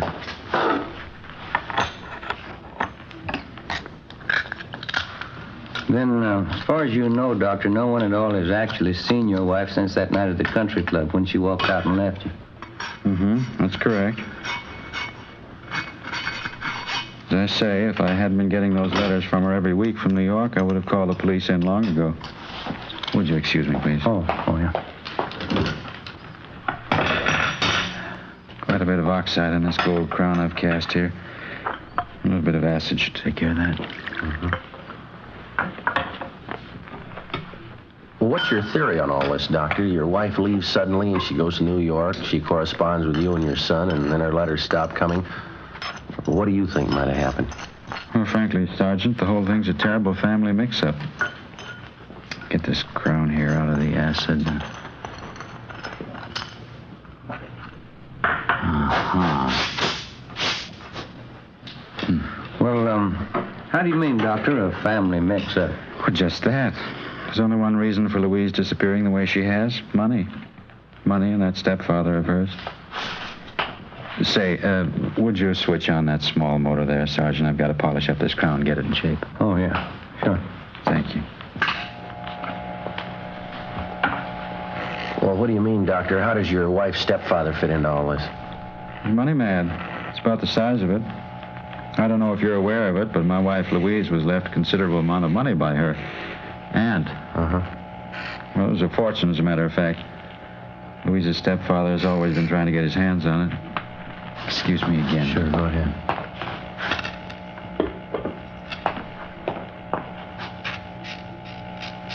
Well, and you think your wife's stepfather is responsible for her disappearance, is that right? Oh, I'm not making any direct accusations, Sergeant. But 2 days ago, or 2 days before Louise disappeared, I had $80,000 in bonds signed over to her. Checked around since she's been gone. Haven't been able to locate the bonds anywhere. You think she had the bonds with her when she left? Guess I'm sure of it. Pardon me just a moment. Yes, go right ahead. Uh-huh. That's a fine cast with sharp margins on it. Well, now, the $80,000 worth of bonds, Doctor, do you have any way of proving that you gave those to your wife? Oh, certainly. I have my wife's signed receipt for them. You're welcome to check it over if you like. Mm-hmm. Just how do you think your wife's stepfather figures in there? Is there any indication he might have made a move to get the bonds? Enough to satisfy me, yes. My secretary told me about it. Lenore Dexter, that's the girl in the reception room. Oh, well, huh? The night after my wife left me at the country club, that'd be December 10th, Miss Dexter was at the airport waiting for a friend to arrive on a plane. While she was waiting, she saw my wife and her stepfather cross through the waiting room and go out toward the main gate. Mm-hmm. Your secretary's sure it was really your wife and her stepfather. Well, that's what she told me. You're certainly welcome to talk to her yourself if you like. Yes, and well, now, besides the bonds, do you know of anything else of value that your wife had with her when she left? No, I don't think so. She had her fur coat on, of course. It's expensive. She was wearing a diamond ring, anniversary gift from me, large solitaire, worth quite a bit of money. You can get the description from the jeweler. I'll give you his name. All right, Doctor. Your wife's stepfather, we'd like to have his name and address, too. Surely. I'll have my secretary check on both of them right now. All right, fine. Sergeant, you've got to find Louise. I've got to have her back with me. Well, we'll do everything we can, Doctor. We promise you that. I know my wife wouldn't stay away of her own free will, not this long, not at a time like this. How do you mean, sir? Well, let me show you.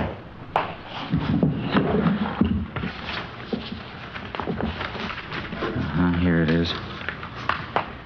This is the final drawing the architect made for us. What do you think of it? Oh, it's very nice. Yeah, it certainly is. It's got to be our own building. 12 stories, finest in the city. Robert A. Marston Building for professional men. Louise and I have looked forward to it for a long time. I understand. We settled on the final plans a week before she disappeared. Contractors will start construction in a few weeks now. There's supposed to be a great day in our lives. Laying the cornerstone. Yes, sir, I understand. Great day. Robert A. Marston Building. It's a funny thing, isn't it, officers? How's that? Nothing's very great unless there's somebody to share it with. Before we left the office of Dr. Robert Marston, we talked with his secretary, Miss Lenore Dexter. She confirmed the doctor's statement that on the night after Louise Marston had disappeared from the country club, she had seen both Mrs. Marston and her stepfather at the city's international airport.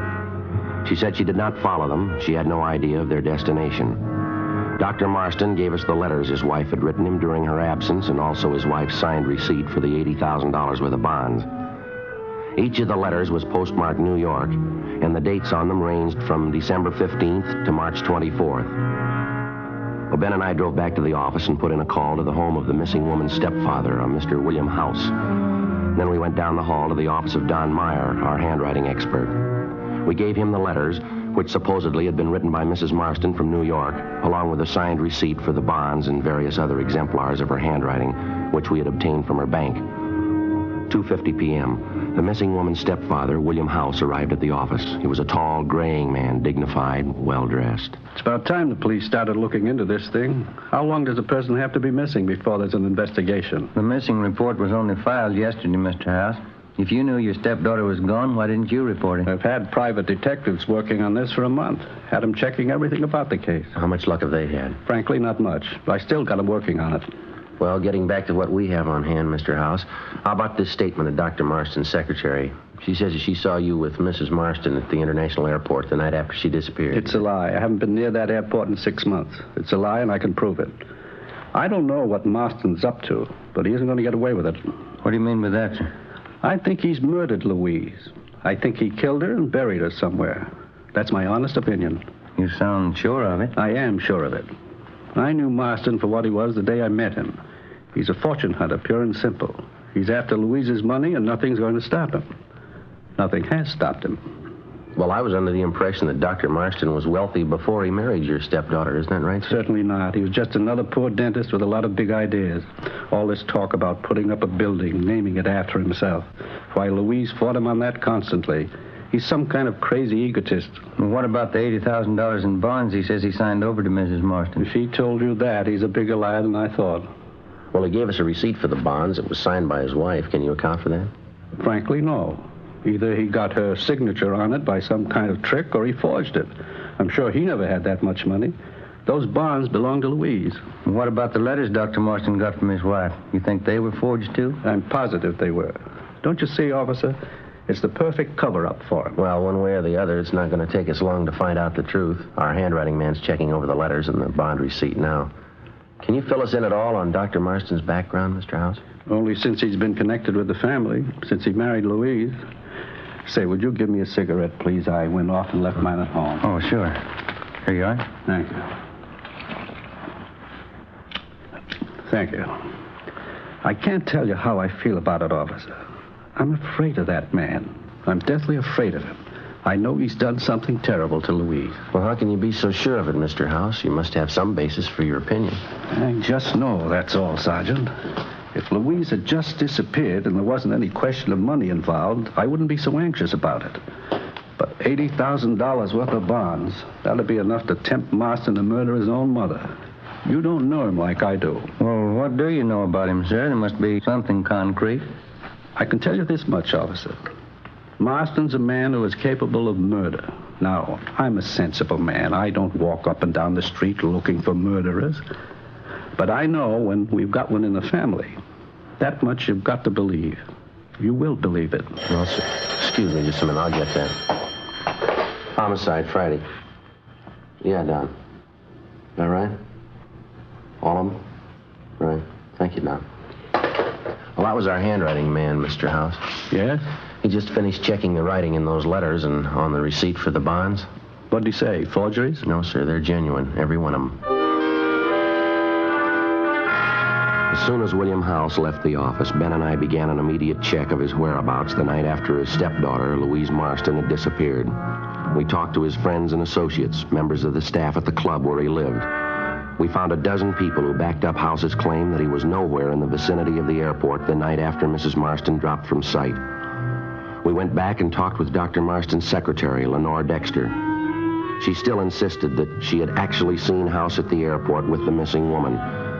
Dr. Marston and the stepfather continued to accuse each other of murder. At our request, repeated efforts were made by the New York police to locate Mrs. Marston. No luck. We checked and rechecked with the maid at the home of the missing woman. All she could tell us was that Louise Marston never returned home after leaving the country club, and also that she'd been wearing a fur coat and an expensive diamond solitaire ring. A week passed, and then 2 weeks. We stayed on it, but there wasn't much progress. The case of Louise Marston came to a virtual standstill Wednesday, February 24th. Hi, Joe. Morning. Anything new? Yeah, I think we got a break. The Marston case. Oh, what do you got? Maid out of Dr. Marston's home. She called first thing this morning. Said Dr. Marston had a little dinner party out there last night. What about it? One of the people there was Marston's secretary, that Lenore Dexter. Oh, yeah. She was wearing a large diamond ring. Yeah? Maid got a good look at the ring. Mm-hmm. Says it's the same one Mrs. Marston was wearing the night she disappeared.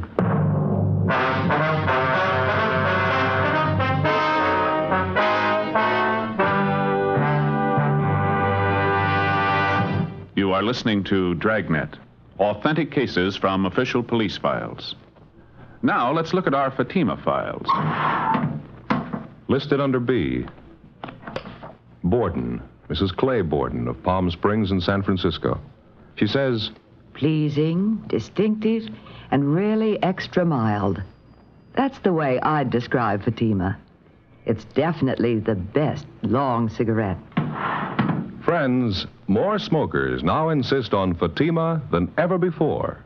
Because in Fatima, the difference is quality. Quality of tobaccos. The finest domestic and Turkish varieties, extra mild, superbly blended, to give you a much different, much better flavor and aroma. Quality of manufacture. Smooth, round, perfect cigarettes. Rolled in the finest paper money can buy. Manufactured in the newest and most modern of all cigarette factories. Quality, even to the appearance of the bright, clean gold and yellow package. Remember, Fatima gives you all the advantages of extra length, plus Fatima quality, which no other king-size cigarette has. So if you smoke a king-size cigarette, compare Fatima. You'll find they now cost the same. But your first puff will tell you... Ah, that's different. Yes, in Fatima, the difference is quality.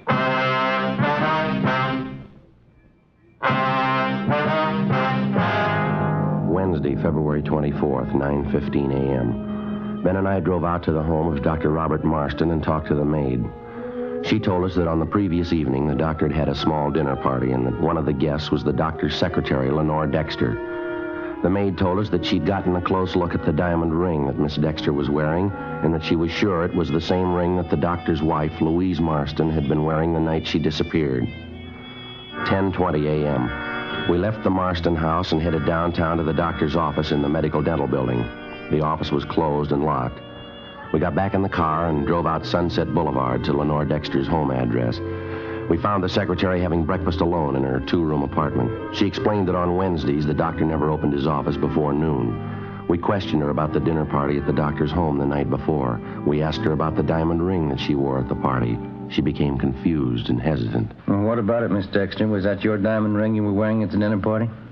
No, Sergeant, it wasn't. I guess it belongs to Dr. Marston, either him or his wife. Well, did he give it to you as a present? No. You see, I guess the doctor had a few cocktails before dinner. Maybe one too many. He went upstairs and came down with the ring. He insisted I wear it. He was very insistent. I didn't want to make a scene, so I put the ring on. I gave it back to the doctor just before we left the house. My boyfriend was with me at the party. We had a terrible argument over it. He's very jealous. Tell me, Miss Dexter, did Dr. Marston have any special reason for wanting you to wear the ring? No. Just that he liked me and that I was pretty and I ought to have pretty things. My boyfriend didn't like him at all. Well, had you ever seen that particular diamond ring, Miss Dexter? I mean, before last night? Well, I don't know, Sergeant. I think so. I'm not sure. Well, where do you think you saw the ring before? Mrs. Marston. I think I saw her wearing it once. Was she wearing it the night you were supposed to have seen her at the airport? I don't know what you mean. I didn't notice the ring, but I saw Mrs. Marston at the airport. I'd like to have you think this thing out for yourself, Miss Dexter. Mrs. Marston's been gone for almost 3 months now, and there's a strong possibility that she might have been murdered. You can make up your own mind about it, miss. If you're not involved in that disappearance, I'd advise you to tell us the truth. It might save you a lot of trouble. Miss Dexter? You mean about my seeing Mr. House at the airport with the doctor's wife the night after she disappeared? Yes, ma'am, that's right. You sure that's the truth? I didn't want to get involved, Sergeant. I didn't want any part of it. You mean you didn't see Mrs. Marston and her stepfather at the airport that night, that you made it all up? I didn't make it up, Sergeant. I swear I didn't. He told me what to say. He said to do it as a favor for him. Who's that, miss? Dr. Marston. We continued to question the secretary, Lenore Dexter. She confessed that Dr. Marston had directed her to tell the story about seeing Louise Marston and her stepfather, William House, at the international airport. It was all a complete lie. She said that Marston had explained that the whole thing was just a practical joke, that it didn't mean anything. When Mrs. Marston was officially reported missing, she thought of going to the police, but Marston had frightened her out of taking any such action. The only other suspicious thing she could recall about Mrs. Marston's disappearance was a conversation between the doctor and his architect, Mr. Harold Whitmore. He was the architect who had planned and designed the projected Robert A. Marston building for professional men. Well, the secretary told us the doctor's conversation with the architect had taken place about a month before Mrs. Marston's disappearance, and that she'd heard the doctor mention to the architect something about New York and a packet of letters. Lenore Dexter was taken downtown, where she gave us a complete signed statement. Ben and I got in the car and drove to the offices of architect Harold Whitmore over on South Hope Street. He was a tall, florid-faced man, very cooperative. Yeah, I remember that conversation with Dr. Marston. He gave me a bunch of letters, at least a couple of dozen anyway. They were addressed to the doctor and his little boy Stanley. What do you want you to do with the letters, Mr. Whitmore? He asked me if I had any friends in New York, and I said I did. Then he said he was playing some kind of practical joke on his wife and son. He gave me the letters and asked me if I'd send them to a friend in New York and have him mail them back one at a time. You agreed to do that? Yeah, that's right. The letters were all sealed and stamped, all in order, the way they were supposed to be mailed. I just sent them back to this friend of mine, Bob Rogers, in New York, and forgot all about it. Mm-hmm. Mr. Whitmore, how long have you known Dr. Marston? Very long? No, not too long, only in a business way. He wants to put up this office building of his, and I'm handling the job for him. He's sure nuts on the subject. Can't wait till we start construction on the job. I think his life depended on it. You know much about his personal life? Where'd you first meet him? Let's see, I think it was around October of last year. He and Mrs. Marston were building a summer place down at Malibu, and I helped out with the plans. The doctor was always hanging around there, helping out with the work whenever he could. Uh-huh. And that's the only previous contact that you had with him, huh? And that's about all, yeah, building the beach house. Dr. Marston thought he had some new ideas about building a new type basement in the place. That's so? Yeah, not a bad job on a cellar for an amateur. Used enough cement on it to sink a battleship. Just a second, Mr. Whitmore. Did Dr. Marston cement in the basement while the house was being built? Is that... No, about a couple of months later, around the middle of December, I think. Do you remember the date exactly when he did the cement work? Not exactly. About the 12th or 13th of December, I think. Mm-hmm. Yeah, right after his wife disappeared. Wednesday, February 24th, 1:30 p.m. Ben and I picked up Dr. Robert Marston and brought him downtown to the office. We questioned him for an hour and informed him of the evidence against him. Despite the statement of architect Harold Whitmore, the doctor insisted he was innocent of any crime connected with the disappearance of his wife. We contacted the New York Police Department and asked them to check on architect Whitmore's friend, Robert E. Rogers. A special detail of men was dispatched to the summer home at Malibu to see what they could find. Half an hour later, Dr. Robert Marston was placed in a car, and Ben and I drove him to the Malibu home. We continued questioning him during the drive, but he refused to make a statement of any kind. On our arrival at the beach cottage, we found Marston's young son, Stanley, together with the maid and the family butler. We took Dr. Marston downstairs to the basement. The men had a large section of the cement flooring ripped up. They were digging. In the room up above, we could hear young Stanley Marston playing on a toy harmonica.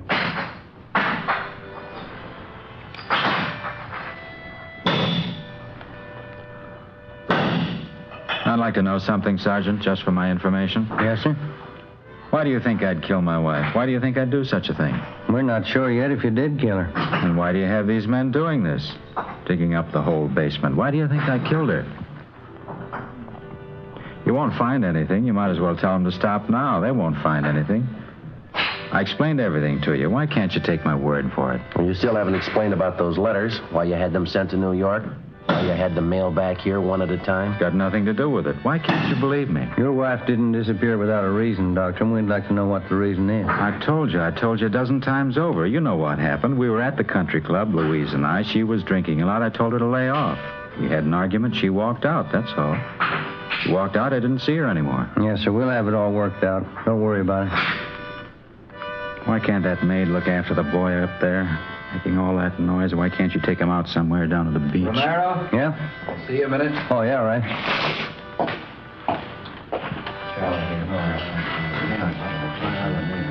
Sergeant, what do you want me to say?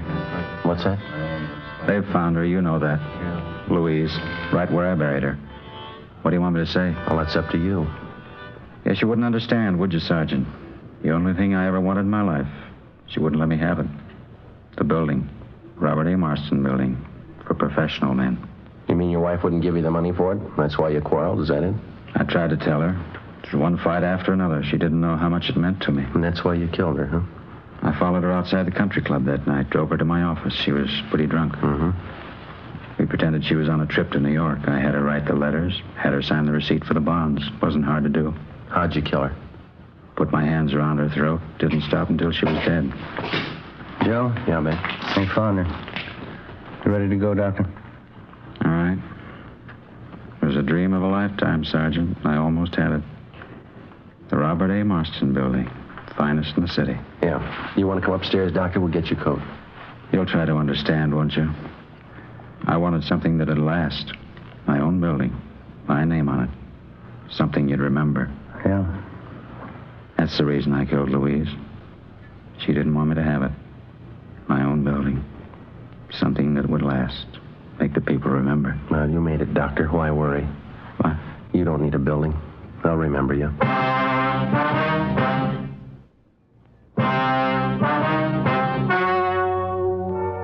The story you have just heard was true. Only the names were changed to protect the innocent. On June 3rd, trial was held in Superior Court, Department 87, City and County of Los Angeles, State of California. In a moment, the results of that trial. And now here is our star, Jack Webb. Thank you. Friends, our latest sales figures indicate that Fatima is undoubtedly the fastest-growing long cigarette in the country.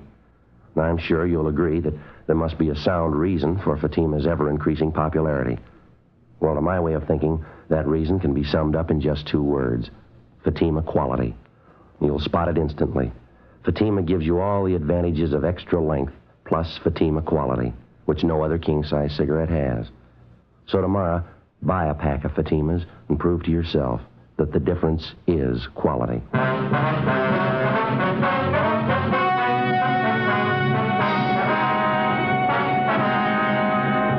Robert Alexander Marston was charged with murder in the first degree. 10 days after his trial opened in Superior Court, the suspect took his own life in his jail cell by hanging.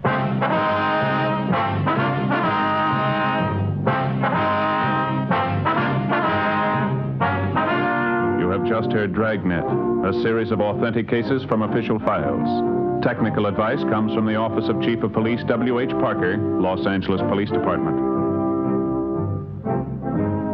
Fatima Cigarettes, best of all long cigarettes, has brought you Dragnet, transcribed from Los Angeles.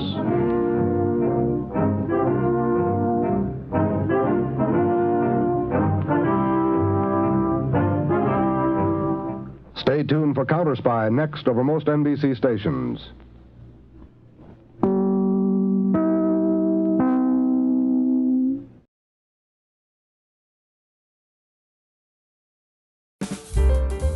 Thanks for watching Golden Age Radio. We have new episodes every day. Sit back, close your eyes, relax, and let your imagination take over. That's right. Radio is theater of the mind. So listen while you work, rest, drive, or sleep. Just be inspired. Let us know your thoughts. We strive to provide the best programming for you. Visit G3PL.com for your WordPress needs. Subscribe for more videos. Boys, girls, here's fun for you. It's a secret. We can tell you now, but be sure to visit your Rio Grande gasoline dealer early in September. He has a big surprise for you, and it's free.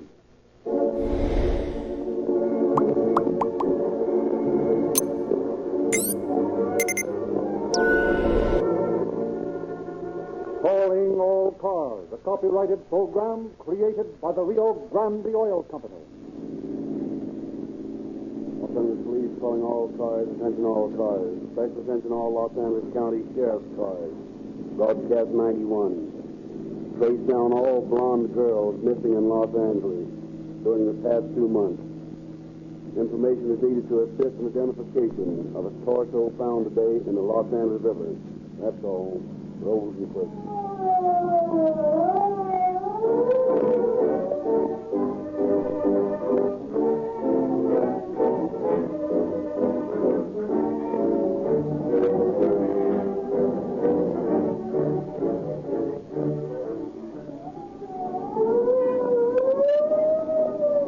When you hear the scream of the siren and police cars go tearing past, let it remind you that more police cars use Rio Grande cracked gasoline than any other brand.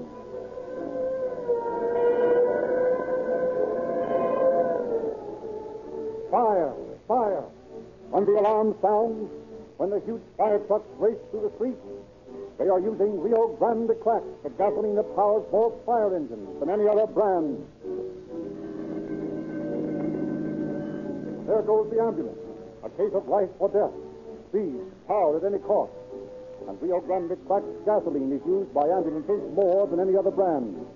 In fact, wherever it is sold, Rio Grande cracked gasoline powers more emergency equipment of every kind than any other gasoline. Why? Because only with cracked gasoline can modern high-compression engines develop their greatest speed and power. Your car, too, will give police car performance with Rio Grande cracked gasoline.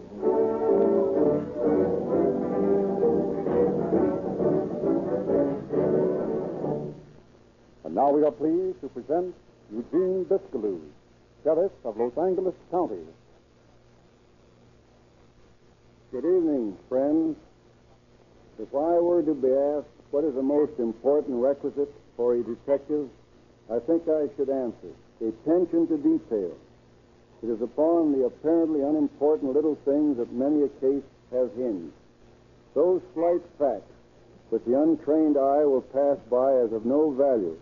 A slight smudge upon a coat which might be blood. The faint impression of a heel in the ground. The almost imperceptible mannerism of the speech of a suspect. From such things does important evidence often develop. Our men are trained never to overlook such details. When they investigate a case, nothing is too small nor insignificant to be considered unimportant. In the case you are about to hear, the criminal was diabolically clever. Our problem before we could even begin searching for the murderer was to discover the identity of the victim. The entire case depended from a single human hair, the only clue we had.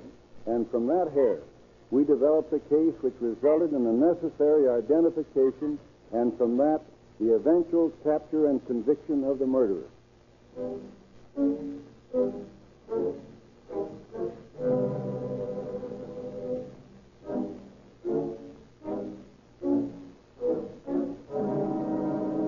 One afternoon in early April a few years ago, a young man walking along the bed of the Los Angeles River near Linwood Gardens makes a gruesome discovery which sets into motion the extremely complicated machinery of modern criminology when it faces an almost clueless crime. A few hours after the discovery, Captain William Bright, head of the county homicide detail, is in conference with Sheriff Biscalou. Well, Sheriff, I have a nice insoluble mystery I'm working on. There isn't any such thing. Of course, you're right. But this one is tough. What is it? A couple of hours ago, a woman's torso was found in the Los Angeles riverbed near Linwood Gardens. Head, arms, and legs had been cut away from the body. Whoever committed the murder wanted to make sure there could be no identification. Apparently. Any scars, identifying marks? No, there's just one clue. What's that? A single hair from the right armpit. A blonde hair. That's better than nothing. According to Gompert, the technician, the woman was between 20 and 30 years of age. The torso had apparently been buried in the river sand. In this last rain, it washed it downstream, so there's no telling where it was originally buried. I've got a detail of men out in the riverbed right now searching for the missing members of the body. Good. Been to the morgue myself, looking at the remains. Didn't learn much from them, though. As I see it, our first problem is to get an identification. And we've only got a single hair to work on. Which isn't going to be easy. Well, I'll get the boys from the newspapers and ask their help. This is one case where we need plenty of publicity.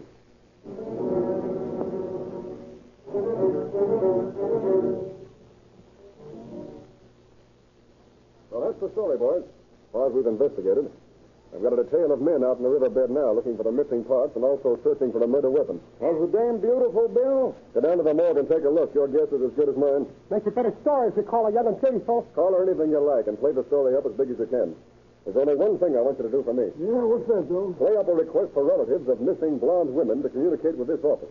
And whenever possible, to send in samples of the missing women's hair. Why? What's the hair for? Well, this single hair we found on the torso is the only clue we have. And I'm convinced we can get a reasonable identification from that one hair.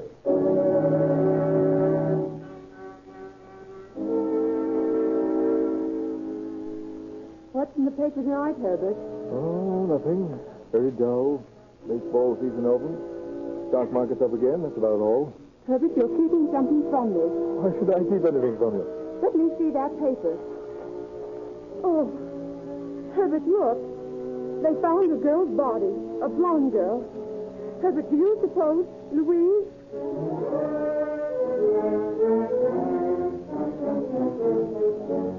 What's the idea? What are you packing your bags for? Did you see the night papers? Sure. What about it? They found an unidentified body of a blonde in the riverbed.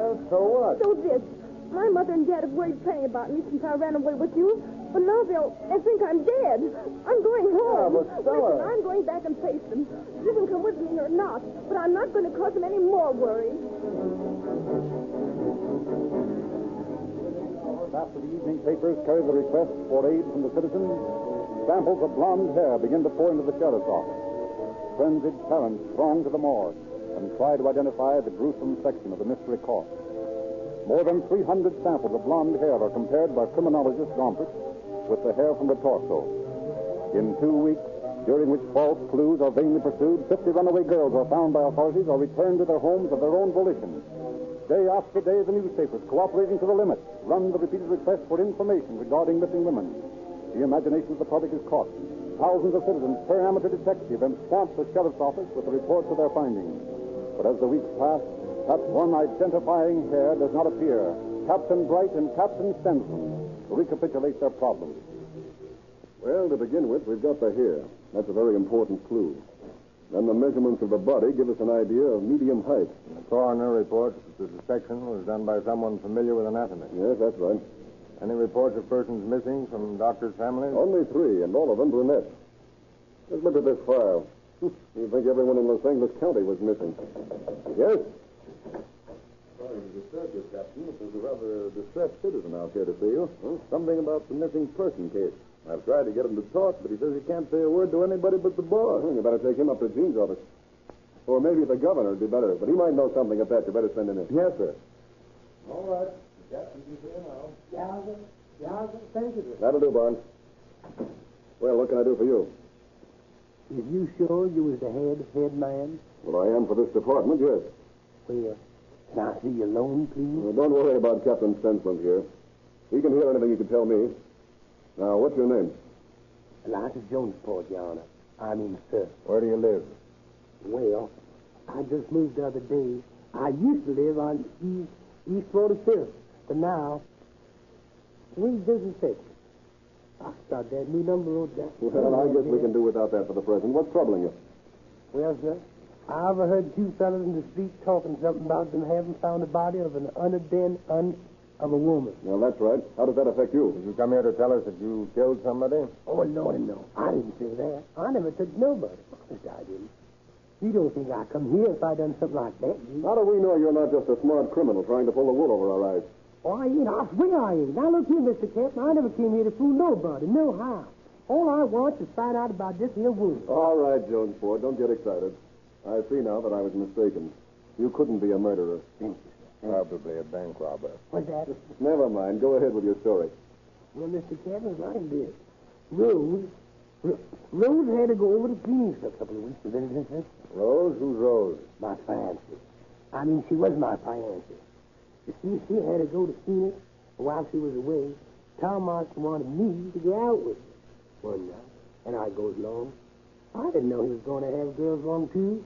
And after I get there, they was with him. What can I do? You were helpless. That's right. Miss Other Captain? I was, yes. And Rose found out about it when she got back, and now she disappeared. I can't find no place. No, sir. And when I heard about some girl being found, I thought maybe when she was heartbroken, she's going out with some other guy, and he done kill her or something. Oh, kill me. I got a picture out here. This is the gal they found McGinnis locked here. Here, don't you want to see? Well, I'm afraid that won't be necessary, Jonesford. You see, the girl couldn't be your Rose. She was a blonde girl. Oh. A blonde girl? Sorry, we can't help you. Oh, that's all right. Yeah. Thank you. You might give Rose's description to the fellow at the desk out there as you go by. We'll see if we can locate her.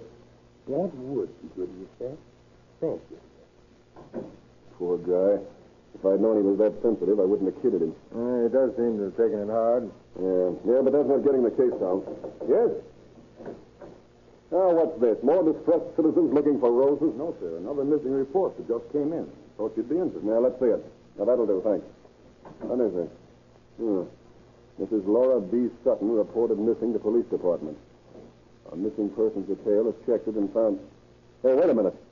She's a blonde. She had a physician friend. Oh, but this wouldn't be the one. She was over 30. Remember, the coroner reported that he believed the age to be nearer 30. And after all, he can't be very exact. Well, this report tallies pretty close. Closer than any of the others. Any hair samples sent in? No. What do you say we go out to this address? I've got a hunch this might be a lead.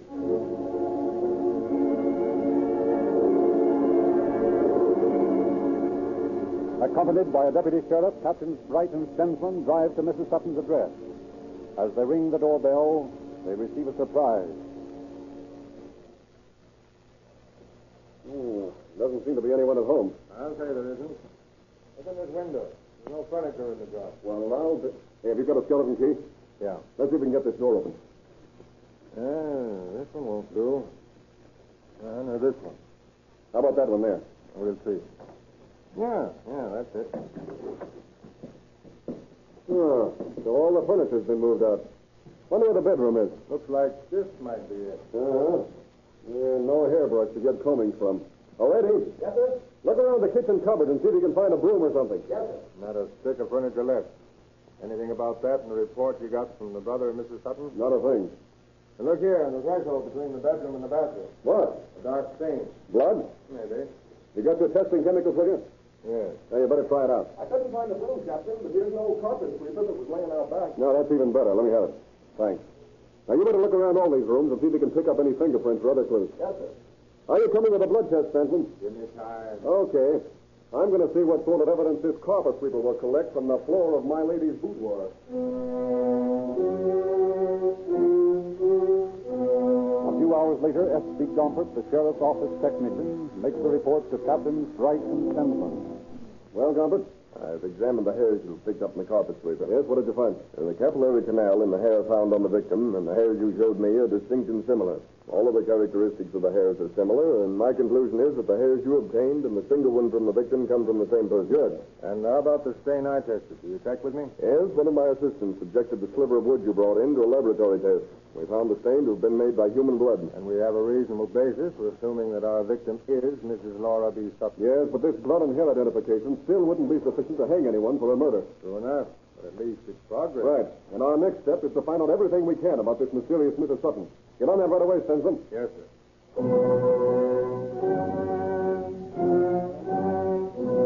Carefully, the investigating officers delve into Mrs. Sutton's past.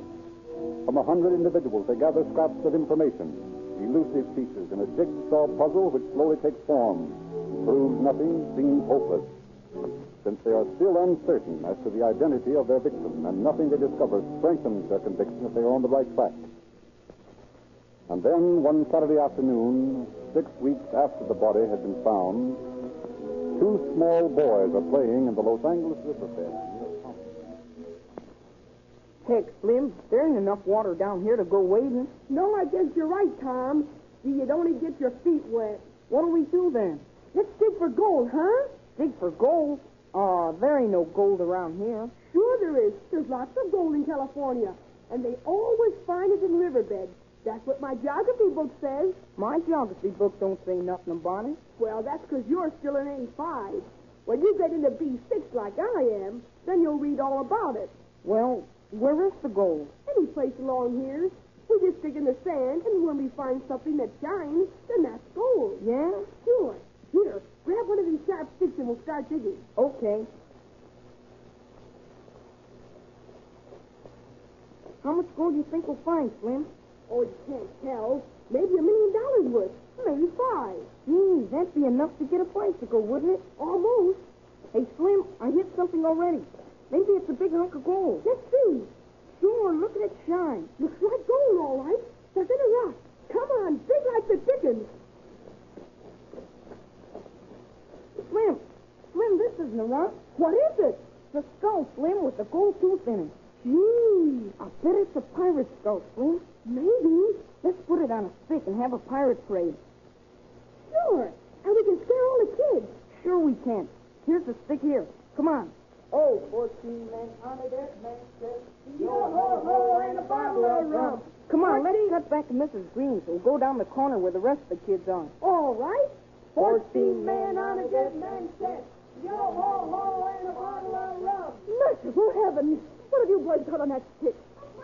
You put that thing down this minute. Why, it's on. Keep coming. You boys put that down or I'll call the police. 14 men on a dead man says,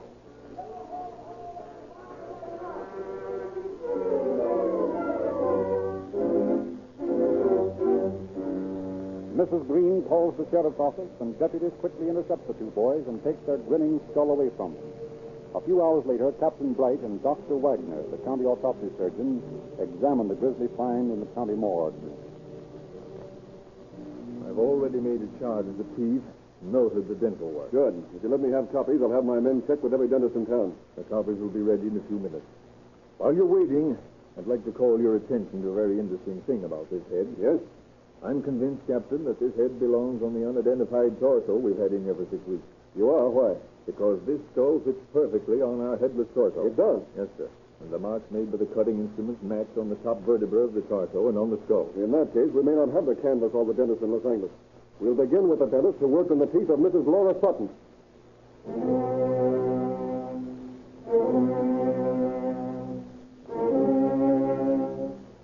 From Mrs. Sutton's brother, Captain Bright discovers the name of her dentist. And from this dentist, he receives a positive identification of the bridge work in the mysterious skull as work he had done for Mrs. Sutton. While deputies intensify their search for the other missing members of Mrs. Sutton's body, Stensland and Bright plan their next move. Well, Stensland, point one of our job has been accomplished. We've identified the body. Right. Now all we've got to do is find the murderer. Looks like we've got a pretty nice list of suspects to start on. Let's begin with this taxi driver. What's his name? Walter Black. He roomed above Mrs. Sutton's garage. You questioned him. Do you think there was anything between them? I don't know. He seemed to have a pretty clear conscience. He last saw her on March 28th, 6 days before the body was found. We better put him down for a little more questioning. Okay. Who's next? This Dr. Westlake. He claims to have a bill of sale for Mrs. Sutton's furniture. Yes, he's the guy who moved all her furniture out of the house after she disappeared. That looks bare in the face of it. Woman disappears, man empties house. Mark him suspect. Right. And there's Mrs. Sutton's sister, and... Oh, yes, we better talk to Sutton himself. According to information I received, Mrs. Sutton was denning him for alimony. Very well. Now we've got a nice piece of work cut out for ourselves. Several suspects, but I wonder about the motive.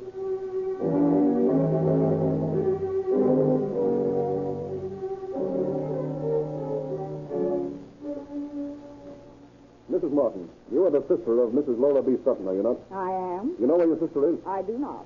We have reason to believe that your sister was murdered. Do you? You knew she was missing, did you not? No, I didn't. Mrs. Martin, did you murder your sister? Of course not. Did Mr. Sutton murder her? Oh, I'm sure he wouldn't do that. Have you any idea who did it? You might talk to Walter Black, that taxi driver who lived near her. You mean lived over the garage? Well, have it any way you like, but talk to Walter Black. He was sweet on her. He thought he was going to marry her someday. I tell you, it ain't so. It's a lie. I was just a boarder at Mrs. Sutton. I lived there for 2 years. Slipped in the room over the garage and took my meals at Mrs. Sutton in the house. When did you last see Mrs. Sutton? Well, on the night of March 28th, I seen the lights in her room. When I come home from work, get it? About 4 a.m. You're sure that she was alive up to March 28th? Yeah. Did you kill her? What is this, a frame? You're nuts. Who did? You're asking me. I don't know nothing. Have you any suspicion? No. But Dr. Westlake's my on account of he was keen on her. All the time calling her and taking her places. Ask the doctor, lady. I admired Mrs. Sutton very much. Met her in 1927. I never crossed the threshold of her door until she got a divorce last year. I believe in observing the society. Yes. When did you see Mrs. Sutton last? On the afternoon of March 28th. I drove her to the corner of Hobart and West Attic. She said she was going to get a streetcar to the station, take a train to Ventura, try to get some back alimony out of her house. Why did you take Mrs. Sutton's furniture out of her house? I had a bill of sale for it. She sold the furniture to me. What is that bill of sale? I don't know. I must have lost it. Dr. Westlake, did you kill Mrs. Sutton? No, of course not. Who did? I don't know. Do you know anyone who might know? Well, the former husband. She was trying to get back alimony from him, maybe he. Why, it's ridiculous. I don't know a thing about Laura. I haven't seen her since we were divorced a year ago. No, I did not kill her. Why should I want to kill her? I had nothing against her. Our life together was over. However, she chose to live her life with her own business. Well, Simpson, what do you think of the fish we caught in our net? Yeah, a nice bunch. But they're all pretty clear, excepting one. Who's that? This Dr. Westlake. He protests too much. I think you're right. You want to make a bet about him? What? I'll bet you he'll hang himself. All he needs is enough rope.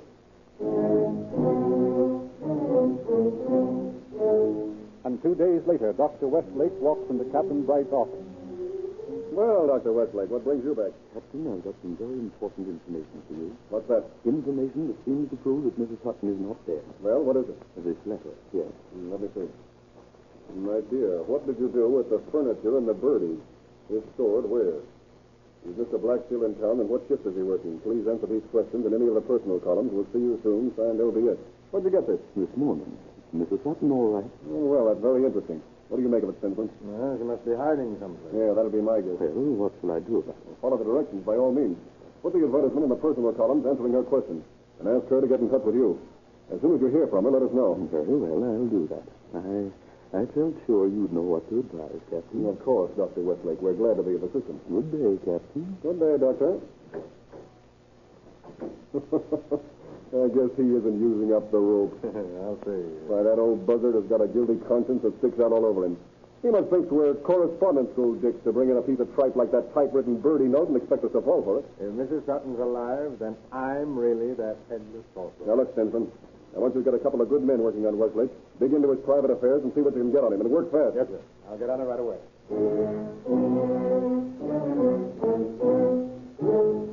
Deputy Sheriffs Allen and Gray are assigned to the investigation of Dr. Westlake's affairs.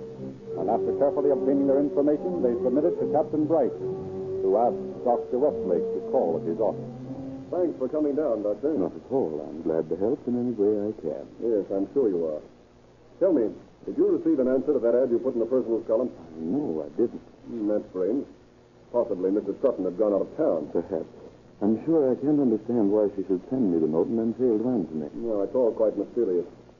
By the way, Doctor, there are some other mysterious things which have come to our attention we'd like to ask you about. Of course. We understand that you had a joint bank account with Mrs. Sutton. Is that correct? Yes. That account at one time held $700. How much of that money did you deposit, Doctor? Why, I don't remember exactly. Isn't it true, Doctor, that you only deposited less than $100 of that amount? I really don't know. I don't remember. Yet we've discovered that almost all of that money was withdrawn by you, Doctor. Well, that's perfectly all right. It was a joint account. Yes, but it was Mrs. Sutton's money. Well, you see, I can explain that. It's really very simple. It was this way. I drew that money for various of Mrs. Sutton's expenses. You drew it for her expenses. Why didn't you draw her own money? Well, she was trying to get alimony from her husband, so he wanted to conceal her assets. Oh, I see. That's a very ingenious scheme. Yes, and Mrs. Sutton is a smart woman. I imagine so. Then there's a matter of a deed, Doctor. What about that? What deed? That deed to a lot in Westwood. I don't know anything about any deed. Don't you? Here, look at this. Refresh your memory. This deed was made out to you by Mrs. Sutton. Oh, yes. I'd forgotten all about it. So soon? Yet this deed was only recorded the day before Mrs. Sutton's body was found. What are you driving at? What do you mean? Nothing. Nothing to get excited. That deed was part of Mrs. Sutton's scheme to conceal assets. That lot was, well, we were going to be married. We were going to build our home on that lot. I see. Then there's the matter of these 4 shares of stock belonging to Mrs. Sutton on which you borrowed money since her disappearance. What about them? What do you mean, what about them? How could Mrs. Sutton have signed them after we found her body in the riverbed? You didn't find her body. She isn't dead. Apparently not, since she signed these. How did you manage it, Doctor? I didn't manage anything. She signed those shares of stock. How? Well, I had to borrow money on them for some business of ours, and the bank said they had to have her endorsement. I sent the shares to Holbrook, Arizona. Why? Well, she had some friends in Fallbrook, and I thought she might be there. Was she? Apparently. The shares came back from Holbrook a few days later, and they were signed. And then she was in Fallbrook. Yes, I guess so. You're getting a little mixed up, Doctor. You've been talking about Holbrook, Arizona, and then calling it Fallbrook. Just what do you mean? Holbrook, yes, that's the name of the place.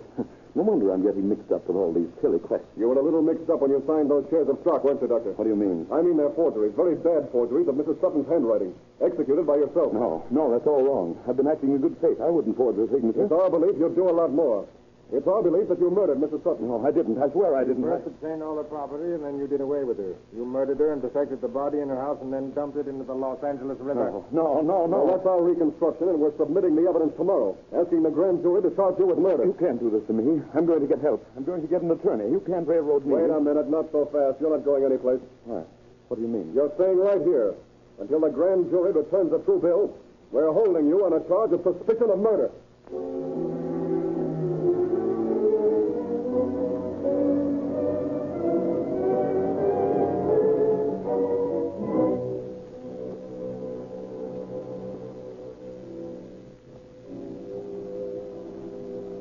The grand jury returned a true bill against Dr. Westlake, and in August of 1929 he went on trial for murder. After an exciting trial in which scores of witnesses testified, Dr. Westlake was found guilty, and on September 17th, Judge Walton Wood sentenced him to life imprisonment in San Quentin Penitentiary. Thank you, Sheriff Deleuze. Ladies and gentlemen, at no extra cost to you, tetraethyl fluid is added to Rio Grande cracked gasoline. Because of the elaborate refining equipment needed for Rio Grande's cracking process, it costs 4 per gallon to make Rio Grande cracked. But it costs you no more. You get greater value when you drive into the independent service station that sells Rio Grande cracked gasoline with tetraethyl. You get the same gasoline that is now specified exclusively by the cities of Oakland, Berkeley, Fresno, Los Angeles, and by San Diego County and Maricopa County, Arizona. The authorities of these communities have found that no other gasoline on this market can give such speed, such power, and such economical operation as Rio Grande cracked. Why don't you use the same gasoline police cars use?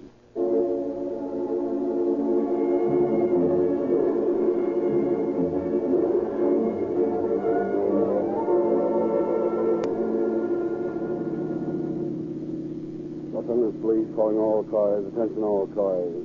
The cancellation broadcast 91 regarding an unidentified torso. The body has been identified and the murderer is now in custody. That's all. Rolls and close.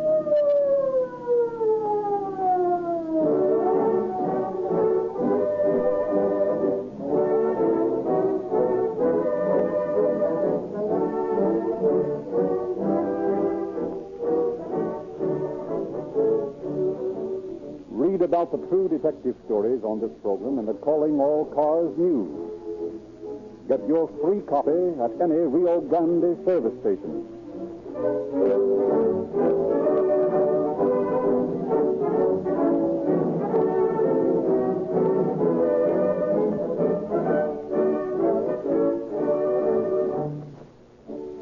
This is your narrator, Frederick Lindsley, bidding you good night for the Rio Grande Oil Company.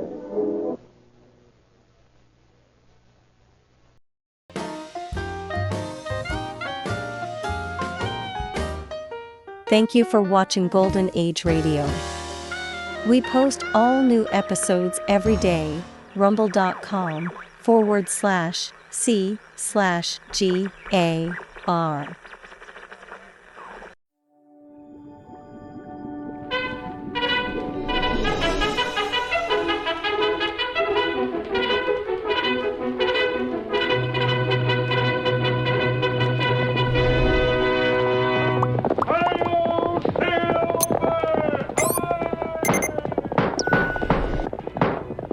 Fiery horse with the speed of light, a cloud of dust, and a hearty hi-yo Silver, the Lone Ranger.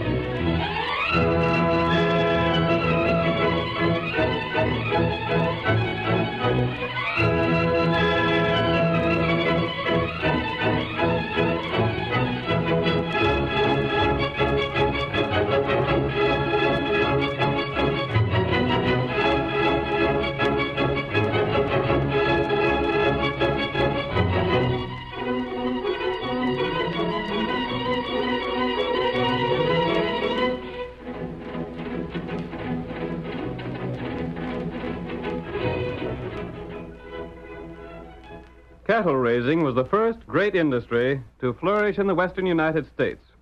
And with no adequate law-enforcing agency, cattle rustling kept pace with it. The masked rider of the plains fought the outlaws who preyed on the honest ranchers. Astride his great horse Silver, he rode through the length and breadth of 7 states in the cause of justice. And the stories of his adventures were told around 1,000 campfires. Those stories have come down to us through the generations. The part he played in the winning of the West will never be forgotten. Now let us return once more to those thrilling days of yesteryear. The Lone Ranger rides again. Come on, Silver! Tom's waiting for us near the Cross J Ranch. There are outlaws in the district. Hi-yo, Silver!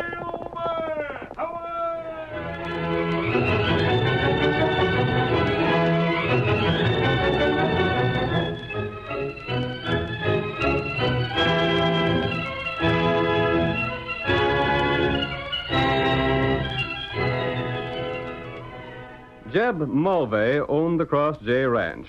And in spite of his 60 years, he was as active as anyone in the surrounding country. As our story opens, we see his daughter Sue seated in the living room of the ranch house, awaiting her father's return. Night has fallen, and outside a heavy rain is beating down. Suddenly, footsteps are heard on the porch.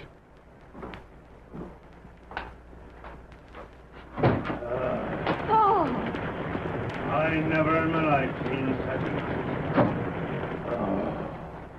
The water's just coming down in sheets. It is a bad storm. But by gosh, storm or no storm, I found out tonight what I've been aiming to know all this time. Yes? Only it would have to happen on Saturday night when all the hands is in town spending their cash. You don't mean you found out about the rustling? I sure do. Oh, I'm so glad. Wait till I pull up that chair there. There. Oh, it's good to get off my feet again. And will you be able to find the cattle that's been stolen? I don't know, but I'll sure get Midnight back anyhow. Midnight? Pa, don't tell me he's been stolen. Now, honey, I know he's your favorite horse, but don't worry none. But I was riding Midnight only this afternoon. Well, it was him that low-down rustler come for tonight. He took the horse right out of the corral. Great heavens. Only this time, with the rain and all, he warn't slick enough to hide his tracks. I found his footprints, and I covered them with a board, so as the rain wouldn't wash it out. Then it was Midnight you heard whinnying and snorting a while ago. Yep. As long as the rustler stuck to stealing a couple of cows once in a while, he was all right. But taking a smart horse like Midnight's liable to cook his goose. It was Midnight that got you there in time to find those footprints. Mm-hmm. And I got a blame good idea whose shoes made them prints. Leastwise, I've seen a plenty like 'em. And, honey, when I tell what I know, there's going to be some doggone surprised folks around here. I can't understand what's been done with them cattle. The Cross J's so well known around here, they'd be hard to sell. I got a notion about that, too. Oh, if only the boys had been here to help you trail it. Shucks, it's only when they're gone the thief shows up. He savvies what he's about, all right. Can't you tell me who you suspect? I ain't saying nothing till I'm sure. But I will say this. The way I got it figured, there's 2 of them. One steals the cattle, and the other takes it a long ways off where it can be sold. But maybe... Oh! Someone shot through the window. He got me in the shoulder. Oh! It must have been that blamed rustler. He must have been watching when I seen them tracks. Oh, you hurt bad. Let me see, Paul. Let me see. Oh, there ain't nothing you can do, honey. Just get me the doctor. Then you are hurt bad. It ain't nothing the doc can't fix up. Oh, there's rotten, dry gulcher. I sure hate to ask you to ride on a night like this. I'll go right now. Seems like the rain's letting up a bit. Maybe it'll stop before you get fur. I'll hurry, Paul. Oh, wait. Honey, ain't you going to put on your poncho and your boots? You can't go like that. Those things don't matter now. It's only you that counts.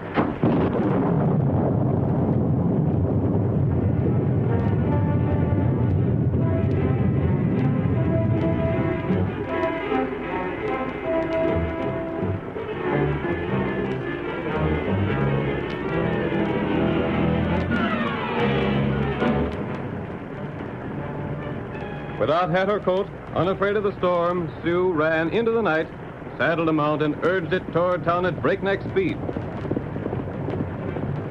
Come on, boy. Hurry. Oh, hurry. I gotta find the doctor. Get up. Get up. Get up.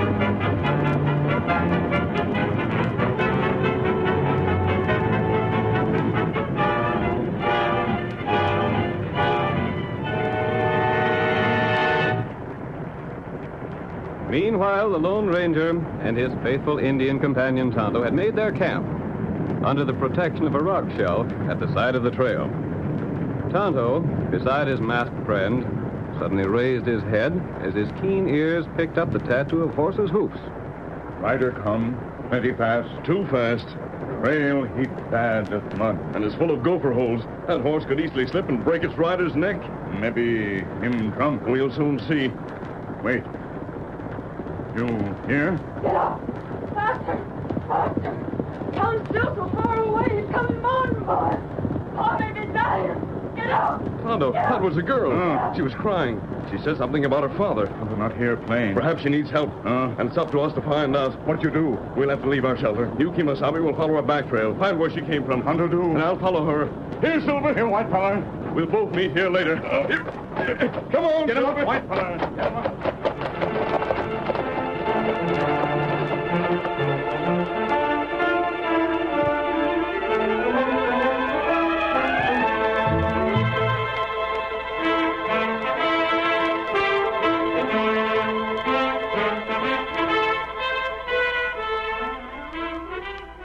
The cafe in town was a pleasant contrast to the bitter night outside. It was filled with cattlemen, cowboys, and townsmen, enjoying an evening of relaxation after the week's work. Old Doc Seeley stood against the bar, and as the sheriff approached, Doc raised the glass he held in greeting. Hi there, Sheriff. Step up and join me. Howdy, Doc. Don't this rain beat off? I just emptied this here glass. Figured I might as well be wet inside as well as out. I reckon you got the right idea. What's been a-keeping you? I looked for you before this. That blame rustling over the Cross J. I had some reports that had to be read out. I hear Jeb Mulvey's fit to be tied. He's a doggone mad the critter that's been stealing his stuff. Can't blame him for that, can you? Blame him? If I was him, I'd be a-gunning anybody I suspicion tall. Well, one of these days we'll catch up with the skunk, the Stephen. Well, have a drink on it, huh? Don't mind if I do. Is Doc Seeley in here? Doc, what, there's someone calling your name? Why, it's Sue Mulvey. What in blazes could bring Jeb's girl to town on a night like this? Sue, here I am. Oh, Doc Seeley, come quick. What's ailing you? Now, take it easy, Miss Susan. You look all upset. Pa was shot. Shot? You don't mean it. Midnight, my horse was stolen, and Pa found a thief's footprint. He found trace of the rustler? Good for him. But the rustler must have known Pa found his track, so he tried to kill him. Well, how did it happen? Whoever he was, he shot through the window while we were sitting inside. The rotten coward. How bad's he hurt? I don't know. He said it was just his shoulder, but I was afraid he's just trying to keep me from knowing the worst. Well, then I'll be right with you. And you'll come too, Sheriff? You're blame right I will. If your pa had a clue to the rustler, I want to know all about it. Then hurry, please. My horse, he's just outside. I'll call my deputies. Slim! What do you want, Sheriff? Get a hold of Tex and Pudge. We're riding to the Cross J Ranch, and we're riding in a blame big hurry. All right,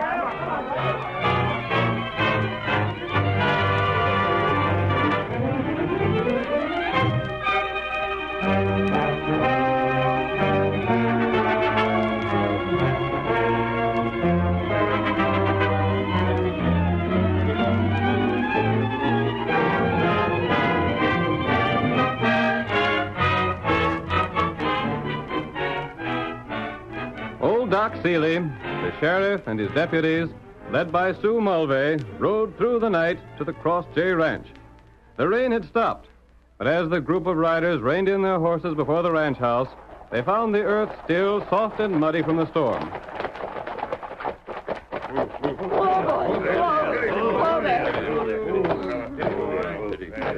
Pa's still in the living room. The light's still going. Damn rat, this mud. Oh, please hurry. No, just wait till I get my keys out of the saddlebag. The rest of you fellas stay outside and watch the horses. All right, Sheriff. Come on, Doc. Yeah, I'm ready. Doc, you'll do your best for Pa, won't you? Yes, Sue. Of course I will.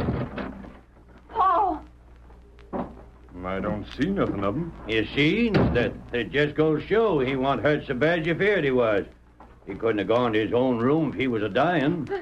But I don't understand. Where's your pa's room, Miss Susan? It's right over there. But he was sitting right here when I left. I'll have a look in his room. If he's fit, tell Jeb I want to talk to him about them footprints. Yeah. Jeb. Hi, Jeb. Well, he sure ain't in here. Oh. Where in Tunket could he have got that? Something's happened to him. There's blood. Oh, that's where Pa was sitting when he was shot. You needn't look so concerned why, Sheriff. That just proves what we already know. Sue told us before Jeb was shot. Well, maybe he's in the kitchen. It's a darn funny thing. It is at that. Even if Jeb weren't shot bad, there wouldn't be no reason for him to go traipsing off. He isn't in there either. No, keep your chin up, Sue. I've got to find Pa. I've got it. Huh? I'll bet the sneaking coyote that shot Jeb the first time just waited till he seen Miss Susan ride off. No. Oh, no. Yes, sirree, that's just what he done. Then when he seen there was nobody about, he come in and took Jeb off with him. By golly, that it might have been it. Then go after him.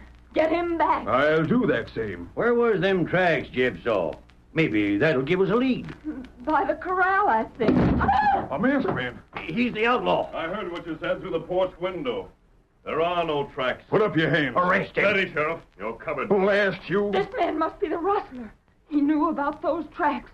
If they're gone, it'll be his fault. Sure, that's it. How'd you get in here past my deputies? Tonto's guarding them. Tonto? My friend, I'll see you again. Hold on there. Don't let him get away, Sheriff. After him. He's out the door. Slim! Yes, Sheriff. Hicks! Pudge! Stop that masked fella! Shoot him! I'll take a shot at him. I'll get him. They're almost out of sight. They're gone, all right. Blast it being so dark. If it'd been daylight, we'd have drilled that crook. And I'm here to say the next time we meet up, he ain't gonna get off so easy.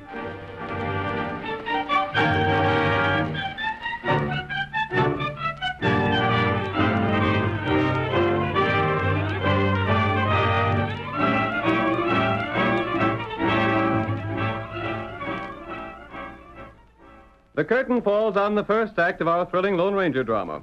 Before the next exciting scenes, please permit us to pause for just a few moments.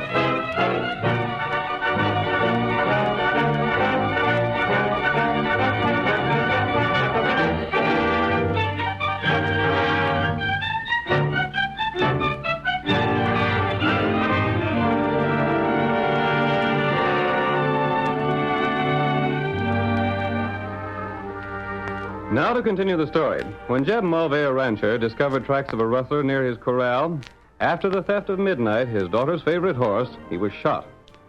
His daughter Sue raced to town for help and returned with the sheriff and old Doc Seeley. But on their return, they were mystified by Jeb's disappearance. Their surprise was still greater at the arrival of the Lone Ranger, who earlier in the evening had seen Sue as she rode to town. The masked man announced that the rustler's tracks were gone. Then he disappeared into the night. Our second act opens 2 weeks later. The sheriff has searched unsuccessfully for a clue to the masked man, and Sue has taken up residence with the old doctor in town. We see the sheriff now in front of the cafe with a group of his friends. He is unaware that the tall stranger with them is the Lone Ranger in disguise. And, fellas, we ain't seen hide nor hair of that masked hombre or Jeb since that night. Now, that's what I call a mystery. It is a mystery, Sheriff. Slim here says he never seen a horse like the one the masked hombre rode. Nah, sure never. Well, if I had my saddle on a horse like that, I'd figure myself the richest fellow west of the Mississippi. All I want is to get my hands on that crook. You think he was an outlaw, Sheriff? Of course he was. The mask proved it, didn't it? Nobody but an outlaw could draw like Grease Lightning like he did. Any fellow that can draw on you, Sheriff, has to be good. Have you any theories about Jeb's disappearance? I don't know as I have. Outside of the fact it must have been the rustler that took him away. We ain't likely to ever see Jeb around these parts again. Hey, Sheriff, who's that fella riding this way? Another stranger. Say, look at that horse. Huh? Black all over, ain't it, Pudge? Just like Midnight was. Maybe it is Midnight. Maybe it's got a double-notched left ear. That's the way all the Cross-J horses are notched. Whoa there. Whoa, fella. Whoa. By golly, it has. Look at that ear. And take a squint at the brand. Cross-J. Say, stranger. Yeah? I want to ask you some questions. That's what I'm here for. Where can I get some grub for myself and feed for my horse? Never mind that now. Where'd you get that horse? Bought him? Why? Where'd you come from? Ain't you asking a sight of questions? Maybe them things are my business. Don't talk up to me. I'm the sheriff here. Uh-huh. He's got something to hide, Sheriff, or he'd be willing enough to talk. That's a lie. Now, look here. I don't know what this is all about, but ask what you want to. I'm no crook. What's the name of that cayuse? I calls him Blackie. Sheriff, he changed it from Midnight. What's that? Slim's right. Midnight's the name of that horse. You must be loco. Midnight was a Cross-J horse. And that horse you're riding is marked with the Cross-J as plain as your nose. Sure has got the Cross-J mark, but I bought him fair and square. Yeah? And where would that be? Why, at San Jacinto. It's down the other end of Texas. This is the crook we want, all right. He's figured we'd swallow his yarn. What are you talking about? You're under arrest. Arrest? Keep your eyes on him, fellows. If he makes a break for it, shoot him down. Shall I put the handcuffs on him, Sheriff? They need it. Look here, you're making a big mistake. Oh, no, we ain't. Hey, what are you doing to my horse? I just touched him, that's all. Leave the horse be. You strangers don't do nothing but cause trouble. Yes? Slim, Pudge. We're taking this other stranger over to the jailhouse. Now, hold on. Come along. I'm coming. But maybe you don't know I'm a good friend of Sue Mulvey. Yeah? I am.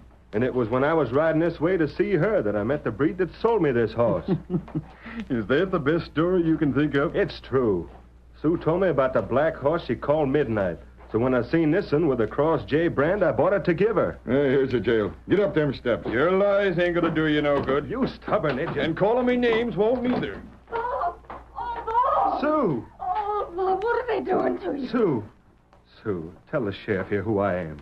Well, this is Bob Scott. He's my best friend. Yeah? And what horse is that black one over yonder? That one? Well, I don't know. It's Midnight, ain't it? This fella stole it. Midnight? Oh, of course it isn't. I know Midnight anywhere. It's wearing the Cross-J brand. But it isn't Midnight. Now, look here. I savvy what you're up to, Miss Susan. You're just trying to shield your friend. I'm doing no such thing. You are, and I got it all figured out. This fella killed your pa, then come back here to marry you and get the ranch. Well, Sue, is your pa dead? I don't know, Bob. Midnight was stolen, and then Pa was shot. I rode to town for help, and when I got back, he was gone. And this fool sheriff thinks I killed him. There ain't no use your denying it. Take him in, fellas. We'll lock him up. Wait. Bob, who did you buy this horse from? Stranger, didn't I warn you to quit interfering? Keep still. Who was it, Bob? Why, I bought him from a breed named Miguel that lived near San Jacinto. Thanks. But what'd you want to know that for? You'll learn that later, Bob. Stand aside, Miss Susan. We're locking this fellow up pronto. But you It'll can't... be all right, honey. Yeah, get along with you. I got a right good sale waiting for you, mister. And we're hoping you find it comfortable. 'Cause that's where you're going to stay till court sets and the judge says you're to hang.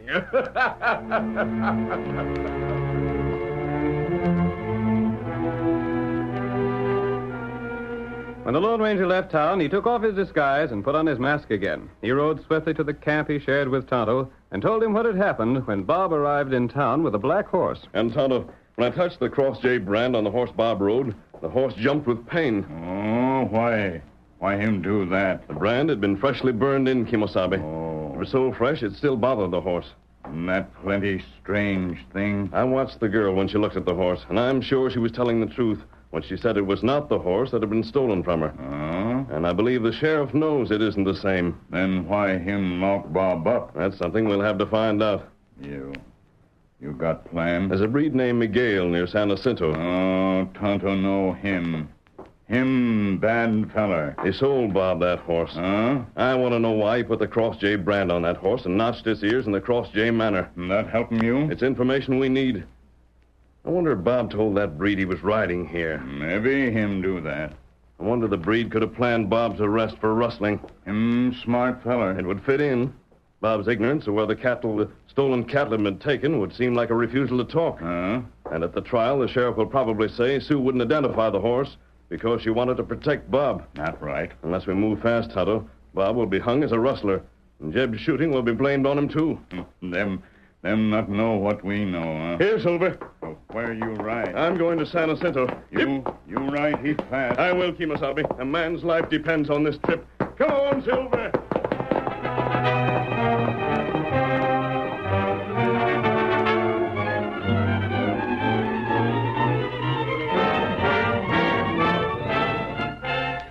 Before the Lone Ranger returned from his long journey, the day set for the trial arrived, and the entire territory was interested in its result. Everywhere, men discussed Bob's chances to escape the noose. He'll hang. I'll bet he hangs. And why shouldn't he? There's enough evidence to hang a dozen fellas. And good enough for him. Can you see inside the courthouse? The jury's come back. Then come on. Let's hear the verdict.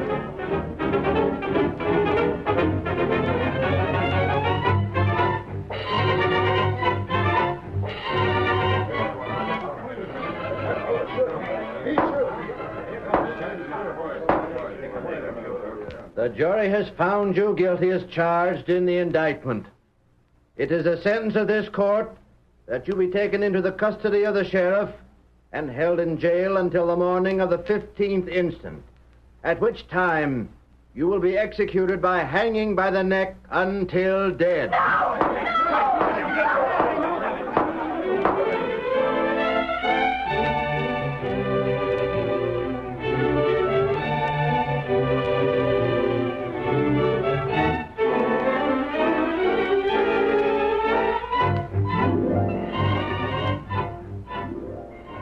Sentence was passed, and Bob was returned to his cell in the sturdy building behind the sheriff's office. The date set for the hanging was the next morning, but Bob was permitted to speak to Sue Mulvey for a few minutes on this his last evening. Oh, Bob. Don't take on so, honey. You're not guilty. You're not. Bless you for saying that. It was unfair. The whole trial was rotten and crooked. I know. On the witness stand, everything I said was turned against you. The sheriff made up his mind to see me hung. But if they'd only believed me. Sure, honey, but Who'd think they'd admit I'd know my own horse? When I told them your horse wasn't Midnight, they told me I was lying. If only your paw could be found. Oh, I've given up all hope of that. He's dead, Bob. Wait. Maybe you could smuggle me in a gun. That'd give me a chance to make a break for it. Oh, you couldn't do it, Bob. There's 2 guards outside the jail, and the sheriff's in his office just across the way. But if you could only... Masked man! Both of you, back up. No, wait. You do what I say. Unlock Bob's cell door. It's that same masked man, Bob. What in blazes is he doing here? Take your keys. Unlock that door. You're helping a prisoner escape. I'm not. I'm leaving him with you. But you're going to take Bob to the window of the sheriff's office. Huh? What's that? You stand outside the window, and I want all of you to listen. Now unlock that door. Don't point that gun my way. I'm doing what you tell me. What are you helping me for, stranger? I'm not taking you away, but I want you to hear something that'll happen. But I can't see You what... men go quietly. Don't let the sheriff hear you outside. I don't know what you're up to. risking nothing. Bob will be in your hands all the time. Slim it. Won't hurt none to do as this masked feller says. Him and them guns is powerful convincing. I'll leave you now. Note everything that goes on inside that office. Come along there, Bob. But if you try to get away, you'll sure regret it. I won't. But what's going on? Blamed if I know. Now hush up.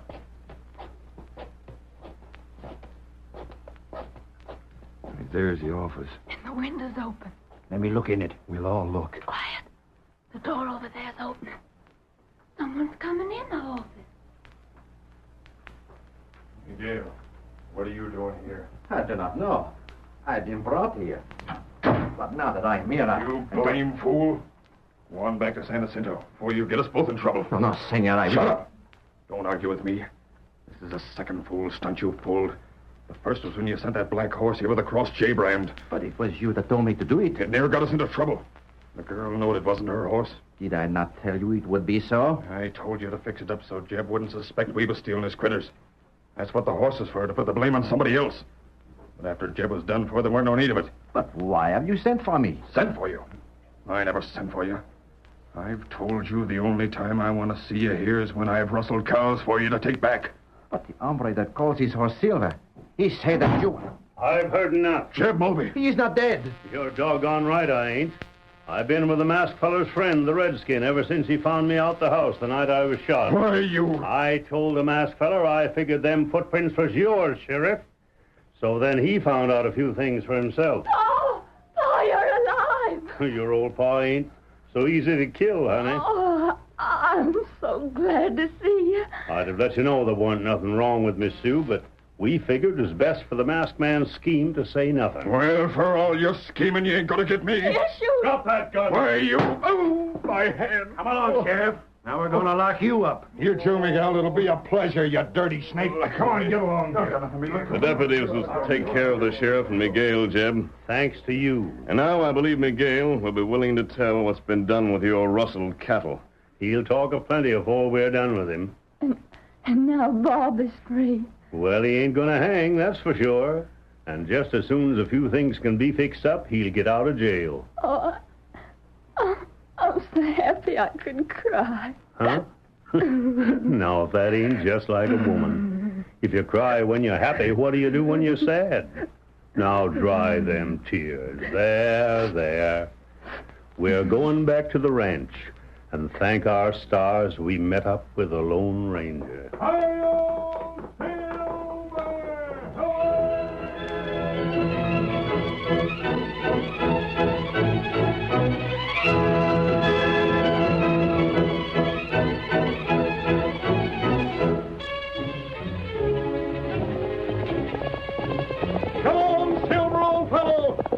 Crawford has disappeared. We're heading for the Bar Square Ranch. Hi-yo, Silver! Hooray!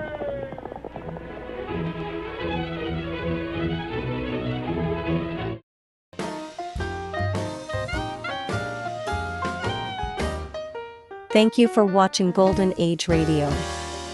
We post all new episodes every day. rumble.com/C/GAR.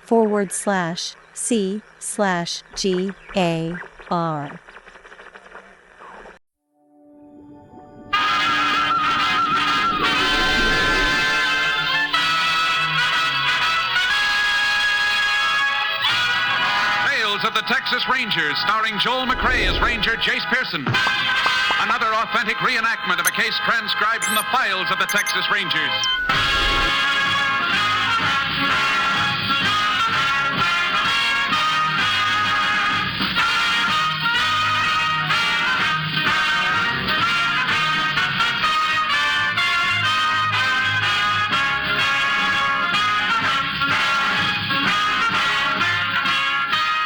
Dates and places in the following story are fictitious for obvious reasons.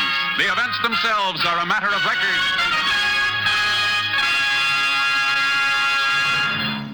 Now that warmer weather prevails throughout the country, more and more families will be getting out of doors, into the yard, on trips to the beach, and drives to the country. Yet, via the medium of radio, you will be able to keep informed on world events as they happen at a rapid-fire pace. You will be able to listen and be entertained by music, drama, mystery, and comedy. For wherever you go, there's radio. And the NBC Radio Network is on the job to keep you informed and entertained. Yes, whenever you tune to this NBC station, you can be sure that you'll hear the finest in radio listening. More than 1/3 of the radio sets in the nation are in automobiles or are of the portable type. So if you go to the beach for an afternoon of fun in the sun, if you drive into the country to view the lush new growth, or if your outdoor activity is limited to putting Vigoro on your lawn to bring it back to rich green life, take along your radio. You'll be royally entertained when you tune to the NBC Radio Network. And now, let's get back to the tales of the Texas Rangers.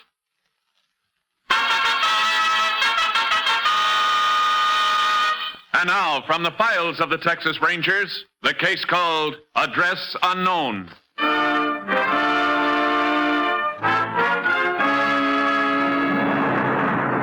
It is just before noon on a hot day in August 1940.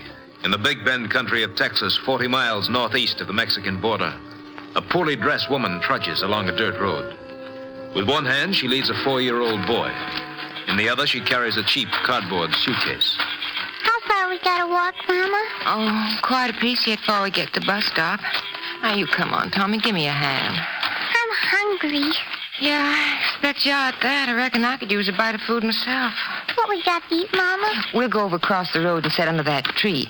Give us a little bit of shade anyhow. And we'll use that old flat rock for a table. What we got to eat? Oh, something good. What? Sandwiches.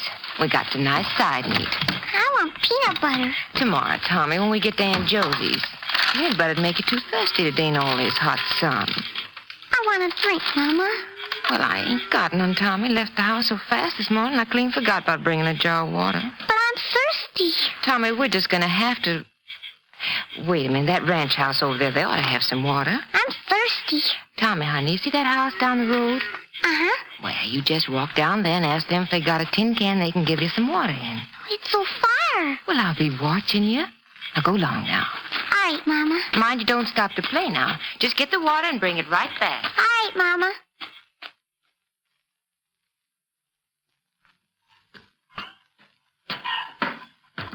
Can I have some water? Can I have some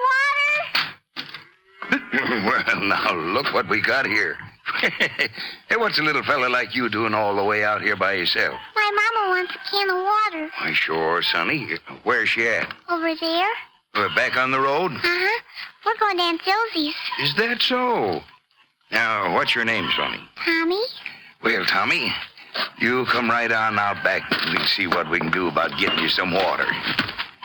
We got chickens and a horse.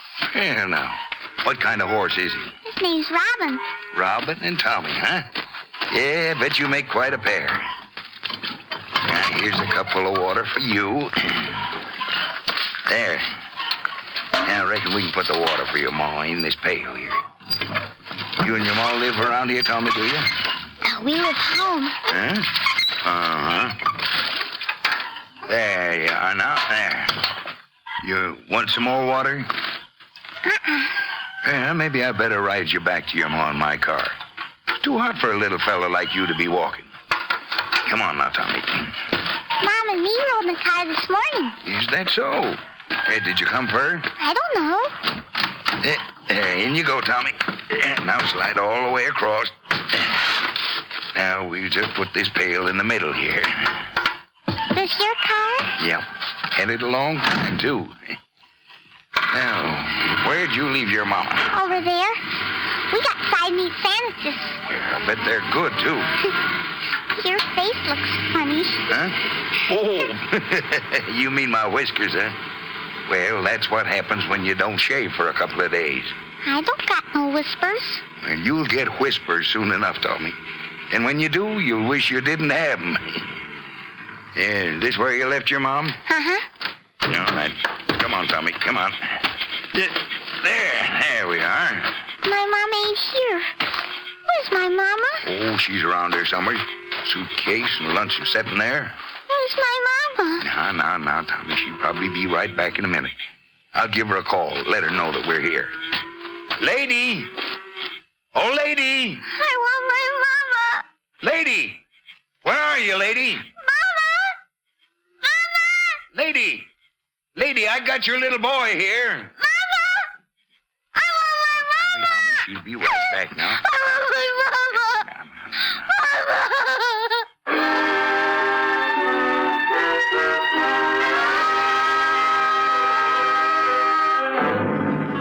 After the rancher had waited half an hour for the boy's mother to appear, he took Tommy back to his house. Then he phoned Texas Ranger Company headquarters, located some 30 miles to the north. Rangers Jace Pearson and Clay Morgan arrived an hour later. They went with the rancher and the boy to the spot where the missing woman had last been seen. There, Ranger. Suitcase and lunch spread out on that there rock. I just can't figure it. I want my mama. Now, Tommy, don't cry. Everything's gonna be all right. I want my mama. What's your other name, Tommy? Tell me what. Tommy. Who else? I want my Whoa, now, Tommy, whoa. Let's not run away. I want to go to my mama. Come here, son. We're going to find your mama. Clay, take a look around. See if you can find anything. Sure, Jace. What's that? What? Oh, that's my badge. What's it for? Well, to wear. Tommy, where's your daddy? Did he come with you? My daddy's in heaven. I see. Where do you live, Tommy? Home. I don't know if it'll help any, Ranger. But he said they lived in the place where there were chickens, and they have a horse named Robin. Uh-huh. Well, did you walk over here from your house, Tommy? Yeah. We got thirsty. He said they rode in a car this morning. Might have got a lift part way. Where were you going, Tommy? To Aunt Susie's. Jace? Now, what is it, Clay? Come on over here a second. Can I go with you? Oh, you stay here, Tommy. I'll be right back. Yeah, Tommy, you stay here with me, and if you're real good, I'll let you ride one of my horses. What'd you find? Some tracks here lead into the brush. Yeah, let's see where they go. You figured a woman could have run off and left the kid? Maybe. Doesn't seem likely she'd take off into the brush like this. Yeah, you're probably right. She left her suitcase, too, or she... Hey, Jace. Look at that. Yeah, another set of tracks. Coming in at an angle. Much heavier than the ones we've been following. Could have been a man. Looks like he was moving pretty fast, too. Come on. Tracks are starting to overlap. Maybe the second set was made by somebody coming along after the woman already passed. No path going through here. Doubt if anybody'd come this way unless he had some special reason. Yeah, I wonder why... Clay. Huh? Over there to the left. All that torn brush piled up. Looks like it's covering something. Let's go have a look. And pull the brush aside. Yeah. Here she is, Jace. Dead? Yeah, strangled. Beaten up first. Pretty powerful man from the look of those marks on her face and throat. There's a little purse in the pocket of her dress. Anything in it? $12 and a comb. Reckon we can rule out robbery. Uh-huh. That poor little boy. It's times like this when I wish I'd never seen a badge. How are we going to tell him about this? We can't for a while. The thing we have to do is keep his mind off his mother until we find out more about him. Guess you're right. The way it looks, Jace, the killer didn't go any further into the brush. No, he probably headed back for the road. Let's see if we can pick up his trail.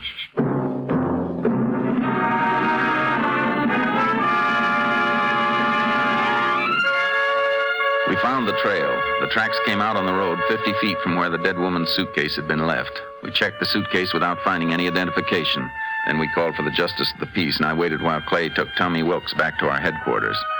After the JP arrived, we took the woman's body into town. It was 4:30 when I walked into the office where Clay was talking to Tommy. All right, Tommy, you just play with these while I go over and talk to Ranger Pearson for a minute. All right. How you doing? I've been trying to keep him occupied. Maybe those handcuffs will keep him busy for a while. It's that one of you didn't give me your pistol. Maybe you think he didn't ask for him. He's a swell kid, Jace, but I'm worn out. He's got more energy than a 2-year-old bobcat. Did you have him photographed? Yeah, we had to practically chain him down to keep him still. See, you got him some ice cream. Yeah, he was hungry. He's already eaten over half of it. How come you got so much? I tried to get a pint. All they had left was corks. Find out any more about his family? No. Maybe you better have tried it. Mm-hmm. Well, how's everything, Tommy? Fine. You just sit and talk a while, huh? Can I have some ice cream? Yeah, I think you had enough, Tommy. I want some ice cream. Well, all right. Clay, put a little more ice cream in that dish. Sure. Tommy, you said you were going to your Aunt Josie's. Uh-huh. Here you are, Tommy. Will you fix it for me? What's he mean? He likes it stirred up. Won't eat it unless it's like soup. All right. Now, let's see. You like ice cream? Yeah, sometimes. Here you are, Tommy. Is that better? Uh-huh. Tommy, did you ever go to your Aunt Josie's before? Uh-uh. How long were you and your mama walking on the road? I don't know. Did you eat breakfast at home this morning? Uh-huh. That could narrow down our area some, Jace. Yeah. Tommy, when did you... Oh, wait a second. You're spilling ice cream all down your sleeve. Here, I'll wipe it. What's the matter? It hurts. Where? Here. Just let me pull that sleeve back and take a look. Hey, that's an ugly-looking black and blue mark. How'd you get this mark on your arm, Tommy? George did it. Who's George? Is he your brother? No, he's George. Where's he live? At our house. Why'd you do it, Tommy? He said I was bad. I wasn't bad. Is George a little boy or a man? Man. You tired, Tommy? I want my mama to put me to bed. We'll put you to bed, Tommy. A nice big bed. I want my mama. Take him out and put him in that cot in the next room, will you, Clay? Sure. Come on, Tommy. Let's go. You me to bed now? Sure. I want my mama to put me to bed.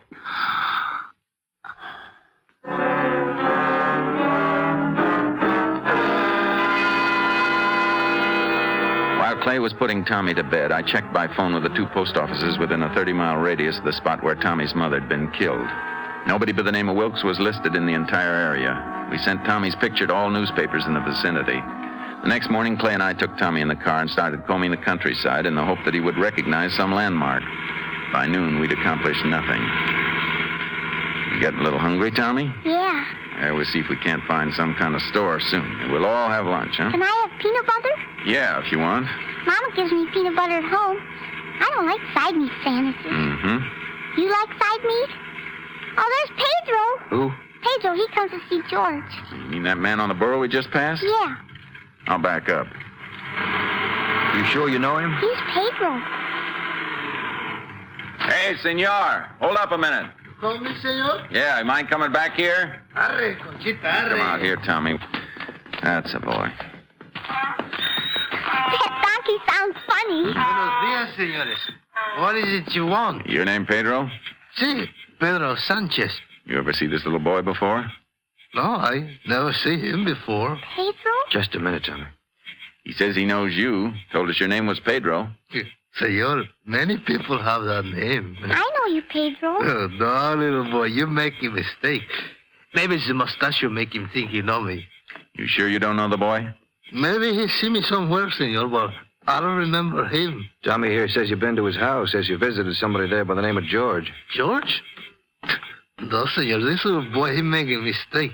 You know how it is with these small ones. Sometimes they have a large imagination. You live near here, Pedro? Si. Maybe 7, 8 miles by the river. On the border? Si. All right. I'm sorry we troubled you. Well, any time, senores. Any time at all. Oh, by the way, is that general store down the road still open? Maria's store? Oh, si, it's open. Thanks. De nada. Adios, senores. Arre, Conchita, arre. Bye, Pedro. Tommy, you sure that's the man who come to see George? He comes to our house and sits at the table and talks to George. I don't know. What do you make of it, Jace? Could be a mistake or Tommy's imagination. Then again, it's just possible our friend Pedro is lying.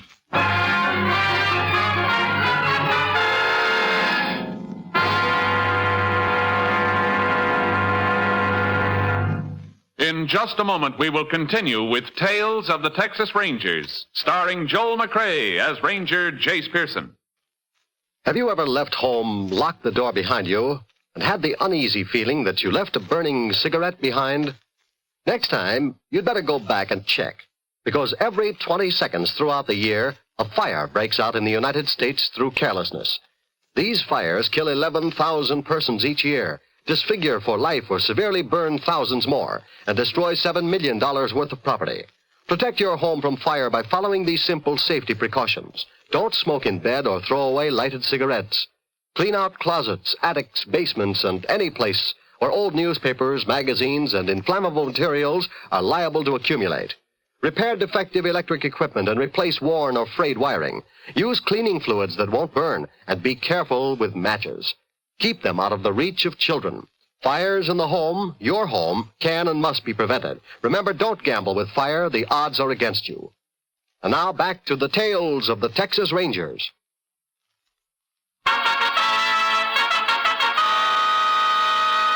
We continue now with Tales of the Texas Rangers and our authentic story, Address Unknown.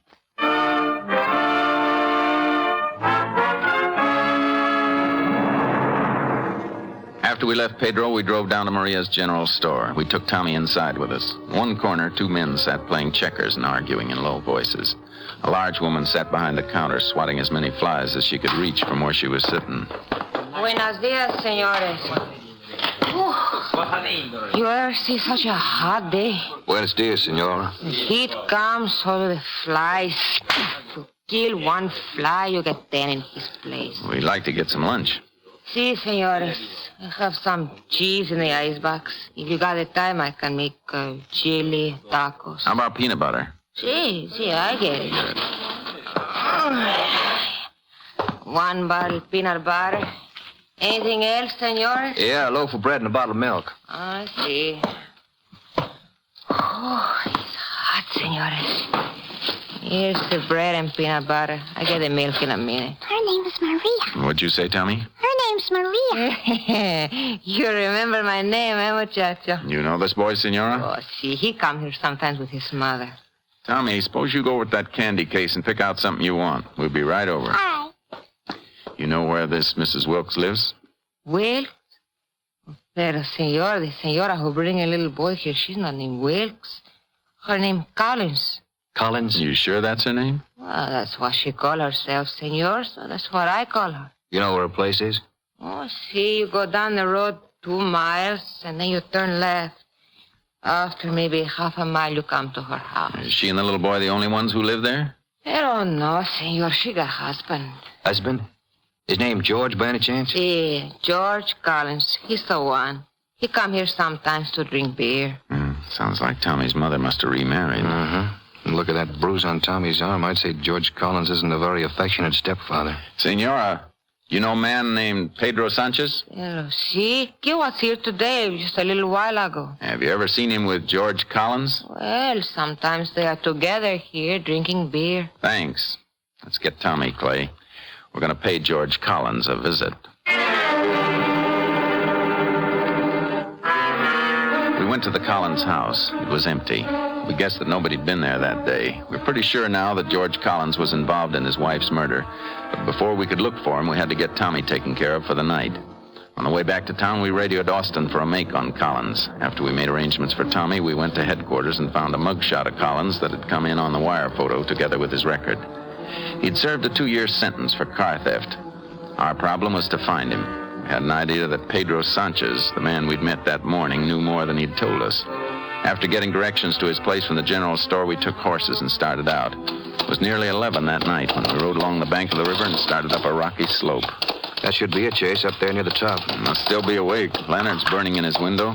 Why do you figure he lied to us this morning? Only thing I can think of. He knows where Collins is and doesn't want us to know. Nice view of the river from here. Yeah, a little cooler, too. Whoa, Sharky. Whoa, Dad. Whoa, boy. Chase, you reckon Collins is hiding out up here with Sanchez? Maybe. It's not going to take us long to find out.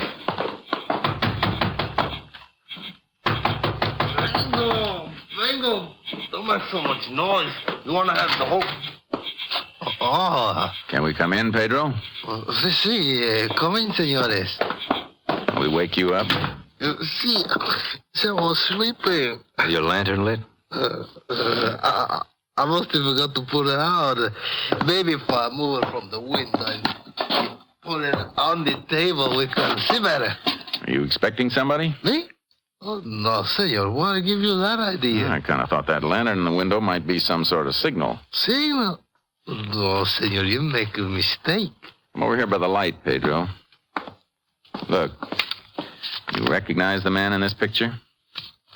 No, senor. You should. We understand he's a good friend of yours. His name's George Collins. George Collins? I don't know such a man. I've never seen before in my life. Why you look so at me, senors? I tell the truth. You always tell the truth, Pedro? See, always. This morning you said you didn't know the little boy we had with us. He's George Collins' stepson. It's the truth, senors. You make a mistake. I don't know him, and I never see this George Collins. Maria up at the general store says you have. You believe this fat woman? She lies. If anybody's lying, it's you, Pedro. Senor, You sure that lantern in the window wasn't a signal for Collins? No, senor. Then put it back in the window, Pedro. Pero... All right, senor. Better go out and move the horses, Clay. Collins is going to show up. We don't want him to know he's got a reception committee.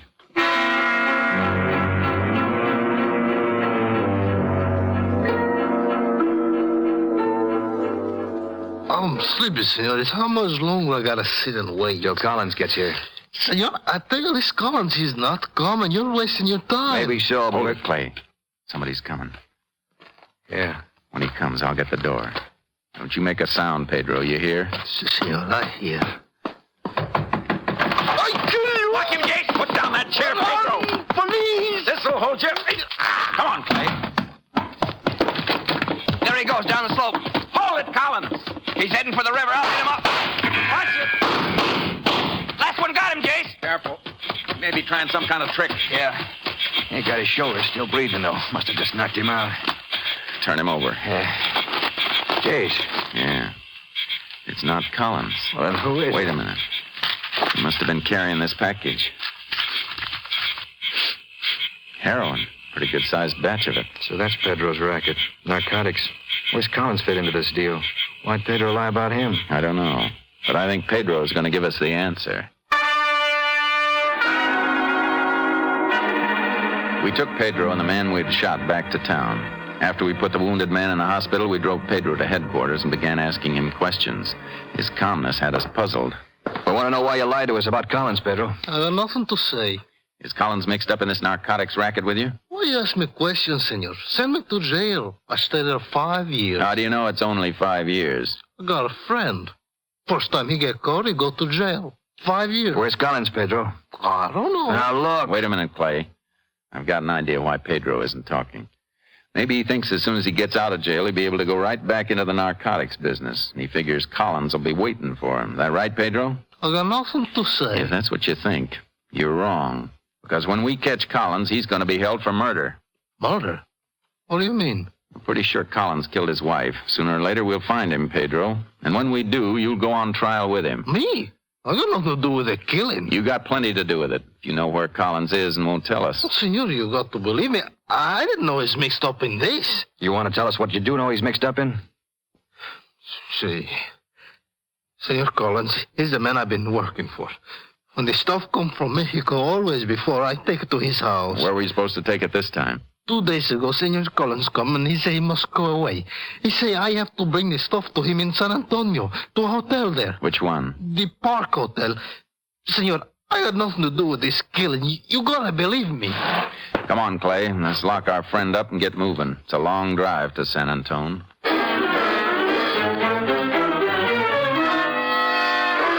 We reached San Antone at 10 that morning.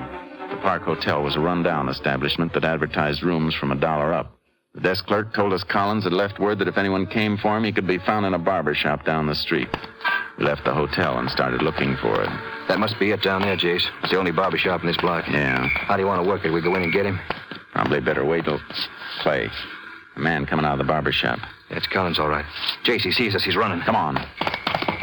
He's ducking into that restaurant. Get around the rear entrance, Clay. I'll go in the front. All right. Be careful, Jace. Yeah. Don't come no closer, Ranger. Drop that gun, Collins. You're gonna make me? A lot of people in here, Ranger. Don't shoot. You wouldn't want him to get hurt, would you? Now look, Collins. Don't come no closer. You do, and I'll start shooting, and I don't care who I hit. You got a narcotics and a murder rap already. You want to make it worse? How can I make it worse? I got nothing to lose. Now I'm going through this kitchen door. Don't try to come after me unless you want someone out there to get hurt. Grab him, Clay!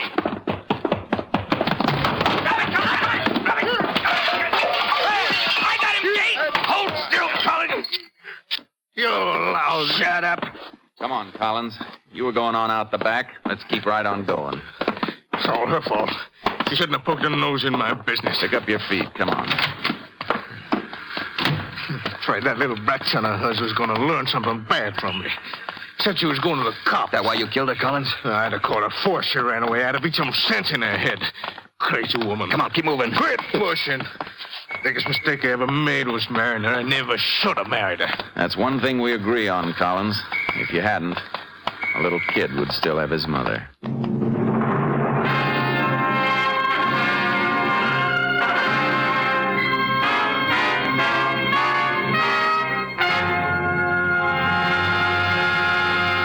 In just a moment, we will tell you the results of the case you have just heard. Today, 2 new shows join the NBC Entertainment lineup. Next on this station, you'll hear The Chase. And then stay tuned for your old favorite, The First Nighter, with Barbara Luddy and Olin Soule, the original stars of the series. Later today, it's Theater Guild on the Air. Listen to this preview of today's show. We haven't far to go. If we can just reach the longboat, we'll have a chance. Wait. There's someone in the shadows. Good morning, Mr. Van Weyden, and my dear young lady. I'm sorry to be such a spoil sport, but you see it's quite impossible to escape from my ship, and if you move one step closer to the longboat, I shall be forced to shoot you both. This is Margaret Phillips. You have just heard a scene from The Seawolf, a dramatic production in which I have the pleasure to co-star with Boris Karloff and Burgess Meredith. This evening on Theater Guild on the Air on NBC. Hear The Seawolf today on Theater Guild on the Air. And now, back to the conclusion of today's Tales of the Texas Rangers.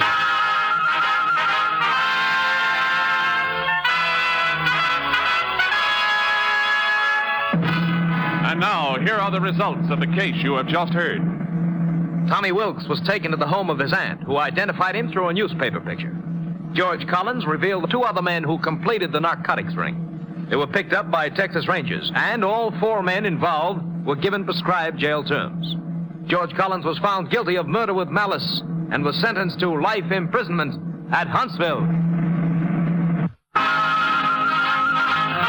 Next week, Joel McCrea in another authentic reenactment of a case from the files of the Texas Rangers.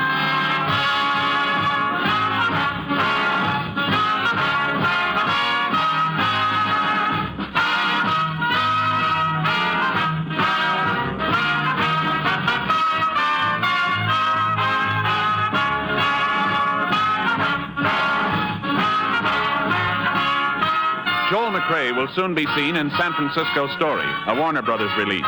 The cast included Tony Barrett, Lillian Byeth, Dick Beals, Leo Curley, Herb Ellis, and Don Diamond. Technical advisor was Captain M.T. Lone Wolf Gonzalez of the Texas Rangers.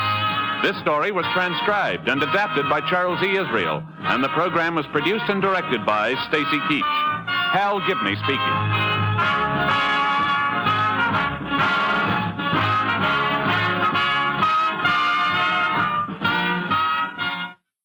Next, it's The Chase on NBC.